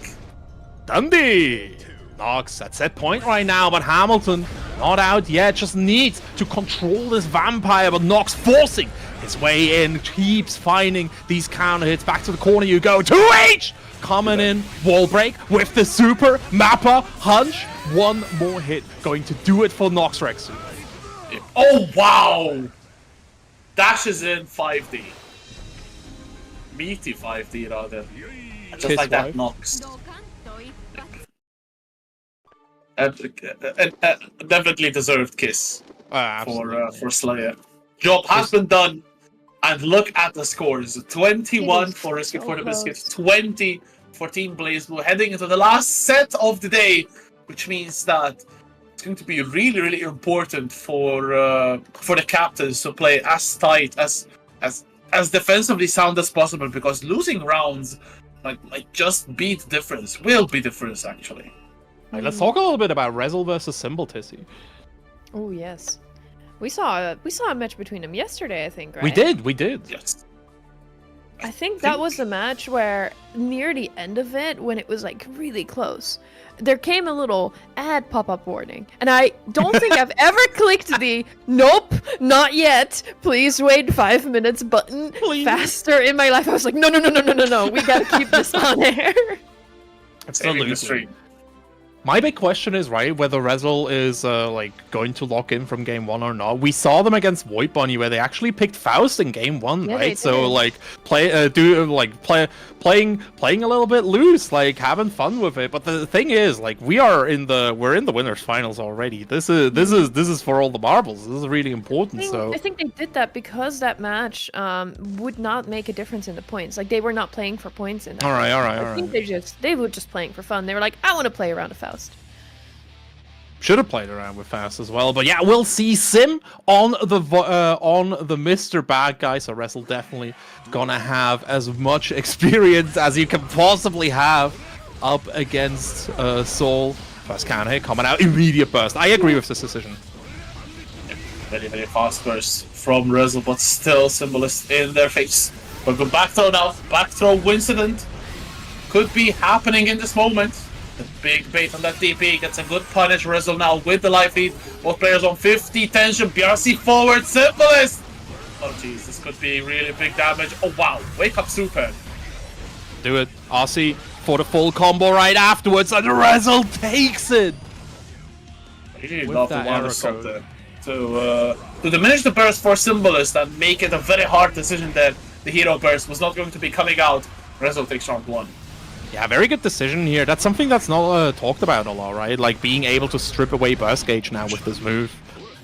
Very important to deal with this. Oh. Sim. Oh, finding a good counter hit here again. Goes for the Volk Viper route. One more hit. Yeah, that should be it, right? I agree. Absolutely demolishing the last remnants of Rezel's HP. And the 1 round apiece heading into the last round of this first game. Very important captain set. 2k there. Rezel, Beyblade, okay. Goes for the White Wall Assault explosion. The burst from Symbolist coming out. But it's still Rezel under the pressure. Big DP from Symbolist, the Viper coming out. Rezel going straight into install right now, and Sim needs to deal with all of this right now. All these Guard Crushers being introduced. Nice press from the side of Rezel. Maximum reward coming in as well. Yo, Soul 5k moment. Frames. Stop there for Symbolist. Rezel though with a huge life lead. Should be getting the knockdown, not going to be killing. But one more touch might just be enough. Oh, Good I deflect like shield that. from Symbolist. No deflection from Rezel as well. Gets also the following touch. That is game 1 for Rezel. Beautiful stuff here for the Batman player. And of course we have to mention as well, Rezel's primary training partner in locals is a Soul player that way. So Yeah. I'm sure that the matchup experience for Rezel is very, very strong. Yeah, absolutely. Like, that wave is just such a talented Soul as well, so Sim definitely needs to show up with their absolute A-game. Burst coming out here, keeping Sim safe for now. PRC giving Rezel perfect information, but the Volk Viper still cutting through the entire off. That was nasty. Hold the phone. Getting got still, but it's still Symbolist doing the damage until Rezel finds a really good counter hit. 2 bars of tension though. Symbolist looking to spend it all. There's the Vortex. We're going to be carrying towards the corner. Still no spent on the meter. Rezel switches sides very nicely. There's the Beyblade. Spends the Red Roman cancel. Charge dust. Not going to be killing. One more touch will still going to be enough. 6H for the wall break. Life lead in favor of Rezel. Still Symbolist on 2 bars. And the revolver there comes out. This should be. Oh, beautiful stuff. You saw the burst coming back as well, and Sim immediately pulled the trigger on that super here, Rezel. And him take him down in this insanely tight round. Burst coming out from Symbologist. And Rezel locked it down. The anti-air comes right through. Erico gets him in there, and yeah, that's the classic Bedman zoning right there. That used to be like Rezel's thing, right? Really good tools there for Batman to keep her opponent at bay. Out of here. Solo has the Volcanic Viper. Oh, Vortex waves and Rezel now has Soul in the corner. That 6H might be coming anytime. Good 5Ps though. Getting the anti-air and the wall break. Good stuff, Rezel. Again, another round. Keeping up with Symbolist. Now still has burst. Symbolist will have burst in a couple of moments as well. There it is, gone for Rezel to get rid of the Soul. Go for the throw, but still one step ahead. 2K to D and putting the bed in the corner. Rezel stuck right here, finds the perfect time to challenge after pushing him out with that faultless defense. Good blocks on the overhead, but you can only defend so long. Oh my god, Rezel still finding it with that jump back JS. Error code into the throw, Symbologist getting taken to the other corner right now. Rezel looking for more of these hits, but Sim just starting to hit him. Fafnir connecting the 5D, coming right out. Symbologist getting Rezel in the wall and tries to go through it. Goes for the reset, Rexu. Oh, it's really unfortunate for Symbolist. Tries to go for the TK Viper, but an early wall stick denied, and the damage. JP still not enough. Rezel gets the jump in. 5D reset. That was sneaky as hell, but Rezel will take it. And now one more touch should be enough. Is there going to be a Viper? Still not enough to kill. Wanasol keeping Sol in place. YRC, the deflect shield as well. Not going to be sending Sol through the wall. But the thing, who actually won? It was Symbolist surviving. Oh. Oh, Holy moly. I need a second. that was way too close. I think even the players need a second. Jesus. That's crazy. That's absolutely goofy. But yeah, Symbolist as well as Rezel really putting each other through the ringer right now. Gunflame connecting Fafnir, giving the plus frame, another counter hit, forcing out the burst. Again, Rezel has been very, very consistent with bursting the first big hit that Symbolist does. So Rezel needs to be careful that Symbolist doesn't start baiting these bursts. That would be a really crucial moment to have like pretty much 50% plus of your HP and burst taken away, but Rezel looking to do that to Symbolist. Burst is still available as is a 1.5 bars of tension. The revolver gets the pickup as well. The wall bounce from 6 yards out. There's 2 bars now still. Maybe a tiring trade in the near future. YRC from Rezel. Nice. Burst from Symbolist to keep the bed in the corner. Headbutt. Wall stick, wall break coming in. Symbolist with that positive bonus at 100 meters to spend. Gold burst coming out from Rezel right now. Alright, install, it's time. Wow. That's nasty. That's absolutely nasty. How do you block that? I think that's a true left right, right? That was probably very unfortunate for Symbolist getting crossed up. I think that wasn't cross up, but Symbolist blocked the opposite way. Yeah. She ended up Symbolist dead. was off screen, like Yep, exactly. They couldn't see where Rezel was landing. Unseeable Absolutely filthy. 50-50. It's crazy. It's absolutely crazy. Talking about crazy wall breaks coming through. More meter for Symbolist. Immediately finds another revolver. Tries to. Oh! Reset. Wow. Okay. Air DP. No! Symbolist! Symbolist, calm down. One game apiece. 1 round apiece.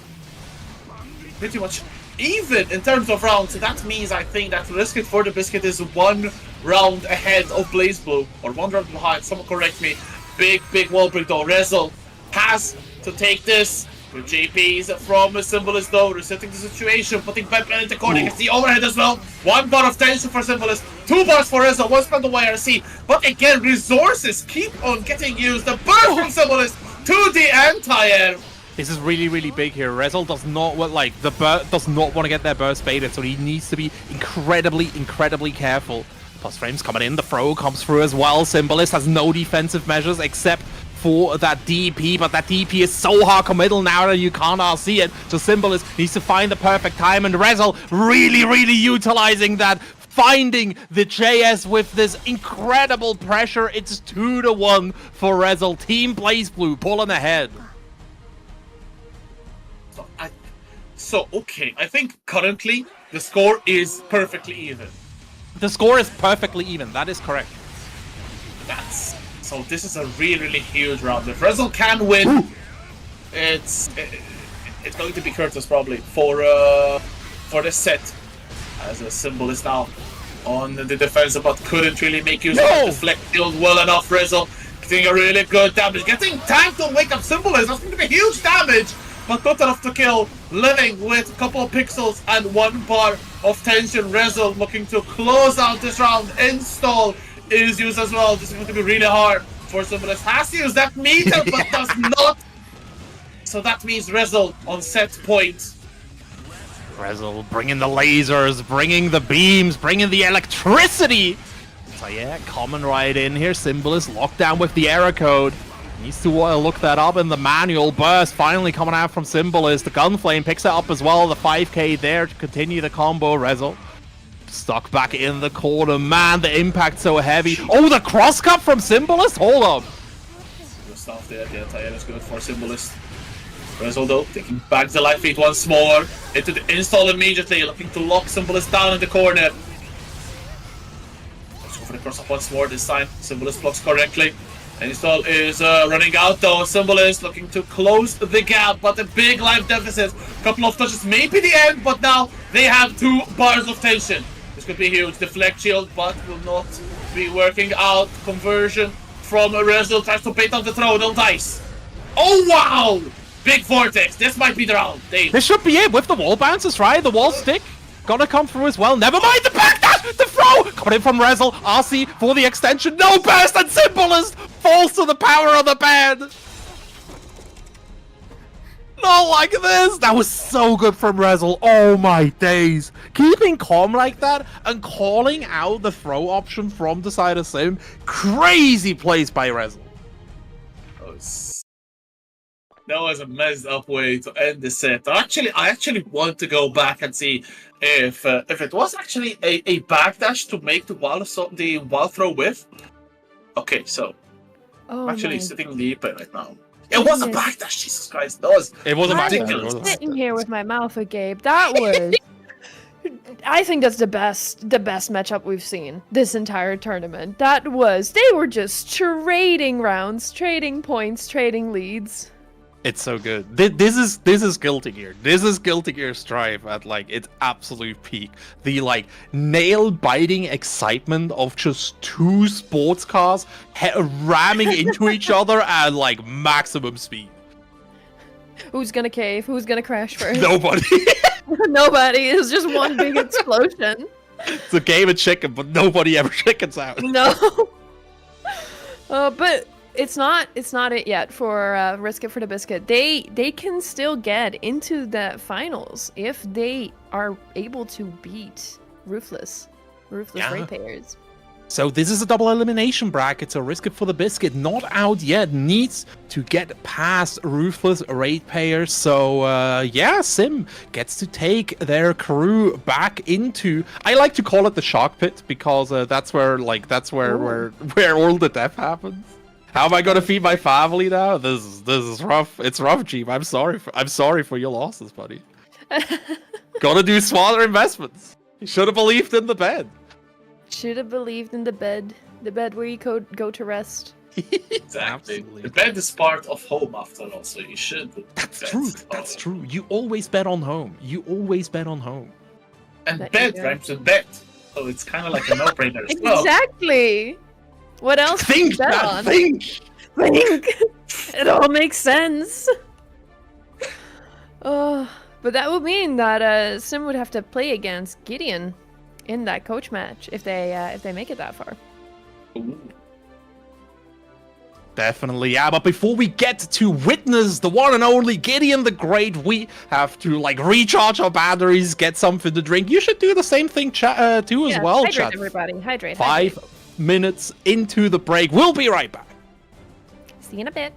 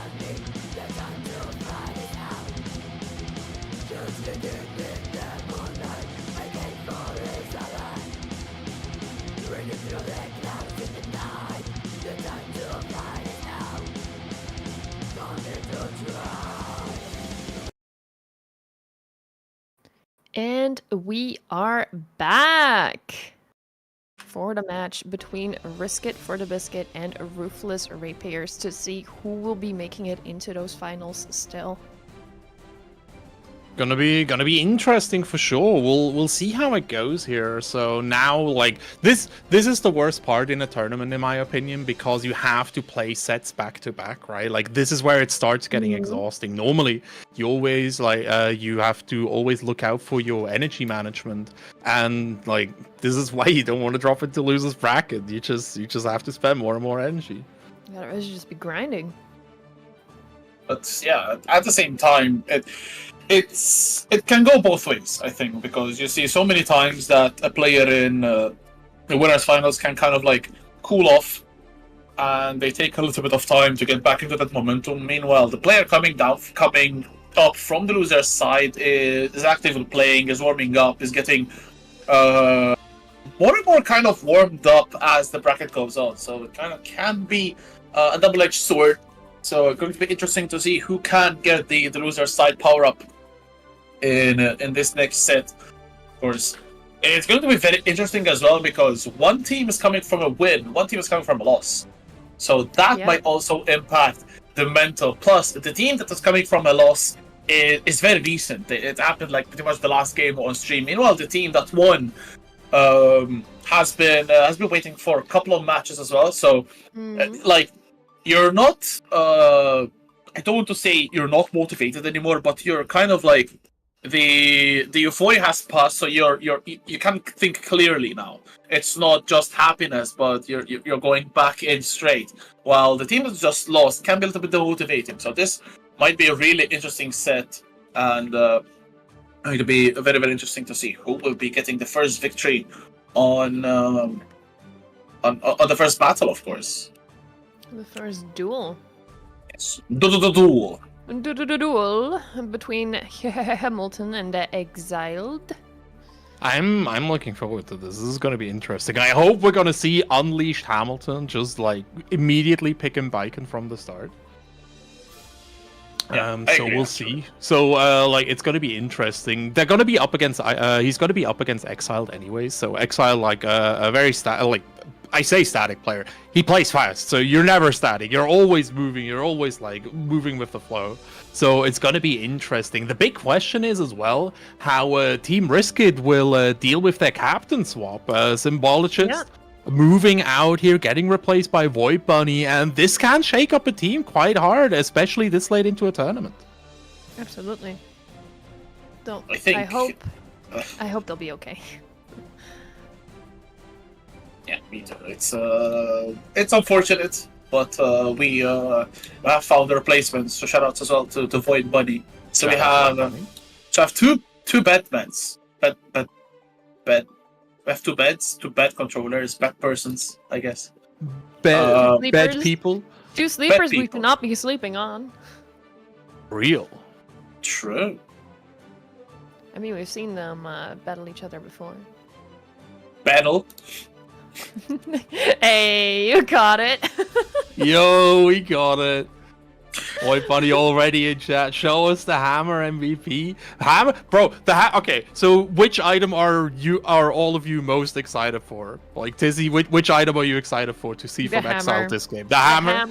Absolutely. Obviously, the hammer. The Vogue. We need a sound mod where it does like the comic hammer bonk every time the hammer connects. I think that would be very integral to the quality of this match. Rexu, what's for this match? Which item are you excited for?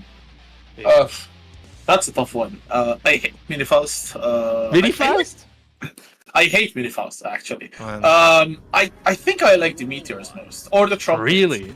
Alright. For me, it's always the banana because there's like a few like useless but really funny setups that you could do with the banana peel. So we'll see what Exile can do here. Burrs coming out here. Hamilton back on his Slayer. You need to deserve the bike. Soft down 45s. Taking also the wall break. So a good life lead now for Exile to start off this set, but a punch to H. Hamilton getting a good low there. BRC into the throw. Good stuff here from Exile. One bar of tension available for both. So one touch might just be lethal. Exile. Let's see if they can kill off Wheelchair Super. Yes, there it is, but it does very little damage. I think this should be enough to kill though. Definitely. This man has fallen. Help him. Oh my days. Completely in the shins. An Exile. Taking that first round. Hamilton not quite able to force his game plan. Like that though, this time Hamilton takes matters into their own hands. Huge life lead already, getting bigger and bigger. Big counter hit! Wow! 10-second round. That is a Slayer round if I've seen one.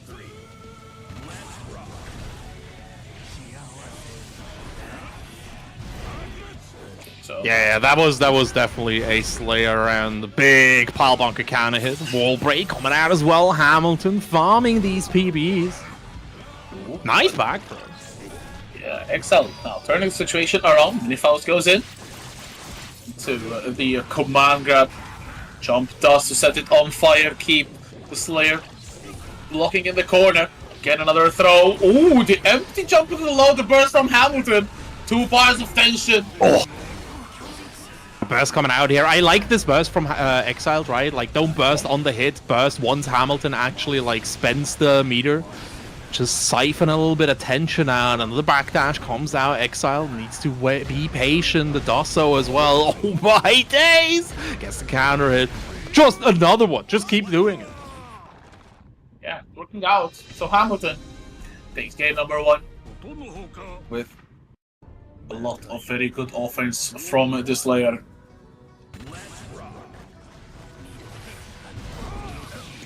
Oh, fishing hook. Bam! Oh, does not get the just frame, but still really good damage. 6p from Exiled. This house goes off. I like the patience from the side of Hamilton here. Oh no, forgot about the army. Have to watch out there. Good block. The hammer refused as well. Oh my god, and Hamilton gets to throw anyway. Deep jumping, forcing out the burst. Minifaust still hanging out. Oh, this is bad. This is bad for Hamilton. Yeah, very, very bad. Good damage, maximum damage on that just frame swing to H with the Mappa Hunch. Keeping up the pressure. Again, good job this time though. Realizing that Hamilton loves to go for that move and the low to kill things off. Good stuff from Exiled. Taking a round. How it goes, Hamilton getting tapped out right now. Mix. Back to the mid screen. Actually, all the way to the corner. Ronaldinho Soccer about to come in here. That was... The bombs are always behaving so damn weirdly. That's what bombs do. That's... Ooh, wow, what a catch! Hamilton trying to get the conversion. Exile looking really good, forcing the burst from Hamilton. Mappa Hunt goes in. Almost 2 bars for both there. They are built up. Goes for a red drum and cancel. I wanted the super, but the 100-bar super with Hamilton does not oblige. Still very even. Good 5p from Exile, but can't really cash out. And Hamilton steals the round. Daylight robbery. Very unfortunate there. Exile could have closed it out. Neighborhood watch, please. Stop this man. Somebody evading the new haircut. Second one out there as well here. Love keeping Hamilton locked down. JD connecting on the afro. Hamilton needs to block all of this. Oh my days. Goes straight for the classic Slayer move. Another pile bunker. Comes right in. Side switch. RC extension. I like this. Hamilton trying to maximize. YRC cutting back. No! Throws for you, dude. Damage, but speaking of throws, there's one for Exile. They're still very short on HP. There's a command grab. Hamilton has super. Afro is on fire. Has to hold it. The pressure from Exile. Stuffing out the dash. Still nothing doing. PR seems to keep safe. There's a big low. Exile very close to stealing it. Oh, there's the burst. Saving their skin. One more touch and it's going to give the Scarecrow overhead. And Exile takes the game. And I believe that means we are even? Where is it?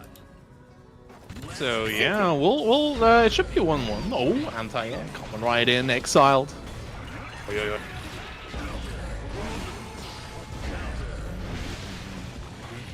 Mix, coming in. Hammer MVP. And once you're afraid of the hammer, you're ready for the snip. Another one coming right out. Third one in a row. Are we gonna see a fourth one? Hamilton just needs so many more haircuts. No, this time the JD comes out. Is that a 4-leaf clover? This man is hurt. Save him. Sharon, get the chair. Yeah. That's enjoy wheeling your husband around. That is a murder. If I've seen one. Exiled on the defensive. You have to defend really strongly against Slayer because one touch and he will blow you up. Big counter hit to the axe kick. 2 hits, ladies and gentlemen. That was half a false life bar. And the other half about to go as well, but now Exile getting that back throw. Bomb coming out. Hamilton needs to be careful. Yeah. He tried to like shoot the bomb back. Oh my god, the one on the top right. Crazy. Another bomb coming out. Let's just wait. If I was doing the PRC, oh, this is bad. Yeah. Minify's keeping him locked down. Banana. Oh wow! Trying to mash up, but the Meteor catches Hamilton. 2 H whiffs as well. 2 bars of tension off for Hamilton. Runs with the 6P. Exiled. Do they have the combo? Wostic will kill, but still not enough. Trumpet goes in, but Slayer takes it. Hamilton with a second lease at life. Big whiff. Still has 2 bars of tension, but will remain there. The paper bag exploding in their face. And Exile takes the lead. 2-1 now.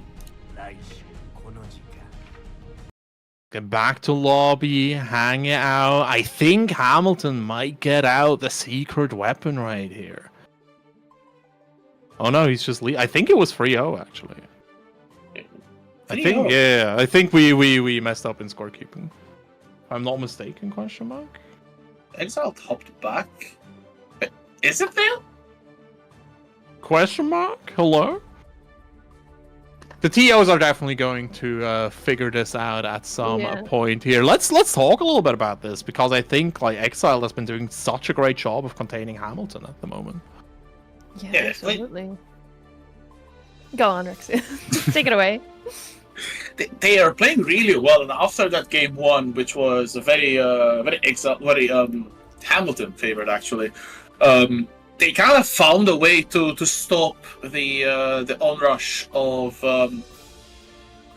Hamilton. And mostly it's because I feel Hamilton is very trigger happy, going continuously for that mob punch again and again to close the gap, and at the same time get a lot of damage. But they really had to not really be as aggressive because the items are slowing down a lot of what they want to do. But they don't seem to care a lot, and is eating a lot of damage because of that. So it's maybe a little bit slower pace. Like damage is not an issue for Slayer, so it's not kind of like an Axel or a Bridget where you have to get plenty of touches to get a kill. So a couple of good touches from Slayer can get the kill. So playing neutral, I think, is really important. That is what Hamilton is probably lacking in this set. Yeah, exactly. Again, like Hamilton, he's one of those polyglots. Like he plays a lot of games, but like none of them too consistently.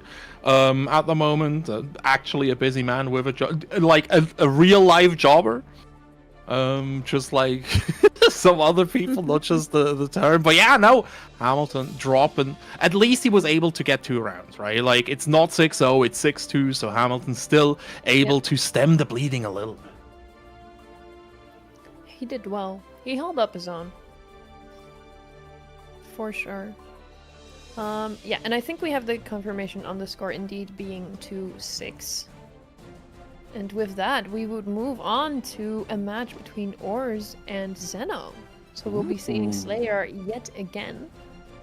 Looking forward to that. Ors probably still on that Testament. So we've seen Ors struggle to contain Jewel last time around, right? So now we'll see whether the thing is, Slayer will like do the exact same thing that Kai was doing in that set, right? So we got mixed by production. So score is actually 2 rounds for Risk It and 4 rounds for Rootless Ratepayer. So we will have a potentially final game, if not 2, between Hamilton and Exiled. Let's say. So this puts it back into perspective, because now Rootless Ratepayers don't have victory in their hands, and it's still up for grabs even for Risk It. So it's going to be interesting to see if they will be actually able to get the victory now. Yeah, absolutely. I think, yeah, will we... I'm asking TL here in the background. Will we see another match between Hamilton and Exiled? Yes, we have the confirmation. Alrighty, so then we will see another match. Let's talk let's talk a little bit about character switches, because Hamilton still has the opportunity to get away from the Slayer. Yeah. Would you change in the last match, Tizzy? Ooh. If I am most comfortable with Baiken, that would be like changing to my main character in Naraka Blade Point. I'd do it. Alright, but now we see Hamilton sticking with the Slayer. The thing is, right, like, it's the final match.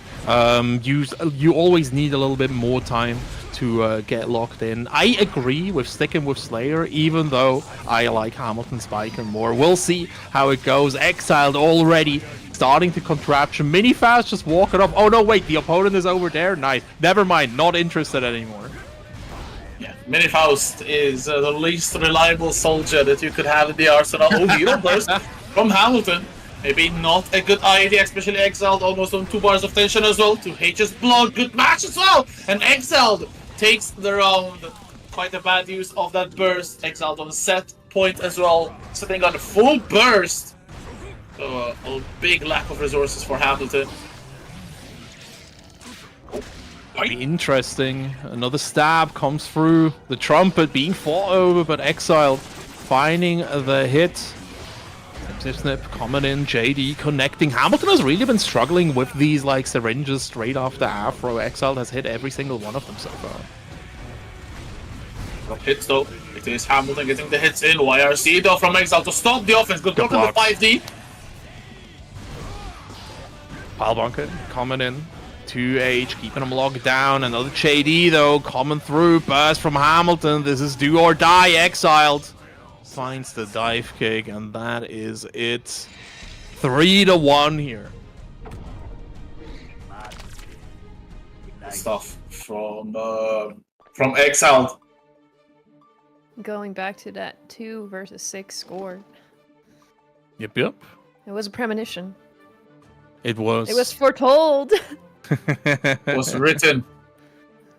It was quite literally written. Yes, indeed. It was written in the sacred overlay. In the cards. Has been In the decided. overlay. But yes, now we will be seeing that Testament match versus the Slayer. Very, very like intrigued to see how it goes. Oz has shown really good space control with these Arbiter signs, so we'll see. The thing is, that Arbiter sign is a bit more risky because Slayer can convert so incredibly well over all these counters. Like, we all know the beam of like Pilebunker counter hit and you die. And I think like getting tricking yourself into using a lot of full screen Arbiter signs is exactly how that's going to happen. You can see It's this going to matchup. be interesting. I can see this matchup being quite bad for Testament, because their tools are quite strong in the mid full screen range, but close up, It's tough. It's tough. outside that 6p, Testament doesn't really have much. 30p is also 30p, sorry, is actually really, really slow, one of the slowest in the game. So they will have to be very composed and patient to try to get the win in this. It's gonna be really, really interesting. Like we said, like the thing about Testament that they need above all else is to like find that first hit and apply that stain. Without stain, the pressure is lacking. Like, there's not a lot of danger. There's not even a lot of damage because a lot, like, you need the stain floats to really get in there. So it's definitely all up to Ors. Like, all the stat cards are stacked against Ors. But again, I absolutely believe in the power of Testament. Let's see how it goes. Absolutely. I mean, I'm in a pinch here. I don't know who to root for. We'll see. We'll see. It's going to be a test of their metal. Hmm. So we should be diving into our next match. there we Matter of go. moments. It should be Ors against Xenothist. Testament against Slayer. Yeah, no surprises on the character choices either. Both of them sticking with their mains.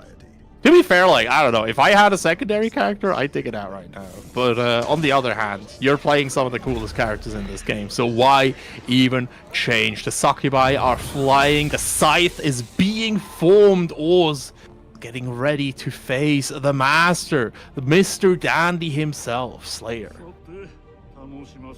That's such a sick animation, the materialization of the scythe. I love it so much. Every single component of Testament's design just makes me so incredibly happy. Fantastic stuff all around. Yep, it is the second set. This is losers final, so as they said, if you have a secondary, it is the perfect time to actually bring it out. Because you can catch your opponent off guard. Xenothist trying to catch their opponent off guard. Big 2H, going to be really good damage. Has one bar of tension as well. The next touch could delete that Testament's life bar. A good back throw. Ors looking to put the opponent in the corner. Good PRC out of there. I think you're dead. Wow, that did a lot of damage. Well, that's the Slayer classic right there. Ors just getting overwhelmed in the corner and didn't have the tension for the like EXEB scramble either, so it was just like do or die, and die they did. FD keeping Ors safe for now, but there's that overhead. Watch your dome, no pickup. Ors having another opportunity. Like that. Ors actually prioritizing the damage there, the positioning over the damage, but still 7 letters Rexu. This is looking grim, and not the Reaper kind. Grim Reaper is getting reaped themselves as Xenothist, I think, quite a dominant and confident game number 1. Ors was not able to do anything, and I think that explains how kind of helpless Testament must feel in this matchup. Of course, as well, Xenothist is a very aggressive player, as we've seen, so they will not hold back, but so will Ors, starting off this round very well, putting up that staying state. Oh, no way. Xenoth's prioritization of like getting Ors to the corner has been so incredibly impressive. Again, like Xenothist has consistently sacrificed damage for that positioning, and I think it's been really working out. Just a really strong game plan. Super, Mappa, Hunch, coming right out, breaking the wall, giving the harm knockdown for Xenothist. Overhead blocked out, but the side switch is going to do it. Ors falling to the might of Xenothist. Guard crush overhead is good. Definitely something out of Daisuke's back pocket. Very interesting. Shout out to the end of duel. We had it first. The end of duel. The end of duel mention. Who's next? Oh wow! Closing the gap with burst though from Ors, sending Slayer in the corner. Big count hit as well. This might be a good reversal of sorts for the Testament, but then they decide to air dash in. And they lose the positioning. Super Mupahanch once more. Hard knockdown. Life lead is in favor of Xenothist this time around. Oh no. Finds the hit here, Xenothist, and Ors not even able to gamble on that wake up super. Xenothist just keeps on going, catching both of these backdashes and moving into game 3 here, looking for that perfect 6-0.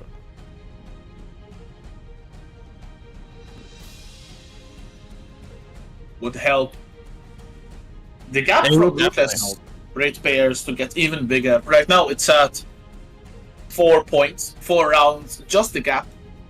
But no, actually right now it's at 8 points because we have 2 for Risket for the Biscuit and 10 for Ruthless ratepayers. So yeah, this Testament needs to start putting in the work because Ruthless Ratepayers might look to run away with things. There's a burst from Ors, putting Slayer in the corner with 6H as well.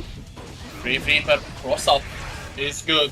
And a good life lead now for Ors. But just like that, look at how little Testament spokes do compared to how big the damage from Slayer is. Are you dead? No, Not dead, but very close to it. That was super unfortunate because Zenithist had the stain on him, but Ors just not quite getting in there. Talking about stain, it's the full application. Yeah, goes for the Ender. Nice overhead on the spare body. YRC giving it back to Zenithist, and he immediately takes back charge, takes back control, and takes Ors to set points.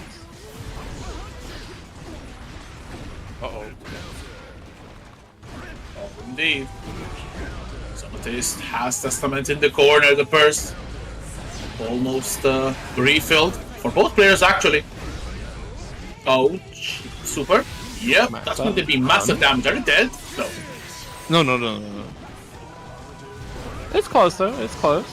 Oh! First coming out here, Ors has a unique opportunity. Staying applied, Arbiter Sign as well. Nice, finds a 5k pickup immediately. Goes into the Nostrovia, gonna carry Zenithist all the way to the corner. Give me that full combo, baby. Burst! Coming out this late! Full screen, SMH connecting! No!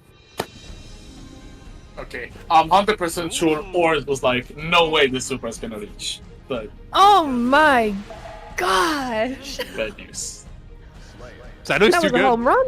I think that was a home run. Yeah. Zeno just hit a home run. Dang, he hit a home run for his team. Man, Zeno just going absolutely bonkers here. Up against Ors. What a match to see. Absolutely. With 4-12. Oh, 3-12. My apologies. Just got changed. Just because you mentioned it, we took away a whole point. You should No, apologize whole to point Risk. was added. No, whole point was added for Biscuit. I thought it was 2 because it said 2 on screen, and then it got changed to 3. Nice. Okay. So, Oh, At least it's I'm not so kind of bad. flabbergasted and silent from that match. it was kind of ridiculous, not gonna lie. It was very one-sided.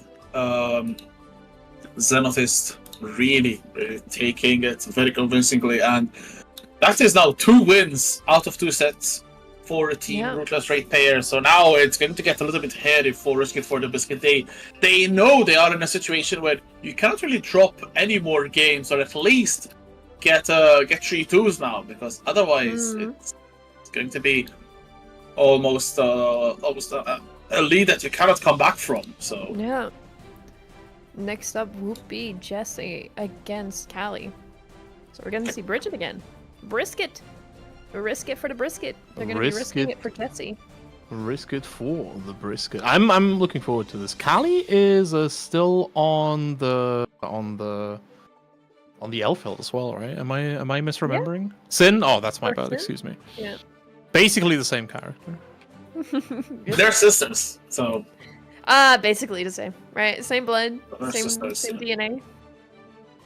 I could call it like that, as we should be diving in this next set, the third battle of this losers final. So of course, the winner of this will go on to face off against Team BlazBlue, captained by Rezo. So of course, it's going to be very interesting as well, because if Team Risk It is become the winner, it's going to be a run back. But if Team Ruthless Ratepayers actually get the victory, it's going to be a brand new set. It's going to be very interesting to see the carnage unfold. Definitely. There's a lot, like, there is so much pressure on the ratepayers as well now, because they basically can't drop around, right? Like, it started, the window is starting to close, and you gotta get your foot right in there, but who better to do it than Callie Bun, putting Jesse into the contraption. Overhead is there, Beta Burst is baited, very, very nice here. But Jesse looking to take over with the entire setting up the yo-yo. Wow, run up 6 speed though from Caliban. Yo-yo once more. Very good situation. Still, Nice, the nice. has meter, doesn't even need Taliban. It's a really strong opener. And I just realized as well, this is a run back of the first set of the day. Risk It for the Biscuit actually had a really good time against Ruthless right there. So something definitely has clicked in Ruthless team, because they are now dominating this. Yeah, absolutely. Riskid definitely has managed to lock in here. Kali, though, getting run over. And again, every single round lost in this game hurt so bad. So Kali might be... Oh my god, the block. So good. But the 2K2D got to finish it out anyways. And Jesse manages to snatch another point here for Team Riskid. Vital point Oh, there. no. Beautiful bait on the burst as well. Another counter hit. Good damage for Jesse. Now has Caliban in the corner. Super spent. Roger diving in. It's going to be very, very low HP for Caliban to make this comeback. Good jumping as well. Jesse with the meter, able to convert. Nice. Jesse is playing this so clean. 7 letters, going the way of Brisket Nation, and Caliban losing the first game here. Again, there's so much pressure on Team Ruthless. What will they do? Hold up, we're seeing a return to lobby here. Might we see a secondary coming out from Caliban? That's very, very interesting. The Sin didn't really have a bad time. I don't think the Sin was having a bad time, right? But you know, that's the thing with secondaries, right? You throw them in your, like, it's the pocket sand of team tournaments. You just throw them in your opponent's face when they least expect it, and sometimes it works. Sometimes it works. So maybe we're seeing the secret strat right now. The goaded Kali pot. Hold up, chat is giving me hope. Oh. Hold on. No, don't worry I think about there's it. Something else going on. Yeah, we have a desync chat, so we'll just talk a little bit about it before we wait for the match to continue. And yeah, absolutely. Just means we gotta yap for a bit, but I guess that's why we're here, right? That's what we're good at. That's Yep. why we were chosen to be here. This is actually a question I asked the previous casters, and I'd like to ask you both as well. How did you get into casting? was first. You can go first. Alright. I kind of don't know myself actually. Like, I used to follow a lot of Tekken, and I actually got into Tekken because of how deep the commentators actually explain the game, and I'm a big fan of elaborate stuff like mathematics and physics and whatnot. So it really made my passion for fighting games much stronger.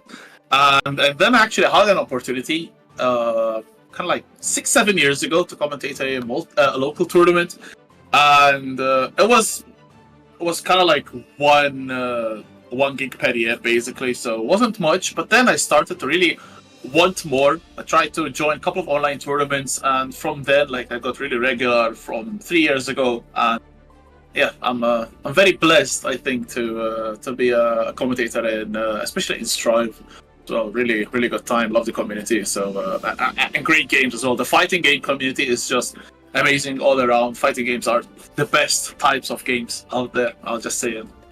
They're really fun, and like they're super fun to talk about as well, right? Because again, Absolutely, like a good fighting game match is just a conversation between two people at like such a high level, and you get fun, incredible graphics as well. But it's just neat. I think something really fun that I mentioned yesterday, I think as well, about fighting games is that you have so many different characters with different movesets. And I love seeing that. I love seeing so many different moves come out. And as a game designer, I'm always very fascinated by how you balance all of that.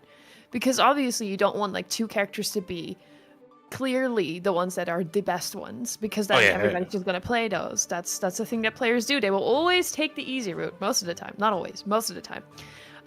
Even if it's less fun.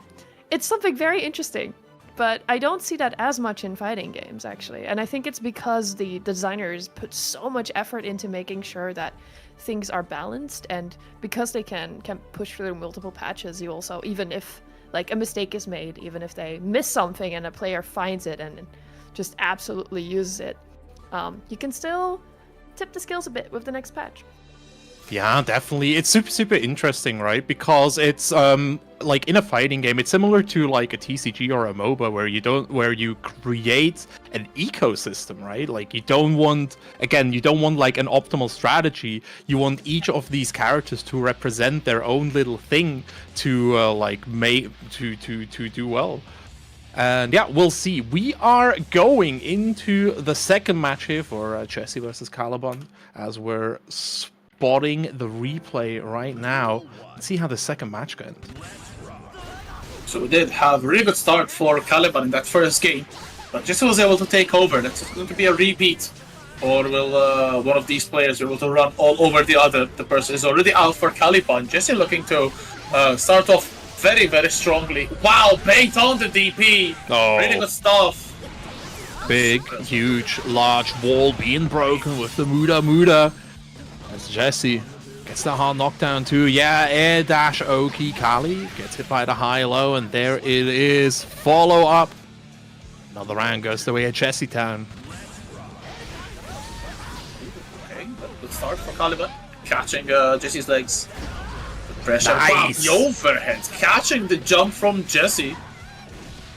Trying to get the burst, no dice. Jesse though still 50% HP off. So nasty. That's such a nasty setup, because again, like you see the yo-yo set, and you're like, nice, now it's my turn, and then she just hits you in the toes. Or she just teleports in and then teleports back out, so she just fakes you out.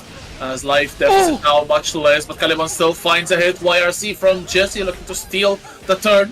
While assault, the poke does not work out for Caliban. The burst waiting to be spent. Let's see if Jesse will be able to bait it out. There it is, gold burst coming out. Overhead coming in as well here, but no, drop the combo in Caliban with the tragedy of the evening, giving away another game. Very unfortunate there from Caliban, dropping the combo. It was so close, but Jesse getting the victory there. So we made a little bit of a change in the lobby, so that after every game we go back to the lobby to avoid these things like we had before, to make the experience better for the viewers and for us as well. Common online practice, TBH. Been the day one tech. Fast slash, keeping it locked down, wild assault, keeping the pressure going. Cheeky overhead, dealing the first damage here, but no solid damage from either side. Wild assault is caught by Jesse. Close slash Oki, 5D juggle, and the butt bump for the break. Looking good for Bridget. Very good. Wow, the PRC as well, just getting the meter for the positive bonus. Uh-oh, a bit of a hero burst there from Caliban, runs into the yo-yo. Jesse on set point, and Caliban with no burst, no resources. It's going to be a very hairy situation for this Sin player. The Bridget going to run away with this. Wall break as well, another run of positive bonus. Jump in. First back for Jesse, wild assault, there's the throw, RC, no! That just confirms from the throw! Tries to get a little bit more damage, another hit would have been enough, but doesn't get it on time. Caliban living on a pixel and dream. Comeback. It's comeback time. Dive kick coming through. Jesse needs to block this. Doesn't. Overhead coming in. More taps. Blue RC locking it down, but the 2D is there to get you. Burst at full screen. Reflex shield keeping it safe. 6P plucking Jesse out of the air. One more hit gonna come right through for Caliban. Another overhead, but the Starship. No, Jesse going for the brute force option, able to get it out. Caliban this close to making the comeback happen, man. This close. It's sad that Caliban did not play like that for the whole duration of the set and just brought it out when their back was against the wall, because I feel would have been a totally different set if they were able to channel their their inner professional player.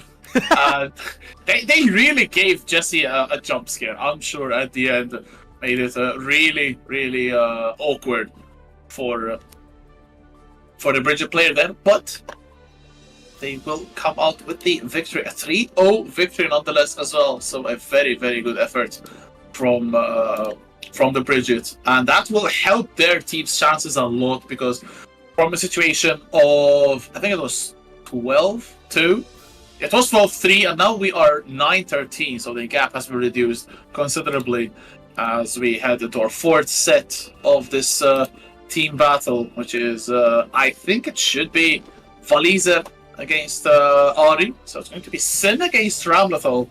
So it's Sin this time on Team Risket for the Biscuit. Let's see what the other Sin can do, because we did see one Sin fall short. Maybe the other one has some new tech. Yeah, it's gonna be interesting to see Arie play against Valizer. Don't think, yeah. So far, we've mostly seen Arie play against Thread, I think, on Yes, stream here at Alphonse. least. Yeah, so this is going to be for us a new matchup to see. I'm curious. I'm curious how it's gonna go. It's gonna be really interesting. I think, like, I don't know how good Ram can actually control Sin, like, especially with Gazelle Step. Something very cute in chat here, though. Thread is cheering on Arie. That's how you should be doing it. The sister character, because of course, Thread playing Elfelt and Ari playing Ram, who are sisters in the Guilty Gear lore. But Sin is also part of the family, so it's... Sometimes siblings have to fight, you know? Like, one of the siblings gets the swords out, the other one gets the flagpole. It's just that's just a normal Sunday afternoon. That's just how it goes. Valizer versus Arie coming right through. And again, this is all on Arie to keep Valizer's boundless aggression in check. Seeing a lot of that 2S to control the elk hunt. But immediately there's the burst from Valizer. Burst from Arie as well. Not far slash. Oh, good confirm. Good throw as well. Valizer taking the lively. Gets also the air dash in. But air dash out, but Arie will not escape. Tyrant battle! Of the kill. Oh, the no! overhead though. From mid-screen. Bro, he just went for it. Holy moly, Valizer. Getting it started, never letting go. Arie, though, finds that far slash. Sword set. Explosion. A bit too far. No elks to be hunted. As Arie evades this one. Connecting, though. Step the toes. That was a nice pickup. That's an awkward one. Get the clean hits. That gets a lot of damage. Valizer! Got to hit another one as well. Arie pressing a lot of buttons. Boom. They'll have to press the rematch because Valizer taking a very solid couple of rounds. That's my favorite button, to be honest. The rematch button just means I get to play more Guilty Gear. I hate the rematch button because most of the times I lose. So like it's an acknowledgement that I won another game. What do you mean? No. The thing is, don't see it as like an acknowledgement that you've lost, but as an opportunity to go win now. This is how it's supposed to be, but Valizer definitely gotta give Arie some more opportunity. I want to see Arie handing out some opportunities to Valizer. Somebody needs to take this boy down a peg. The run that back button, real. Jesus knows what's good.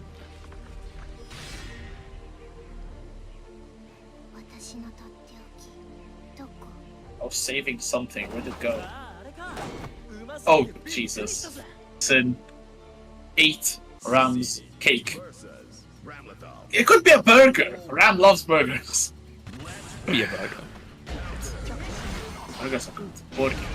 Who are for H though? Man, Sabrobato gets that counter hit, but no big combo afterwards this time around. Valizer still getting that combo started. Arie stuck in the corner, very dangerous place to be in. Another counter hit, gonna give Valizer the wall break. No, like hard knockdown, so Valizer needs to actually play the game. The blue RC gonna slow everything down just a little bit. No way that traded. 6v reaching from far, and Valizer takes yet another round. Nothing so far for Ari Bonk. for their cause. Air dash in. Oh, gets tagged as well. Bonk. Yep. Bonking. Volleys it. Oh, the back dash is caught by the BRC. Oh no! Oh, that's all she wrote for this game as well. Another perfect for Valiza. 2 games to nothing. And I believe now that puts Risket for the Biscuit level with Team Ruthless ratepayers, as there's just 1 game left. And this could be a massive, massive game. Okay, so Risket for the Biscuit, yeah, level. We're pretty much level now. Even. So that's... This next game going to decide who will take the lead here. Which of the captains is going to have the advantage in their set? 2-0 for Maliza. 2-0 for H. Starts out immediately. Nice. Wow, good bait on the burst. Gets also a really good punish. Gets a lot of damage with that throw. Reset, Yeah, another another throw. Ooh, good escape. I love that air dash there from Arya, giving herself some space to move. Aliza still scuffing the shoes in the end. Another 7 letters going the way of Switzerland, man. This boy cannot be stopped. Yeah, give him the counter hit. Oh, let's go for the rock. No dice, unfortunately, a little bit too slow. Arido still finding a good hit, but they get hit themselves. Faliza doing some good damage as well. Gets a throw, has attention available. 1 touch will blow you up. Super goes in, and Arya goes out. 3-0 Faliza very resoundingly takes a victory in this, I think, 4th set. 15-13. Looking nice. We still indeed have 1 more match to go before we get to the coach match. We have Dr. Catastrophe going up against Pandora. Ooh. Hold up.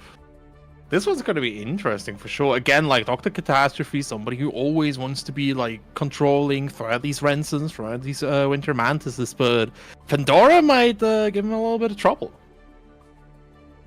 Okay, so if I'm not mistaken, Pandora is on Johnny, and Yep. Catastrophe is on Axel, so... In my experience playing Johnny, but this was launch Johnny, or not launch Johnny, but when Johnny came out, pretty much, this was one of his worst matchups, I believe, because of his dash was one of the worst, if not the worst in the game. You could not block in his dash, and it had quite a big amount of recovery, so it was really hard to close the gap. Now, Johnny's in a better state. Axel's in a better state as well, so it's going to be interesting to see who will be getting the victory out of these 2. Johnny can really lock you down with the consistent knockdown, guard break, etc. But a good Axel can keep you at bay as well. So going to be really interesting to watch the action unfold in this upcoming 5th set. Yeah, gotta be really, really careful as well, because we've seen Dr. Catastrophe not shy away from just waking up with Sickle Storm, waking up with these bursts, just keeping himself keeping it his turn as much as possible. Use these defensive options a lot as well as proactively.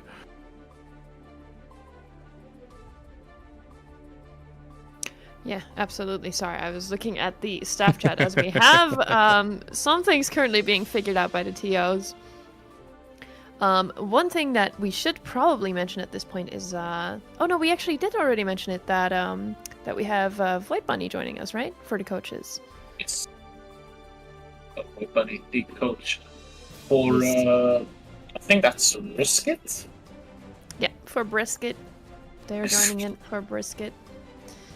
But one question yet remains unanswered, Dave. I thought I dodged it. I thought I was. How did you get into casting, my friend? I'm not letting you off the hook that easily. I started. No, I do not forget. I do not forget. That's why I'm the host. In 2013, I watched MLG Anaheim, StarCraft 2, and I was so incredibly I was so taken by these commentators, because I didn't know a lot about StarCraft 2. I just randomly walked into the stream, and these commentators single-handedly opened up my eyes to the beautiful world of StarCraft. And then afterwards I just spent 2 years on StarCraft, and then I got into Dota, and then I got into into all the other video games. And the more I watched it, the more I realized that like the core thing that I adore about these video games is like the commentary, right? Like being able to see these like complex exchanges and share them with the viewers. So I really wanted to do that with fighting games back when I got back into fighting games about 2 to 3 years ago. I really wanted to commentate because fighting games, again, really beautiful, but there's like this barrier, right? Where you basically gotta start like need to know a few things, and if I can bridge that gap, if I can get more people into the thing that I love, this is why I got started with commentary.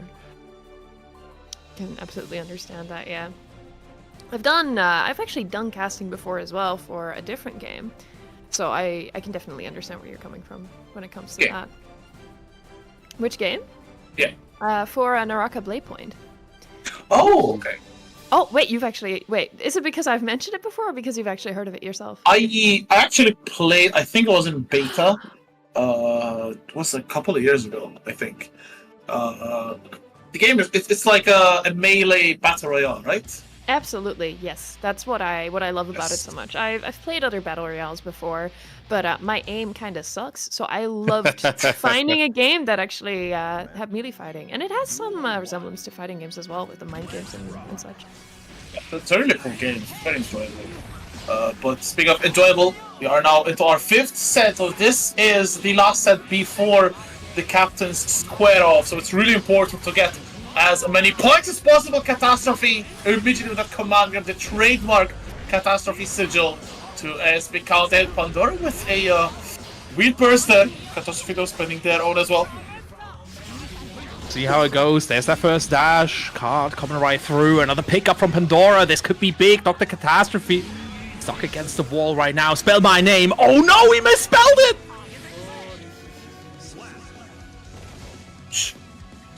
Catastrophe taking round number 1 in this set. And keeping Pandora at bay. Pandora immediately struggling to try to close the gap, and Catastrophe trying to make a meal out of the situation. But confirm, there's the bomber. No bomber just yet. Big JH counter hit. There's the bomber. Big damage. Pandora life flashing before their eyes. Trying to go for a missed fighter. Single connects. Dashes. And That's JH. crazy. Covering all the options. Catastrophe taking that first game against Pandora. This is going to be tough. 1,000%. Man. Like we saw it here, right? Like if Pandora cannot lock down Dr. Catastrophe, this is what happens. He'll just take to the skies and keep him locked down. It's not a fun matchup, I think, where Pandora has to chase down Catastrophe. As we said, if the Johnny can close the gap, can keep you locked down, Axel doesn't really have the best reversals. And even with Meter, doesn't have really good ones. So Johnny can't really keep the matchup against Axel, but it's not looking like it at the moment. Again, the whistling wins, keeping Pandora at bay. Big jump slash once more. One more touch. No! The combined grab. It's rough. It's really rough. And Catastrophe just has Pandora's number at the moment. This is the thing with these owners, right? If you know what your opponent wants to be doing, you can just you could just stop them from getting there. Counter hit coming out. He tried that. He wanted to get that burst move. Dust, however, and not going to be enough damage, I believe, but Pandora living on a pixel has bar, so it's still doable. Joker trick! And we snipe. So it's some work. Oh, Sickle Storm. Dude, no. That was so good! The follow-up from Catastrophe again. This is what I talked about, right? You want to keep your offense, like, you need to be so careful because Catastrophe will just let it rip. Yeah, that's kind of like the... I hate it because as Pandora, you kind of want to lock your opponent down.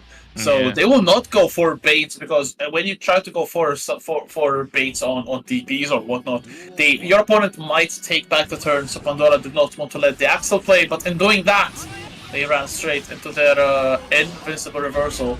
So that is 2-0 for Catastrophe. Then Snail connecting JH once more. And this should be good. Carry as well with the wall assault. Rensen catches Pandora, tries to go in. Bombard already available for Catastrophe. The command grab might kill here. Oh, let's see if Catastrophe can get it. Let's another Sickle Storm rip, but Pandora doesn't quite know that he needs to jump that second follow-up. Catastrophe gets the back throw. Overhead blocked out. 5D though is there. Gotta keep blocking. Yeah, perfect for Catastrophe. Looking to take 6 straight rounds. Wow, 6k rounds are for Pandora. That's a really good cap closer. There's a command grab again. Catastrophe. I think Pandora in the corner. Whistling wins. Some pretty good chip damage there for Axel. Card gets disintegrated. Water though is good. Bombard already available for Catastrophe. Could be the conversion, the burst saving Pandora. Wow, vault into deal. Joker trick waves though, very unfortunate. No tricks for you, brother. And Catastrophe closing out the set here. 6-0, 3-0. So many rounds going the way of Risk It for the Biscuit. And they are solidifying their lead now. 21-13. Yeah, that's how you turn tables.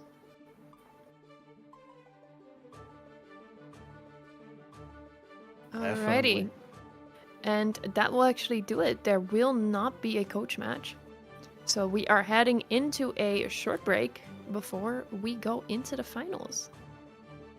Everybody get a snack, but stay seated.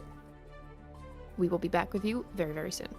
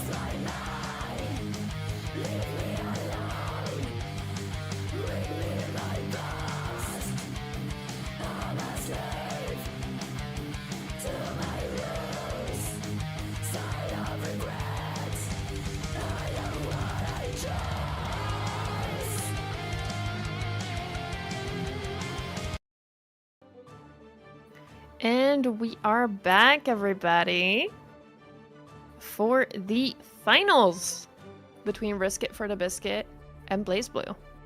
Grand finals coming our way here. Team BlazBlue sitting comfortably in the winner's bracket chair, while Risk It for the Biscuit slumming it out, forcing their way through the shark pit, coming all the way back. For the people that are watching that are not too used to double elimination bracket, Risk It doesn't just need to win one set, they need to win 2 sets. So they have to like win twice, and this is the hardest part of any fighting game tournament, getting that reset first. Yep, it's not going to be easy for Team Risk It for the Biscuit, but we've seen their prowess to emerge from the losers finals, and we are now here. Of course, BlazBlue only just needs to win 1 set. They have shown that they can beat Risk It for the Biscuit previously, so I do feel that they are the favorites to take the whole thing. Of course, a team called BlazBlue winning a Guilty Gear tournament is quite funny, but Rezel, the captain, decided on that team, which I don't really like, but hey, that's not my opinion. My opinion is about the gameplay. And Get it, baby. Are starting off Jewel and Hamilton, the first set of the grand finals of Reioli.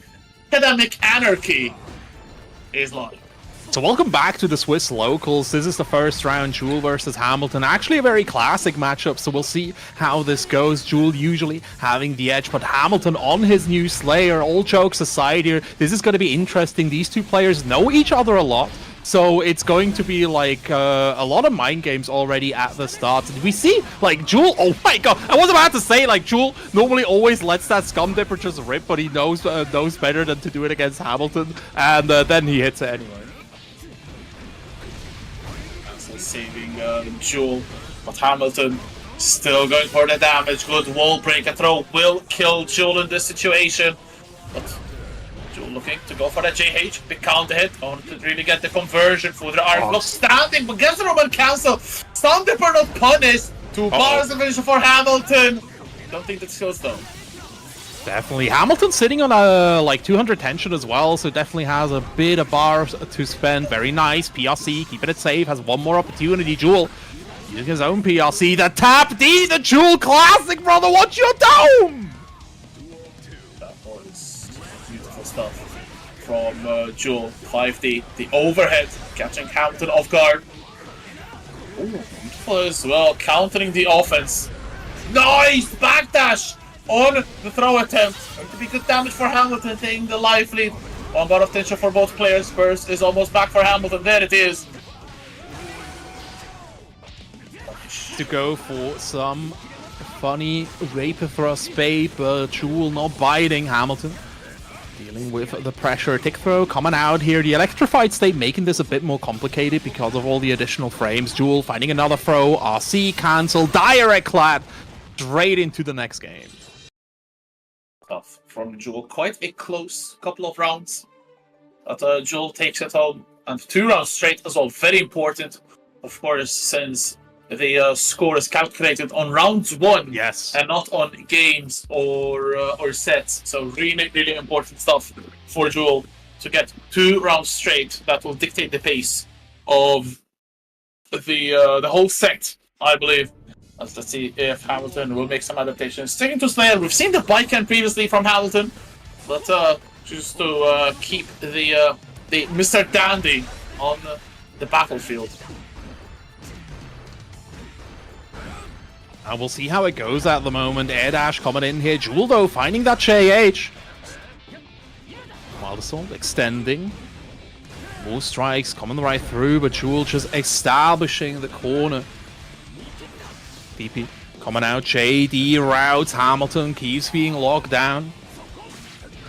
Wow, okay. The clone slash connecting, but 6p as well for Jewel for the Arc Plus. Frames not respected by Hamilton, but still Jewel gets a throw to end the round. That's going to be another round on the board for Kai Kisuke. Kyle, oh, wow, could run under there from Hamilton. Tries to go for the charge toss, I respect it, but no dice. Oh, throw coming out from Jewel. Hamilton needs to deal with this. Nice backdash. Finds the hit. Side switch immediately. Prioritizing the positioning. Throw coming out as well.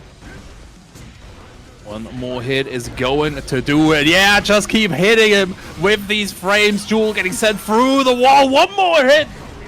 I'm mad. Gonna go for a Last Horizon. Double PRC from Jewel, though. We switch sides. Living on a pixel. Just to bait something out to wake up. There's the throw. OTG 5k. Oh, mashing a wake up. One more touch for both. Almost 2 bars of tension yet for Hamilton. There they are built up. And the 2P just ends Jewel's life. As Jewel had almost no meter to FD. It was a very risky situation. So there's a round on the board for Hamilton. But very good conversion from Jewel. Almost got to the wall. Ooh. Carry coming out here. Jewel bursting him straight back to the corner. Tap with these 2Ps. Direct clack coming out. No throws for you. Hamilton gets the wall stick after the side switch. Wall break. Positive bonus. No hard knockdown though. So Jewel immediately takes the initiative. Goes for the Scum Dipper into the RC. Hamilton though dropping out of the collar. No way he just did that. Slash. Oh wow, good jump from Jewel to H. Blocked. As big run up 6p here, almost even on HP. Good defense from Hamilton so far. Backdash to the close slash. Deflection, creating some separation, but Hamilton still the chase down with the Mappa Hunch. Gold Burst does not work out. Still there's meter available. Good anti-air. 1 pixel of HP once more. Jewel committing to the fireball, and Hamilton steals it. 1 game apiece now. Of course, Jewel with 1 more round in the bag, but very good stuff from Hamilton there. Absolutely, man. 3-2 already, so Hamilton pulling it back here, and like you said, like get as many rounds as possible. But Jewel at least able to like slam one of these rounds straight back into his gullet, keeping the lead for now for Team BlazBlue. Let's see here if the wheel of fate is going to turn or whether we're going to heaven and hell. I see what he did there. I see what he did there. 6k, 5k. Oh, slash waves. There's a burst from Hamilton. Sending there behind, but Jewel with the stun dipper comes in. Vapor tries to break the wall. Very, very good life lead for Jewel, but Hamilton chases them down. The piece blocked. The piece from Hamilton working out. Bars of tension for both. 1 spent for Hamilton, 1 spent for Jewel as well. Another YRC. Jewel emptying their tension meter. But for North, Hamilton finds a really good touch. Sitting on 2 bars. This is a very, very scary situation.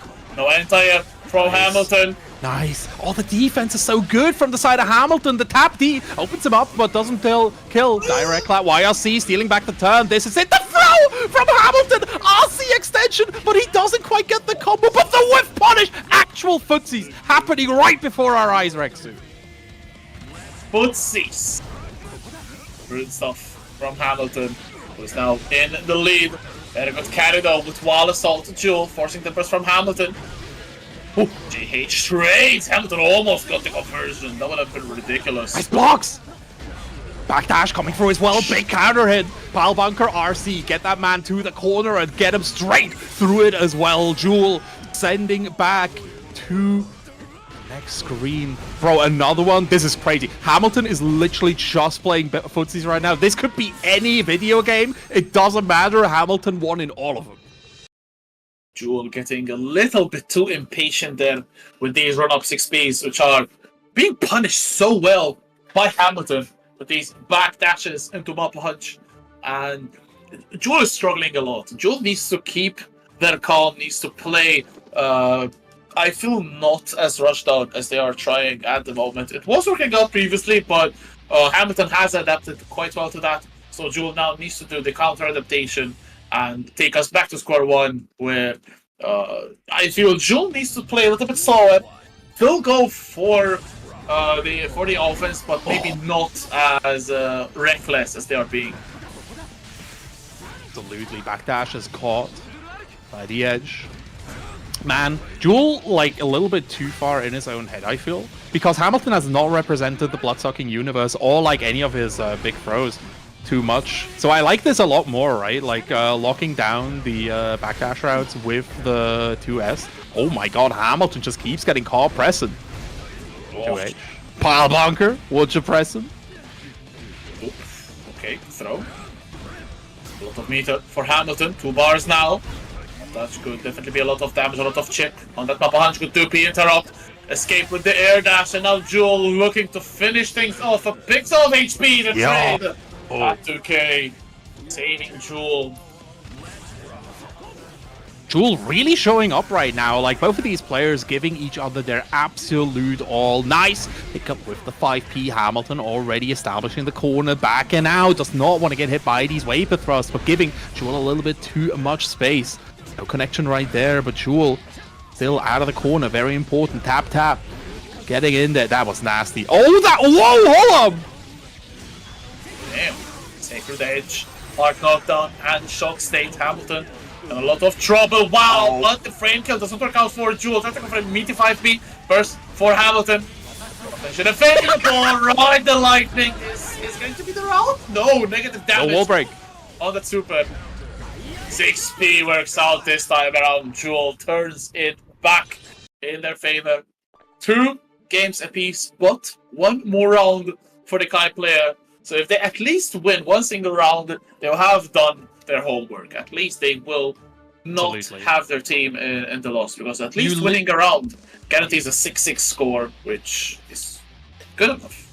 Like, you just maximize your usage, right? But like the Jewel is adapting so incredibly quickly. I'm really, really happy to see this. Again, Jewel, very matchup based player, so he will definitely be able to adapt to what Hamilton is putting down. Fireballs coming in there. 6P though, plucking Jewel out of the air. Yeah, and immediately switching the approach, right? Like, oh, air approach doesn't work. Let's see what I can do on the ground. Backdash from Hamilton working out. This time though, running straight into the counter hit from Jewel.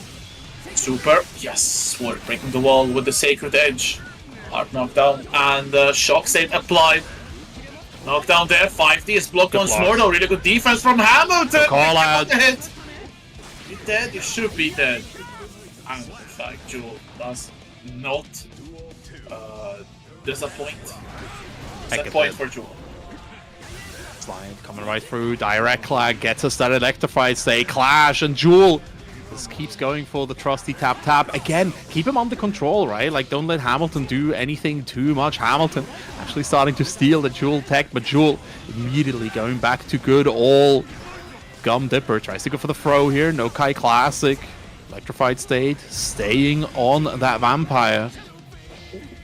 Bro, he's so good at challenging. Every single time. Tap tap, alpha me. Very brave 2-piece. 5D this time connects, trying to beat the burst. Good burst from Hamilton, even putting Kyle in the corner. Oh no, close slash connects. And this might be the beginning of the end. 1 bar available for Hamilton. Jewel still has burst though. Gonna lock down, the whip punish comes out, but the burst immediately comes out from Jewel. Waiting for Hamilton to hang himself. The fireball gonna finish it off! No way. Neutral. Just like that, our first set goes in the books. Very good stuff from Jewel. Taking the victory 3 games to 2, but very close. Really good stuff from both. As a 3-point lead has already been opened for Team BlazBlue. Captain Rezo will be happy. And with that, we will move on to the next match between Nox and Ors. So we will be seeing Slayer yet again. Looking forward to seeing more Slayer here. Like, Nox playing a little bit of a different flavor of Slayer, but they need to deal with Ors's Testament. Ors, again, like, just going for that space control, right? How do you think Nox will approach this, Tiz? Ooh, that's a good question. I'm actually not quite sure. I haven't played much of Slayer, but we've seen a lot of Slayer this tournament. I think he's really gonna have to close that distance, because if Ors is able to keep him at bay, I think Ors might take it home. I think that's kind of like the general game plan for Testament. So hitting it right on the head. The thing is, will we be able to keep the Slayer out? We've seen in the previous matches for Ors, they struggled quite a lot to keep their opponents out.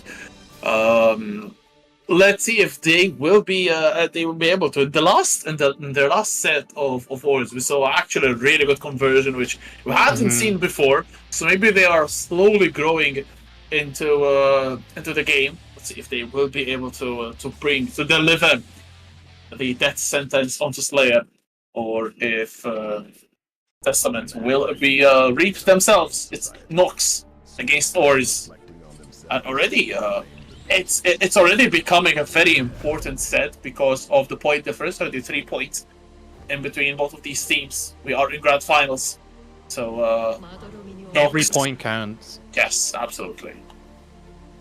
Every single round.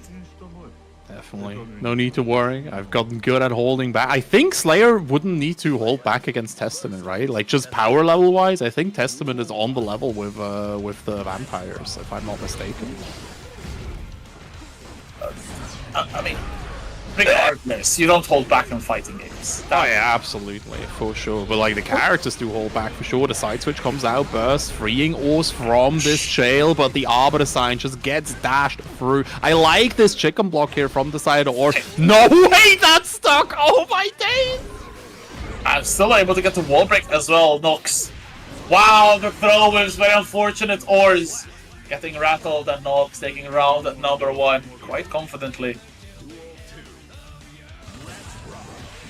Oh, really rough. 6p winning the round start here. Stain is applied, so Nox really gambling hard, finds that hit, removes the Stain, able to get it all out. Arbiter sign locks down 6p out of the air.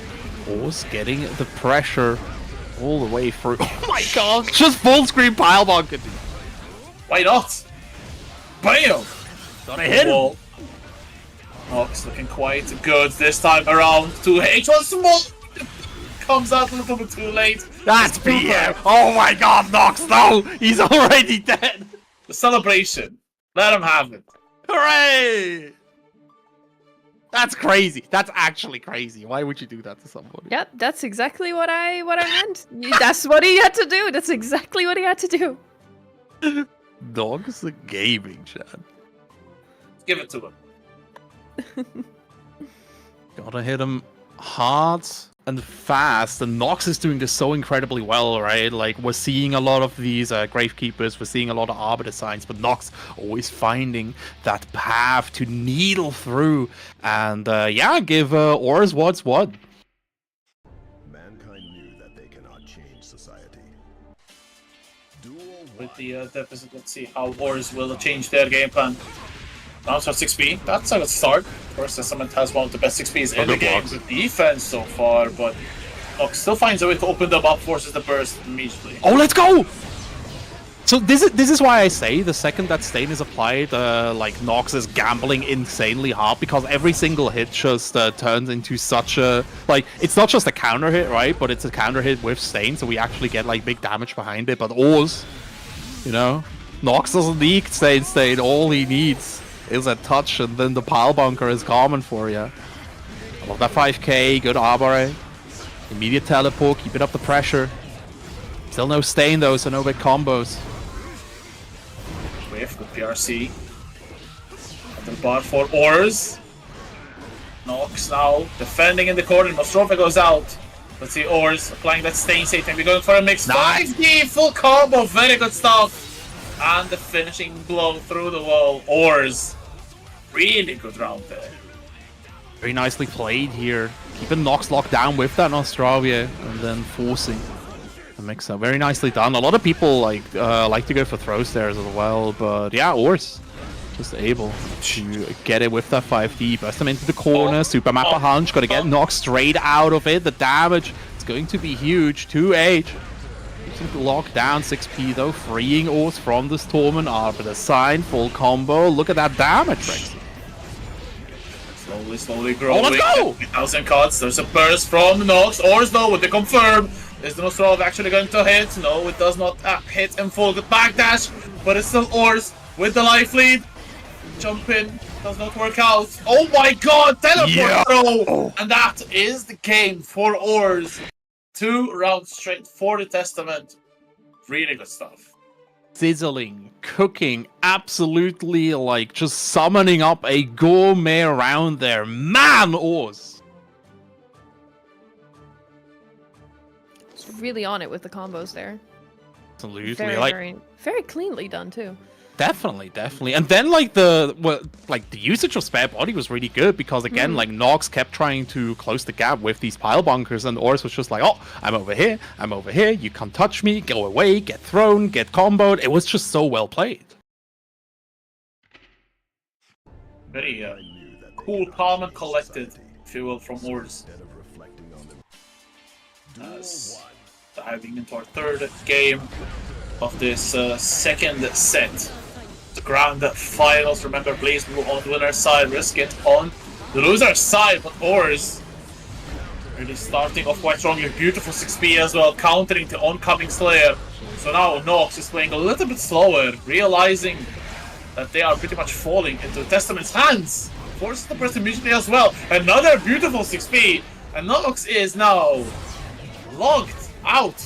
Cannot really get inside.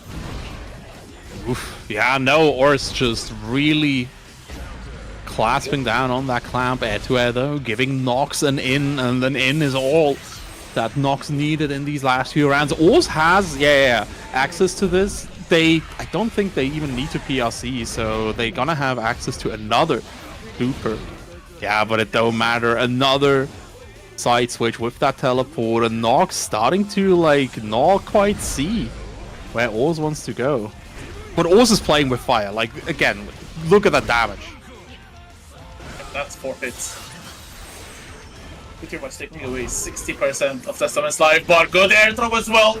One more touch would be enough. Good block. But it's still Slay's turn. Another good block. Trying to escape the corner, but tagged in the jaw. Now 1 game apiece, 1 round apiece. 3 rounds won for both. As it's Nox starting off on the offensive. Runs up the Goldburst though. Ors looking to make as much usage of this positive bonus as possible. Builds a bar. Gets knocked down. Uh-oh. A big counter hit here. RC for the extension to Ors. Luckily dropping out of that combo. Evading the Raven. No portents of bad future. Counter hit 3k. That should be it. Nox. Wow. It's safe. Baiting out the EXE Beast. RC keeping Ors safe, but now there's no safety net left. And Nox just waiting for his opportunity to pounce. Yep, we are seeing the counter adaptation now from Nox. Played it perfectly. Pretty much waiting for the Testament to hang themselves. Overcommitting and then basically reaping the seeds. As It's good. That's good. really good stuff from Nox. It is still not over, but Nox 1 game up. Looking to create some real daylight between their team and Risk It. So it is maybe a little bit more pressure now on Ors to take more rounds. Yeah, we'll see how it goes here again. Like, if you... The first thing is that you want to be winning, but at least, like, take it to round 3 every round, right? So you at least create an opening for your coach to perform. But Nox knows about this, ready to shut down Ors, even calling out Ors's habits to use 6P at round start situations. Dash. That was nasty. Holy moly. Cross up, breaking Ors' legs as a set point for Nox this time. Jump slash connects. But Ors fighting back. Good avoiding on the overhead there. So Ors time, Ors turn, Ors super. Oh, a little bit unfortunate of falling out of the Nostrovia. Good fight back, good 5Ps though Nice. from Ors. I like this a lot. Heavy slash is in there. Uh-oh. Hold up. Nice. Okay. Okay. Side Yeah, with the PLC finally able to catch Ors. Once Ors is like pinned down, Nox knows what they're doing, but damn, it's so hard to approach Nox. But again, this is just how it is. Super Mapper Hunch, gonna break that wall, gonna leave us on a sliver of life. Good blocks. Get him off of me. Oh no, Raven. Using it to teleport instead. Oh, okay. Great keeper. Oh, 2k to D, still not enough to kill. One more touch should be enough. Oh, wow, the overhead. Ors, beautiful call out there from the Roman Council. And remaining alive.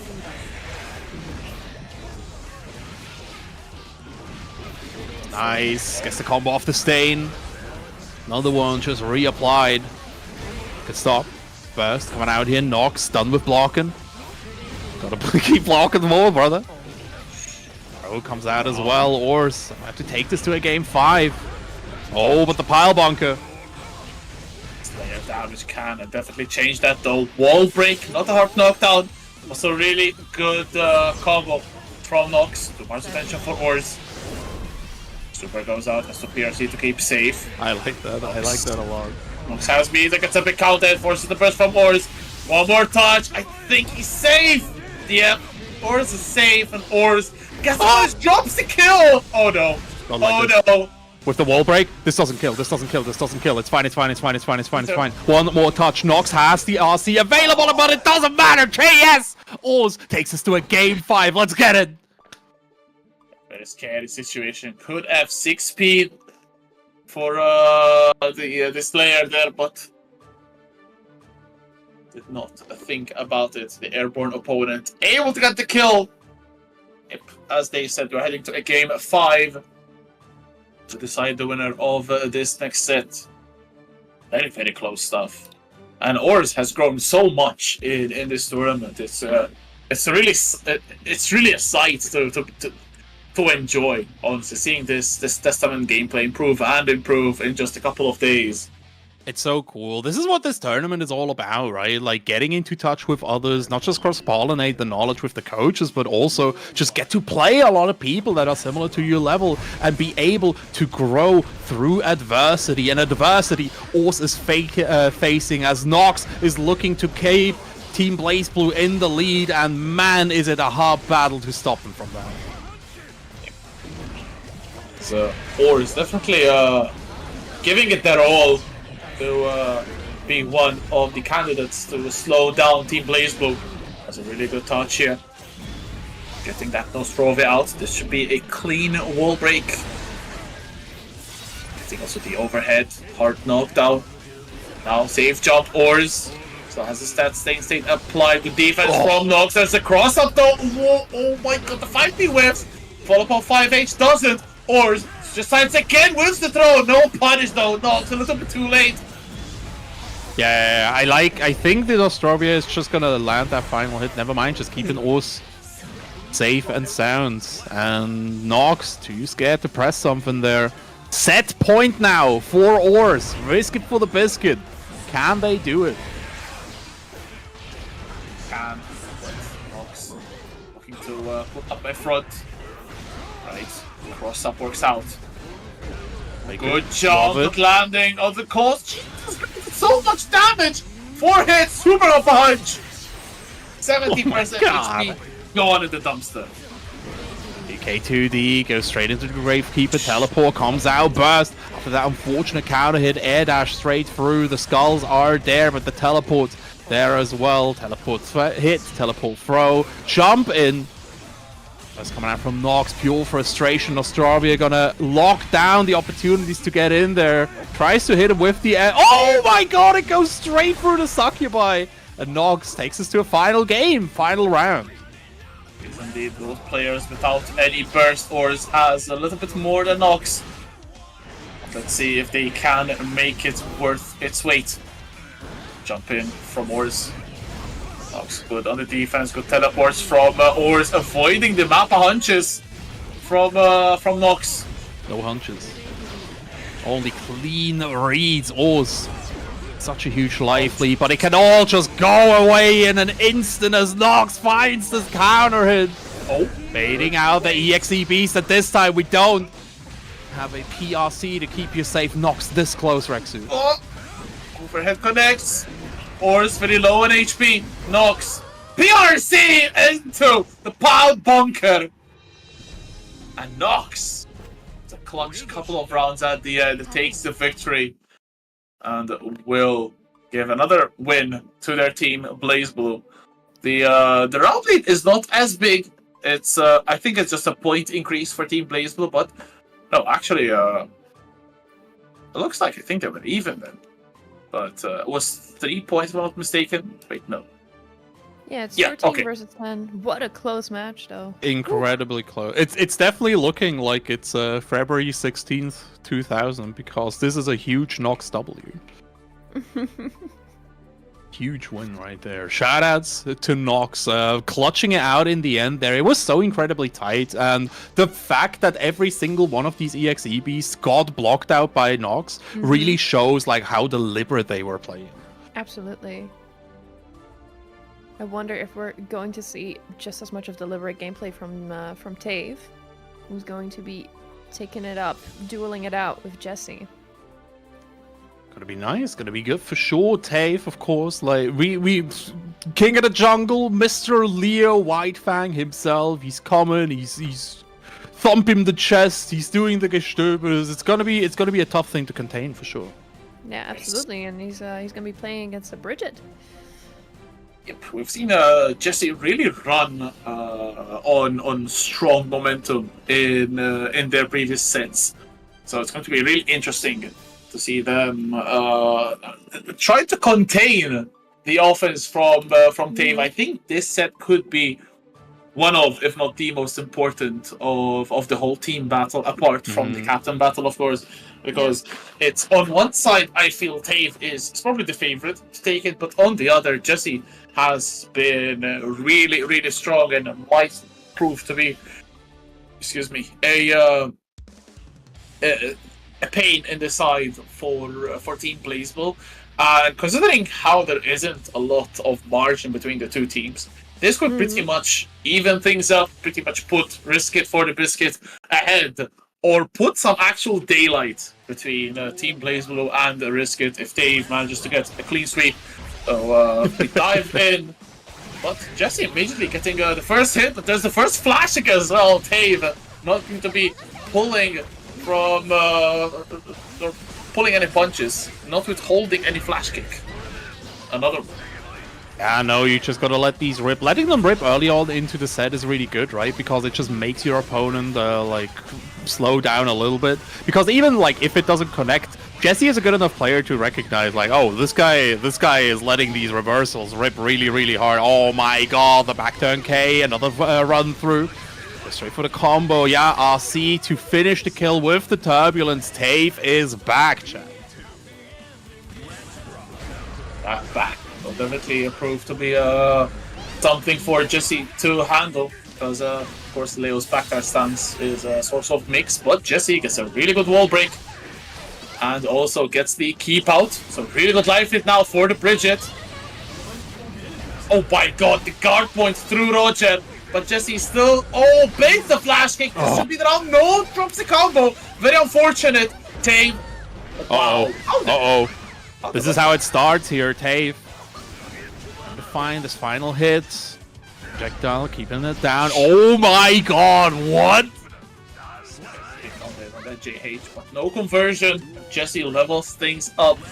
Final round, game one. And the catch on the backdash cannot convert though. Guard point goes through. But the burst saving Jesse, putting Tave in the corner, but Tave is like, no you. Jesse in the corner. No you instead, Tave. Running it. I like that. Goes like we go projectile YRC at home, run through, one more hit, another run through, and Jesse drops to the Mida Tave. But at least Jesse was able to get that one round again, like at least stem the bleeding, give your captain a chance to get in there. Very well said. As still though, Jesse playing very, very strongly, taking a round out of the three available. That's really good. Tave is quite a strong player, so it's going to be an uphill battle for Jesse, who has been making very steady progress. You know how it goes as Tave and Jesse move into this next game in our grand finals. Yo-yo, knockdown, burst coming out from Jesse. Oh my god, Tave was just waiting. The smoothest of 5Ps, still working out as a fantastic anti-air. Stay spending that to Roman cancel. Wall stick, wall break. Huge life lead for Tave. Jesse struggling on low HP. Has a pot available. There's a cancel. Keep up the pressure. YRC though from Tave looking immediately to regain their turn back. But Jesse with the backdash still is able to continue their game plan. Yeah. And what are you on about? I have a flash kick, and I will use it. No babies being rocked, Tave. Going for the full punish though. PRC keeping him safe. The 2D goes wide burst. Keep him to. My God, that full screen gestöber, dude. Like that. The stuff from Tave. Not letting Jesse run away with it. Oh my God, again the shimmy works out. Tave has been a little bit too happy to go for that throw. The defensive throw rather. Wow, 6p through the yo-yo. But Jesse had other plans. Finds a good touch. Almost sitting on 2 bars. 5D opening is good, and this should be the round bar, and he drops. Oh. Nice. Yeah, there we go. Jesse. Keeping it nice and tight. Again, like, just keep fighting back. At least get that, get us to that round 3 every time. Big overhead coming in for Tave. Wall being broken. Jesse needs to deal with Tave and positive bonus now. Bro, the run up 6p is so smart from Tave. This is crazy. Crazy is also the comeback that Jesse needs to pull out. 2 bars of tension available, but 5 DRC is the way to open up Tave. Wall break and positive bonus for Jesse. Even on HP, Tave still on that 100 tension. Boom goes out. Oh my God, tries to intercept, but Jesse still gets the advantage again. Throw PRC flash kick into the goal burst. Still alive. Maybe a flash kick coming out soon. No, there's the boom. So catch that. There's another boom. There's a Roger coming in, punishing the whiff, and Jesse takes the lead in the set. It is 2. Wait, no, it is level. Okay, my bad. It is. Go, says Bridget. Go in there. 13-17, Team Blaze Blue. Their lead is melting away, Tiz. It is. It's gonna be close, I think. I think I have a feeling it's gonna come down to the coach match. I think so too. I absolutely think so too. Because oh my goodness, these matches have been so close. We'll see how it goes at the moment. Both players are giving it their all, wanting to give their team the leads. Jesse locking Tave down, nice and tight. Tave, okay, I like this, right? Because Jesse was again like just staying back, waiting for these flash kicks. But now Tave, again, the position, the conditioning has started taking effect. Aussie going in, the low is there. Oh no, Tave getting caught pressing. Jesse looking to run away with things. Charge does to break the wall. Tave in a not so happy position, forced to spend the burst immediately. Runs into Roger. Jesse gonna get the OTG. But still gets the run-up throw. Beautiful stuff there. Jesse now is in the lead in the set.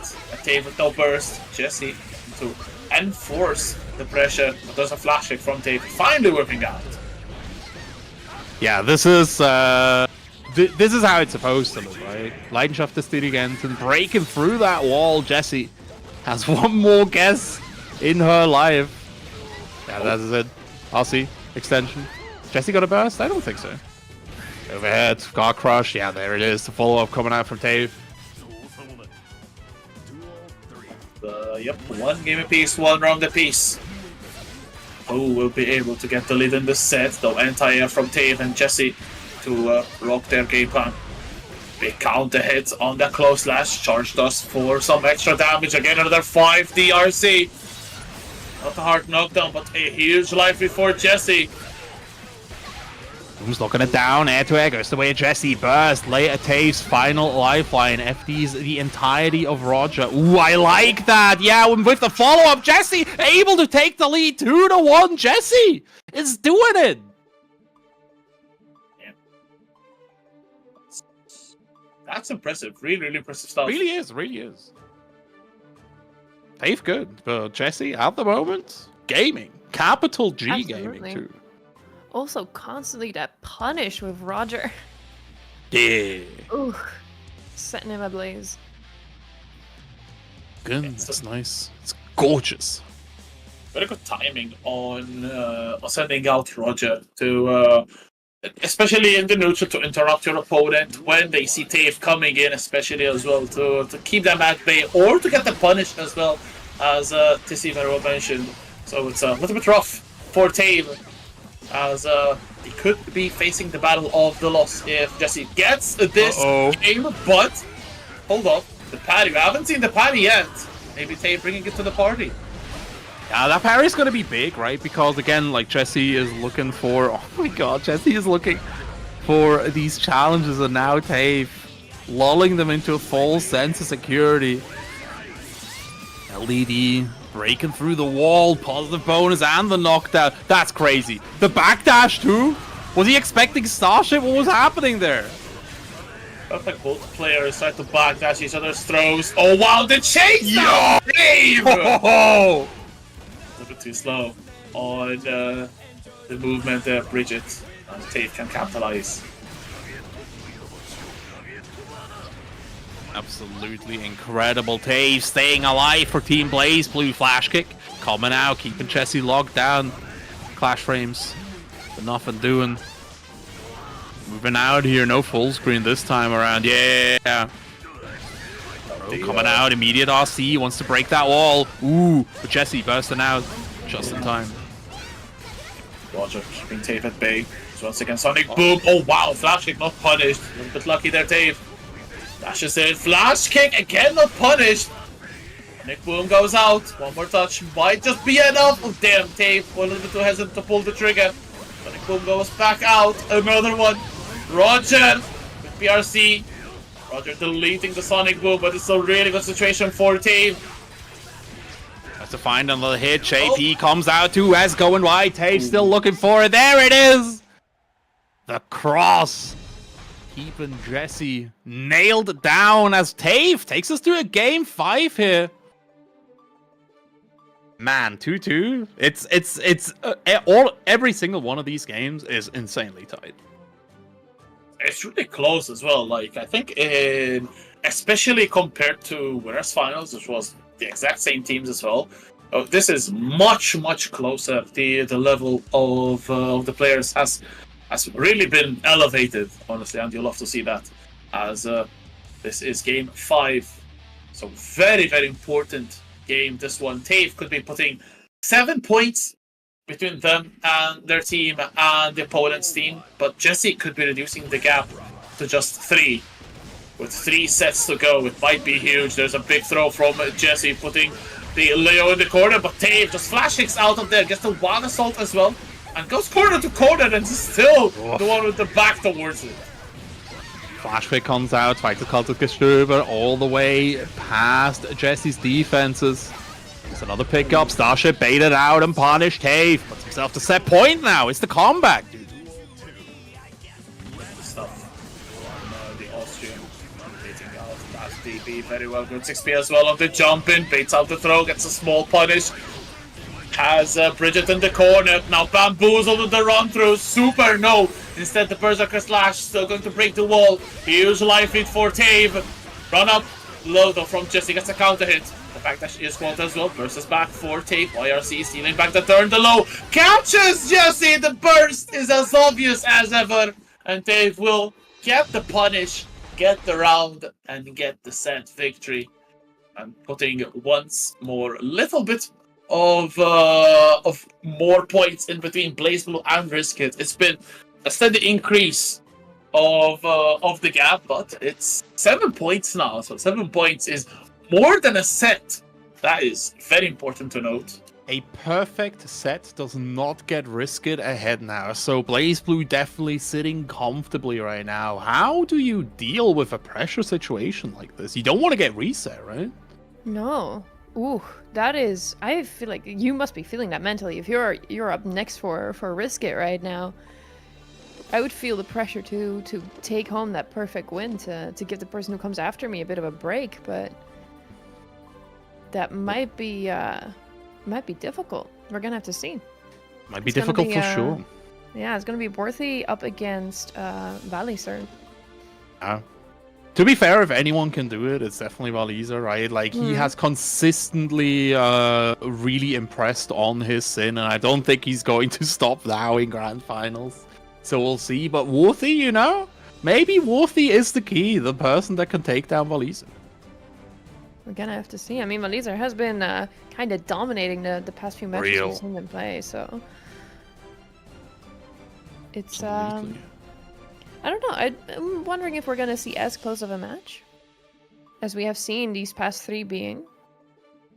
I mean, we'll see for sure. Again, like, Valiza has been dominant all throughout the tournament. So I actually really like the setup from Team Risk It, right? Like, use Valiza and Dr. Catastrophe as their anchors, because both of these players have, like, proven to be very reliable, very solid, and, like, very stable in their mental as well. Absolutely, yeah. So tournament proven players, even in the offline scene. Yes, yes. So very, very solid picks to close off the team. And it also felt like Team BlazBlue started off with their strong picks as well. So a little bit of balance, shall we call it. And it's going to be a Sin mirror match between Worthy and Valiza. Valiza really needs to win the set to reduce a little bit the gap, but Worthy can really help their team put some a massive gap between themselves and their opponent's team. Yeah, gonna be really, really interesting. We'll see how it goes at the moment. And now Worthy just... Oh my god. Getting out there, but still finding the hits, and now Valiza needs to deal with all of this. The close / Oki going to finish it out. Drive that man through the wall, and Worthy takes the first round. Stuff there from the BlazBlue Sin. As Valiza, though, starting off quite strongly this second round. It's another throw. Maybe a third. No. Just to keep up the pressure, got instant blocks. Oh no, the DP waves. That's going to be a comfortable punish. Valiza immediately restores parity. 1 round apiece. Perfect round for Valiza. It's looking... Yeah, it's basically... Yeah, man. Again, this is just a Sin mirror, right? Like, it's so incredibly momentum-based. So we'll see how it goes. The backdash. Getting Valiza out of there, but not for long. Worthy finds the throw. Ooh, overhead comes out. Immediate wall stick. Valiza has to be happy about this, but the PB is still there for Worthy. Triple jump, 6P, counter hit, another throw after the Gazelle step. Valiza getting it started. Ooh, hold up. I think that was a safe jump. Yeah, there it is. Yep. The burst from Worthy. Now, there's the overhead connecting. Valiza sitting on 1 bar of tension. And that's going to be it! Yes, of course. Stand battle. Killing off Worthy. Valiza. I think the first game on the board. Good showing from both players. Both Sins looking very strong. There is a lot of Sin in this bracket. There is indeed. A lot of Slayer, too. Gotta exercise it. But it does mean it will not be a perfect. It absolutely did will. get a round in. Yep. And again, like, if you lose, you may as well take it to that round 3. Stem the bleeding as much as possible. Gotta play the format, especially in Grand Finals. Oh, there's a burst immediately spent by Worthy. Clash! But the Elk Hunt wins 4-0. Worthy DP from Valiza. Throws Worthy into the corner. Not a fun spot to be in defending, especially against Sin. Triple throw there. We're doing Troll Loops, we're doing Street Fighter 6. Super cashed in, and that's going to be dead. Valiza with a really good round. Strike throw, baby.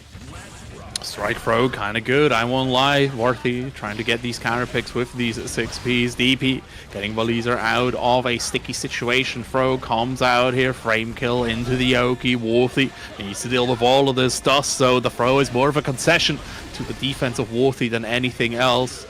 Jump comes out. Oh my days, though.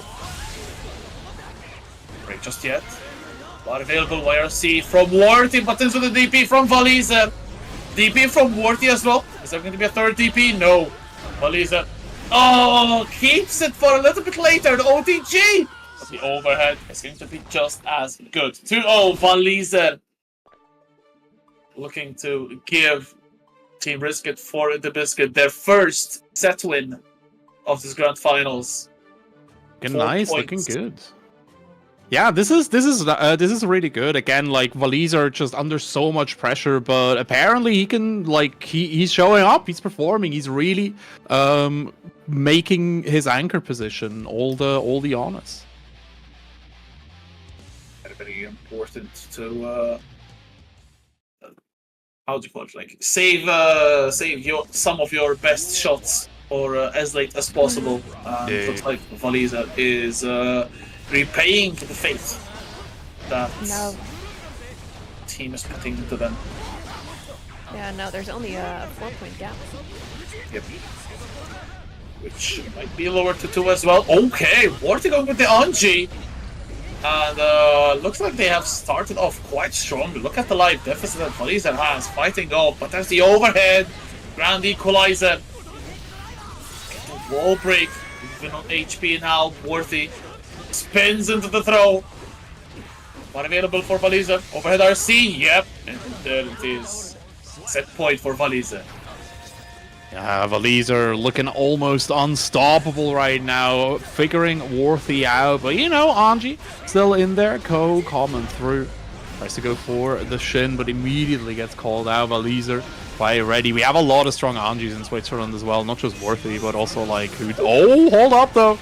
Kalchufu gets it. Coming right through, dealing a bunch of damage. Really goes for the little jump here. More plus frames. Valizer bursting out. Respecting the plus frames, getting counter hit, using that burst with 2Ps from Worthy, goes with the Nagi Hada low. Another 2S. Is it going to be enough damage? BRC drops a little bit the combo, baits the DP, and got a little bit lucky at the end to trade. A little bit of a scary moment, but Worthy getting the victory. Still alive in this. The burst immediately baited though. Valizer has Worthy's number for sure. Good reject on that throw though. JS. Some in there, yeah, get that combo, baby. Worthy. Giving Valizer what's what. Nice blue RC. Gets him out of there. Nagiha ending the turn for now. I would have thrown there, I would have died. Worthy, you're the better player, brother. Oh! The overhead. Catches the back of the zone with the close slash. Good punish on the DP. The burst saving Valizer to spin onto the DP. Valizer still alive. The on wake up. Worthy. No respect. And that is. Wow. I'm speechless. God, that's crazy. Worthy. He just took that and left no crumbs. Nothing. Plate was clean. Boy is hungry. He ate that. He ate all of it. Ooh. Damn. I felt that last hit. Yeah, absolutely. Everyone did. Let's see if Worthy can keep up this performance up against Valizer, but the Anji definitely working out. Beat driver connecting Worthy, bursting here. The bait is there, but Valizer, oh my god, he's just waiting out the spins now. Is this it, Rexu? There will be Valizer to adapt to the Anji. Oh, good delay on the follow-up. Dive kick.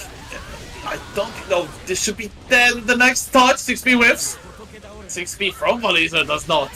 And a perfect round. Valizer set point once more, but Worthy was in this situation previously before turning it around. Let's see if that Anji still has what it takes. See here, maybe Anji won't be able to show us anything here. Burst is still available, right? But Valizer has shown us a lot of... Bro, the delay. Okay, Burst is out, spinning in there, and that should be it for Valizer. There we go, Tyrant Barrel, barreling us to the 7 letters, and Valizer taking it 3-1 for Risk It. And yeah, the lead is starting to melt down here. The anchors have shown up, and they're ready to take it. At least, still have a 3-point lead for BlazBlue. So this is, if Team Risk It wins it, this is all down to the coaches. Absolutely, yeah. I think even if they get a perfect win here, it would still be a coach match. The only way for the set to not go to the coach match is if Team BlazBlue win with a 6-1 or 6-0. I think a Right. Yeah. 6-2. Yeah, a 6-2 will still get us. No, a 6-2 actually will also be enough. Because we have a 3-point advantage, so anything over 4 points is going to be enough. Right. So, yeah, the situation is quite. I don't want to say dire for Risk It. Would you say it's catastrophic? Do we need a Dr. Catastrophe to deal with this situation? Do we need? We need a doctor? Hello, is there anyone in here to deal It's a with doctor. this He deals with catastrophe. I'm sure. The one and only. The Risk one It can and count on only. him. Can count on them to maybe turn the tides. To be fair, like if I knew that my doctor would risk it for the biscuit, I would be scared. Ooh. Risk is not something that I want to hear from my doctors. I mean, I guess there's always risk involved, right? That's not wrong. That's absolutely not wrong. Yeah, it's gonna be a match against Jester, so I guess we're gonna be seeing more Potemkin. I'm looking forward to this. I don't know, like Potemkin, cool character, funny character, and Axel Potemkin not as bad as it seems. Like the Axel Potemkin matchup, Potemkin needs to play incredibly patient. The thing with Axel is that he needs to hard commit. Because so Hammerfall has a hit of armor, right? And all of the like Axel wants to jump a lot, wants to lock it down. Those are his best moves. That is what Dr. Catastrophe favors as well. But if he wants to break through Hammerfall, he needs to go for like JH. So let's see if Catastrophe knows this matchup. Diving straight into the action with Catastrophe. Immediately looking to run the game plan. Burst immediately used by Just a Banana. Offer from Catastrophe. No punish on this Snail. It's very hard for Potemkin to punish Snail because of how slow he is. There's another Snail. 2 bars of tension here for Catastrophe. And the Renzen will end Just a Bananas round number 1. It's going to be very dire this set. This might just be a sweep, honestly speaking. Yeah, it's gonna be rough for sure. Catastrophe seems familiar with the set. Plus, of course, I don't know, man. I don't know. But the Mega Fist loops actually keeping Catastrophe locked down for now. I'm just waiting for the Sickle Storm, dude. I can feel it in my bones. It's coming. So far, though, so far so good. The Catastrophe is running the show. 1 vision spent. Oh, that peels him off the wall. 5 the jump K actually getting the stick. So Just a Banana not dead just yet. Just waiting to eat 1 last sickle. That is 2 rounds to the good. Catastrophe closing the deficit to just 1 point. So now Just a Banana needs to lock in. Needs to not slip up in the next games. So going to be a bit dire. Lock in. Gotta be careful. Gotta get these points. Every single one counts. Yes, sir. Just headed to the second game. Getting a couple of rounds on the board, even if you don't get games, it will be very, very important. Because it will reduce the pressure on your captain. Because the captain battle is up next. Okay, just a Banana. A couple of hits. He tackle gets interrupted. Oh. Nice combo. Coming right into H, trying to lock him down. Cross chop, connect here. Jester needs to find another way in. Yeah, the tornado should be spelling the end of this round. This is really, really tough to navigate. And Dr. Catastrophe setting up the maze and Jester not able to solve it. Quite well assault. Not a bit fast as he tackled with punish though from Catastrophe. Try to create a separation between the two, which is where Axel Low will shine. Good jump on the command grab. Renzen bringing Potemkin up close. Just a Banana still looking to chase down Catastrophe. PRC, a little bit of an awkward one there. Oh, okay, Mega Fist. Another one. Good punish though from Catastrophe. Just a Banana sitting on 1 bar of tension, but it was confirmed from Catastrophe. That Bomber doing so much damage at the end. It's 2-0. Catastrophe now giving the lead for the first time tonight to Team Risk It for the biscuit. The Catastrophe starting to pull ahead here. Team BlazBlue really wants to just stem the bleeding here again. Like, one round would be so incredibly huge for Jester. Yeah, absolutely. I mean, I feel like they're kind of getting the hang of the matchup a bit more. They seem to start getting a little bit more aggressive too. Yeah, definitely. Let's see if Jester can apply that knowledge before the round is already over. And it's the issue, right? Like, if given enough time, anyone will be able to deal with it. But you only have a first of 3. First coming out here, Jester trying to keep Dr. Catastrophe in the corner, but Catastrophe immediately bursting out. And just like that, just a banana needs to find their way back in. The heat tackle is not going to work out. It is unsafe. So you have to find other ways. Catastrophe moving on to set point. Just a banana, a little bit out of ideas here. Close the gap. Looking good, looking nice. Oof. Impatient effort by the snail. Oh no. When Demanders comes in, Catastrophe tries to go for the overhead setup. Jester at least finding the trade. Wild Assault still connecting.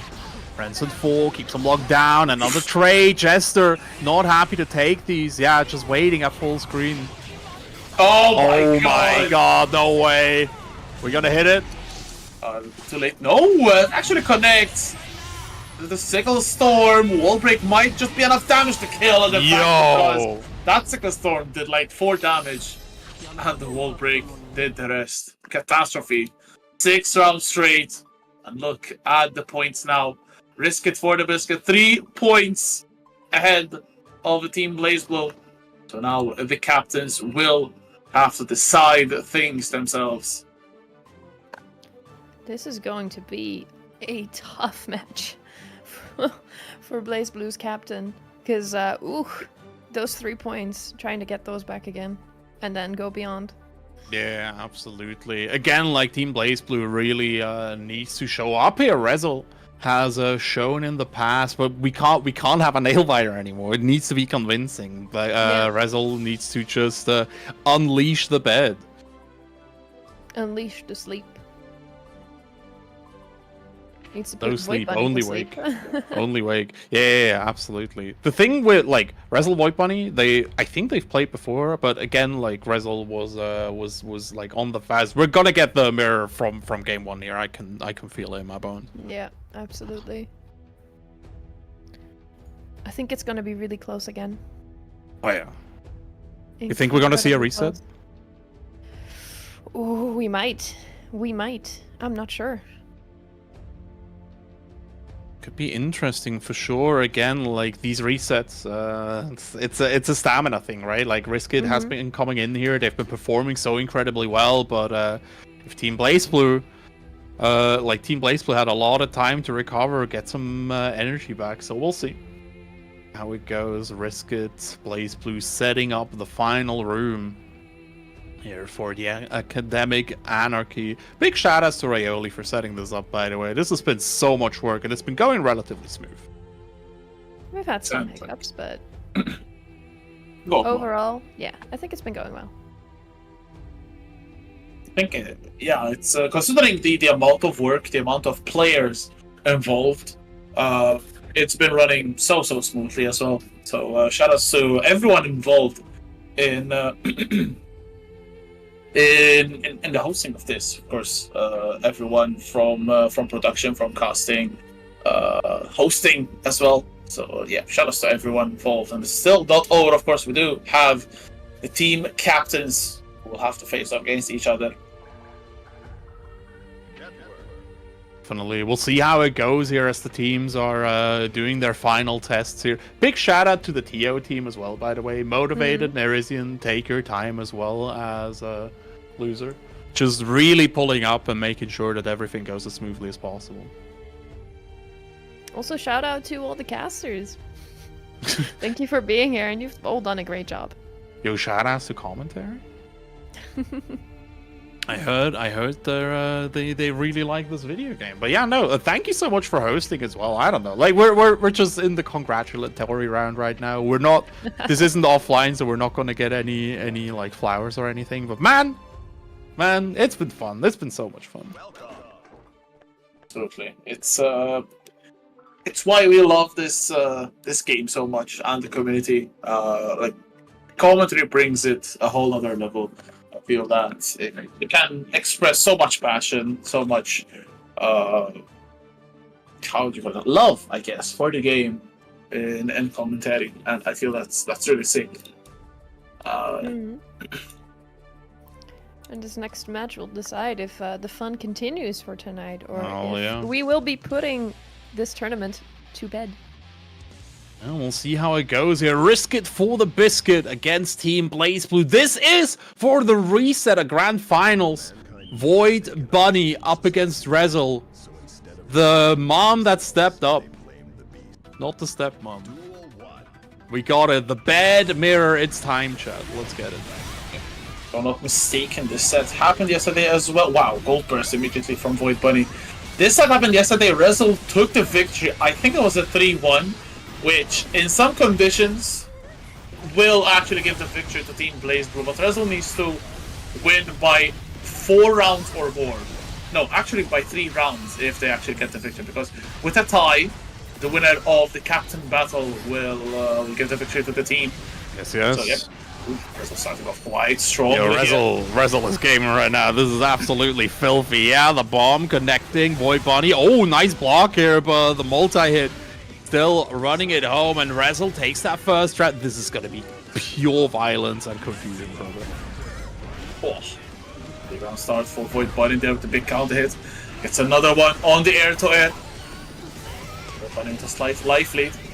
Now we are going into the fireball warfare. Bunny gets the projectile advantage though. Rezel looking to shut them down. Oh. Error code keeping him locked down as well. Rezel actually getting mashed out here. Very good contest from the side of Void Bunny. Goes for the side switch combo as well. YLC keeping Rezel safe. My god! That instant edge AS. The counter hit too. Hold up. Rezel looking to take back the life lead. Air to air works out for Void Bunny. Good deflect shield, creating some separation, but Wild Assault brings them back together. Super is a little bit late though. No, just in time. Void Bunny round on the board. Team BlazBlue coming right out. Ooh, 6p. Blocking Bunny out of the air. Head to end. Goes the way of Rezel. Shield once more. Go in with the Beyblade. Stuffed out of the sky with the fireball. And now it's Void Bunny in the corner. Rezel, are they able to get the kill? Of course they are. Big damage. Game 1 going to Rezel. And the deficit is reduced by a point. So now it is 2 points between the teams. So if Rezel wins 3-0, 2-1, 2-1, 2-1, then it is actually Team BlazBlue who will get victory. So it's going to be very, very interesting to follow that. Charge dust from Void Bunny though. The burst from Rezel. Saving their skin and their life bar. How it goes. Error code cashing Void Bunny out. Rezel keeping it nice and strong. More plus frames, more guard crushes, more wall breaks. More meter going the way of Rezel. Coming back, SHAS, Beyblade all the way there. Burst from Void Bunny. Very good, by the way. Like, keeping Rezel locked down. Huh? You see that keep safe after the block. Super Beyblade goes in. One more touch, the jump dust. The bed assault. Rezel gets yet another round. Oh wow. Air to air goes Rezel's way once more. Doing more and more in this matchup. As they need, as they should. The conversion. Oh wow, again. The second overhead opens Void Bunny. Rezel looking so strong. Yeah, Rezel dealing so much damage. Wild Assault though. But not forgotten. Install coming out for Void Bunny. Rezel needs to deal with his own shenanigans. YRC keeps him in there. Very nice, wasting the time on this install. Goes out, baits the throw, and now the install is completely wasted here. Rezel playing this so incredibly well. Reflect shield, putting Void Bunny back to full screen, and this is where Rezel is the most comfortable. Wow, What White Wild Assault though, involved through the fireball, and now it is Void Bunny's time to shine, living on a pixel. A projectile will kill them! Okay, the defense so far, Rezo goes in with the fireballs, Thunderbolt, Fireball, Thunderbolt! That is 2-0, Rezo, 2 rounds! And we are level. Same points! Heading into game number 3, Rezo looking better and better with every single round. And if Rezo wins this game, 2-0, 2-1, BlazBlue will win Reioli's Academic Anarchy. Fantastic start as well from Rezo, sitting on full burst, So funny. good. White Wild Assault Retaliation. Oh no! Off Super! of me! Off me! Calling out the deflect shield as well here. Rezo just completely in Void Bunny's head right now. Incredible. One more game tournament point for the Austrian bed. Error code going wide, but it don't matter because Void Bunny forcing out the burst. Oh, goes in. Right, that's just go though. Void Bunny fighting back. Jump in, works out for Rezo. Beyblade knockdown. Uh-oh. Big counter hit. Uh-oh. Lock down, keep it nice, keep it tight. PRC overloading the defense. Blue RC giving Void Bunny the out. The OTG as well. Wild Assault evaded. That side switch though for Rezo. That's incredible, Rexu. Damn, even the computer, the AI got confused there. Rezo going the wrong way.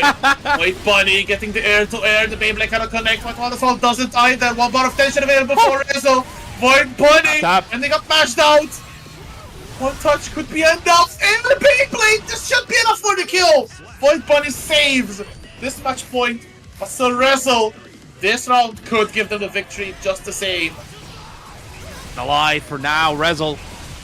Get back to full screen. The lightning bolts are clashing. Rezo is looking to like set up a gap closer, but Void Bunny is just relentless in their zoning. Deflect shield. Keeping Bunny safe, giving her back the space that she would love to have. Rezo, though, slowly starting to adapt to the rhythm, and there it is, the huge counter hit.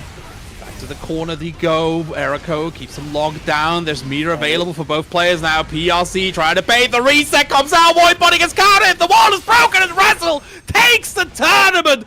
3-0 Rexu. My days. Damn. If that was ever a moment for the captain to step up, I think there couldn't have been a better way to get the victory. Beautiful stuff, fantastic stuff. Rezo! Very well done. Oh, good. Wow. And look at the points. It's 1 point the difference. That's 1 ridiculous. It's the final point, man. That's all that matters. If you win by 1 point, you have still won. But Yes. hit us, Tiddy. Hit us. us. I think we are going to have a screen change if we will still have Keno and EXE joining us for this last little bit. I'm waiting for Tio. Alright. Yeah, we'll see. But again, like we're trying to get like everyone on for the final bow. You know, again, like the theater kids coming through. But what a tournament, Tizzy! Look, That sounds this is good. your first like big fighting game tournament that you were able to like help contribute. How do you feel at the end now? Tired, but also very excited. Because this was a ride. I had so much fun. I was very nervous at the start to be doing the hosting because I mean I haven't really watched many fighting game tournaments, and I had also been told that quite a few of them don't really have hosts. So I didn't have much of an example to draw from. So it took me a little bit to find my footing during the first day, but I think I got into the swing of things, and I've been enjoying it a lot. It's been very, very fun. Also helping out with stuff on the TO side and doing the overlays and the trailer and stuff. It's been very, very fun to do. Yes, we really appreciate your work as well. Again, like just the graphics alone just adds so much quality to this event. It's been absolutely gorgeous. Thank you. I mean, it Definitely, does help that it's something I do for work as well every once in a while, so that definitely helps out that I have access to the programs with which I can put these kinds of things together. Programs ain't doing anything without skill, so big chat, say thank you, Tizzy. Give her all of your love, all of your appreciation, because goddamn, did she do a great job. If anything, thank you to chat and everybody who joined the tournament for showing up and for playing and for being here in chat, cheering everybody on. Being the absolute hype masters. And speaking of hype masters, you, Dave, and Rexu absolutely did such a phenomenal job building up the hype today for all of these matches. Props to you. The games were so hype that It's easy. It's easy. it was way too easy. I mean, today I think, especially this grand final set, every single set was very, very enjoyable. Very close matches all around, and I think the way that it ended was poetic justice, kind of really, really beautiful stuff from Rezel to keep the team afloat, basically, and was able to get a really good victory. Yeah, that's basically it. Beautiful stuff from all the team. Team Blaze Blue winning Guilty Gear. That sounds a bit ironic, but that's how it is. Blaze Blue was supposed to like supersede Guilty Gear, and they have done it again. But yeah, I think we have reached the end. Chat, if you enjoy hype commentary, if you want like the best insight, the best excitement, and all the coolest events, make sure to go over to Twitter, twitter.com/R3KTCU. Rexu is going to give you every single piece of excitement that you will have to spare. Groovy. Cannot be Hopefully. forgetting about you either. So make sure to go check out Dave as well, especially since it's his birthday. So, if you sing again, I'm gonna leave. Happy birthday. No. in fairness, you have a really kidding. good singing voice. Not gonna You lie. do. Oh, It's thank you. It's ridiculous. It's very. Thank you. But yeah, no. If you're For those interested, who like the little bit of singing, you can go check out my YouTube channel See, it's where I just post chilling. my covers. do it. Check out Tizzy's YouTube. Check out Have you her both checked Twitch out as my well. YouTube? I've done it for my research phase, and I'm really impressed. I like it. Oh, why thank you. You know, we're professionals here. We actually go check out people when we work together. Can we hire you for birthdays, Tizzy? I mean, depends on how much you're paying. No worries. I can come over for your birthday, Clover. No worries. I will gladly sing you a happy birthday song. Absolutely, but yeah, I think that finishes it out. If you're interested in me, you can I'm mostly active on Twitter and Twitch, so just go follow those. But for that, I wanted to thank everyone for watching. I want to thank everyone for keeping the hype up in chat, and yeah, keep your eyes out for more Academic Anarchy coming your way, maybe. But for now, we're signing out. See y'all next time. Stay blazing. Wherever you are in the world. Bye-bye.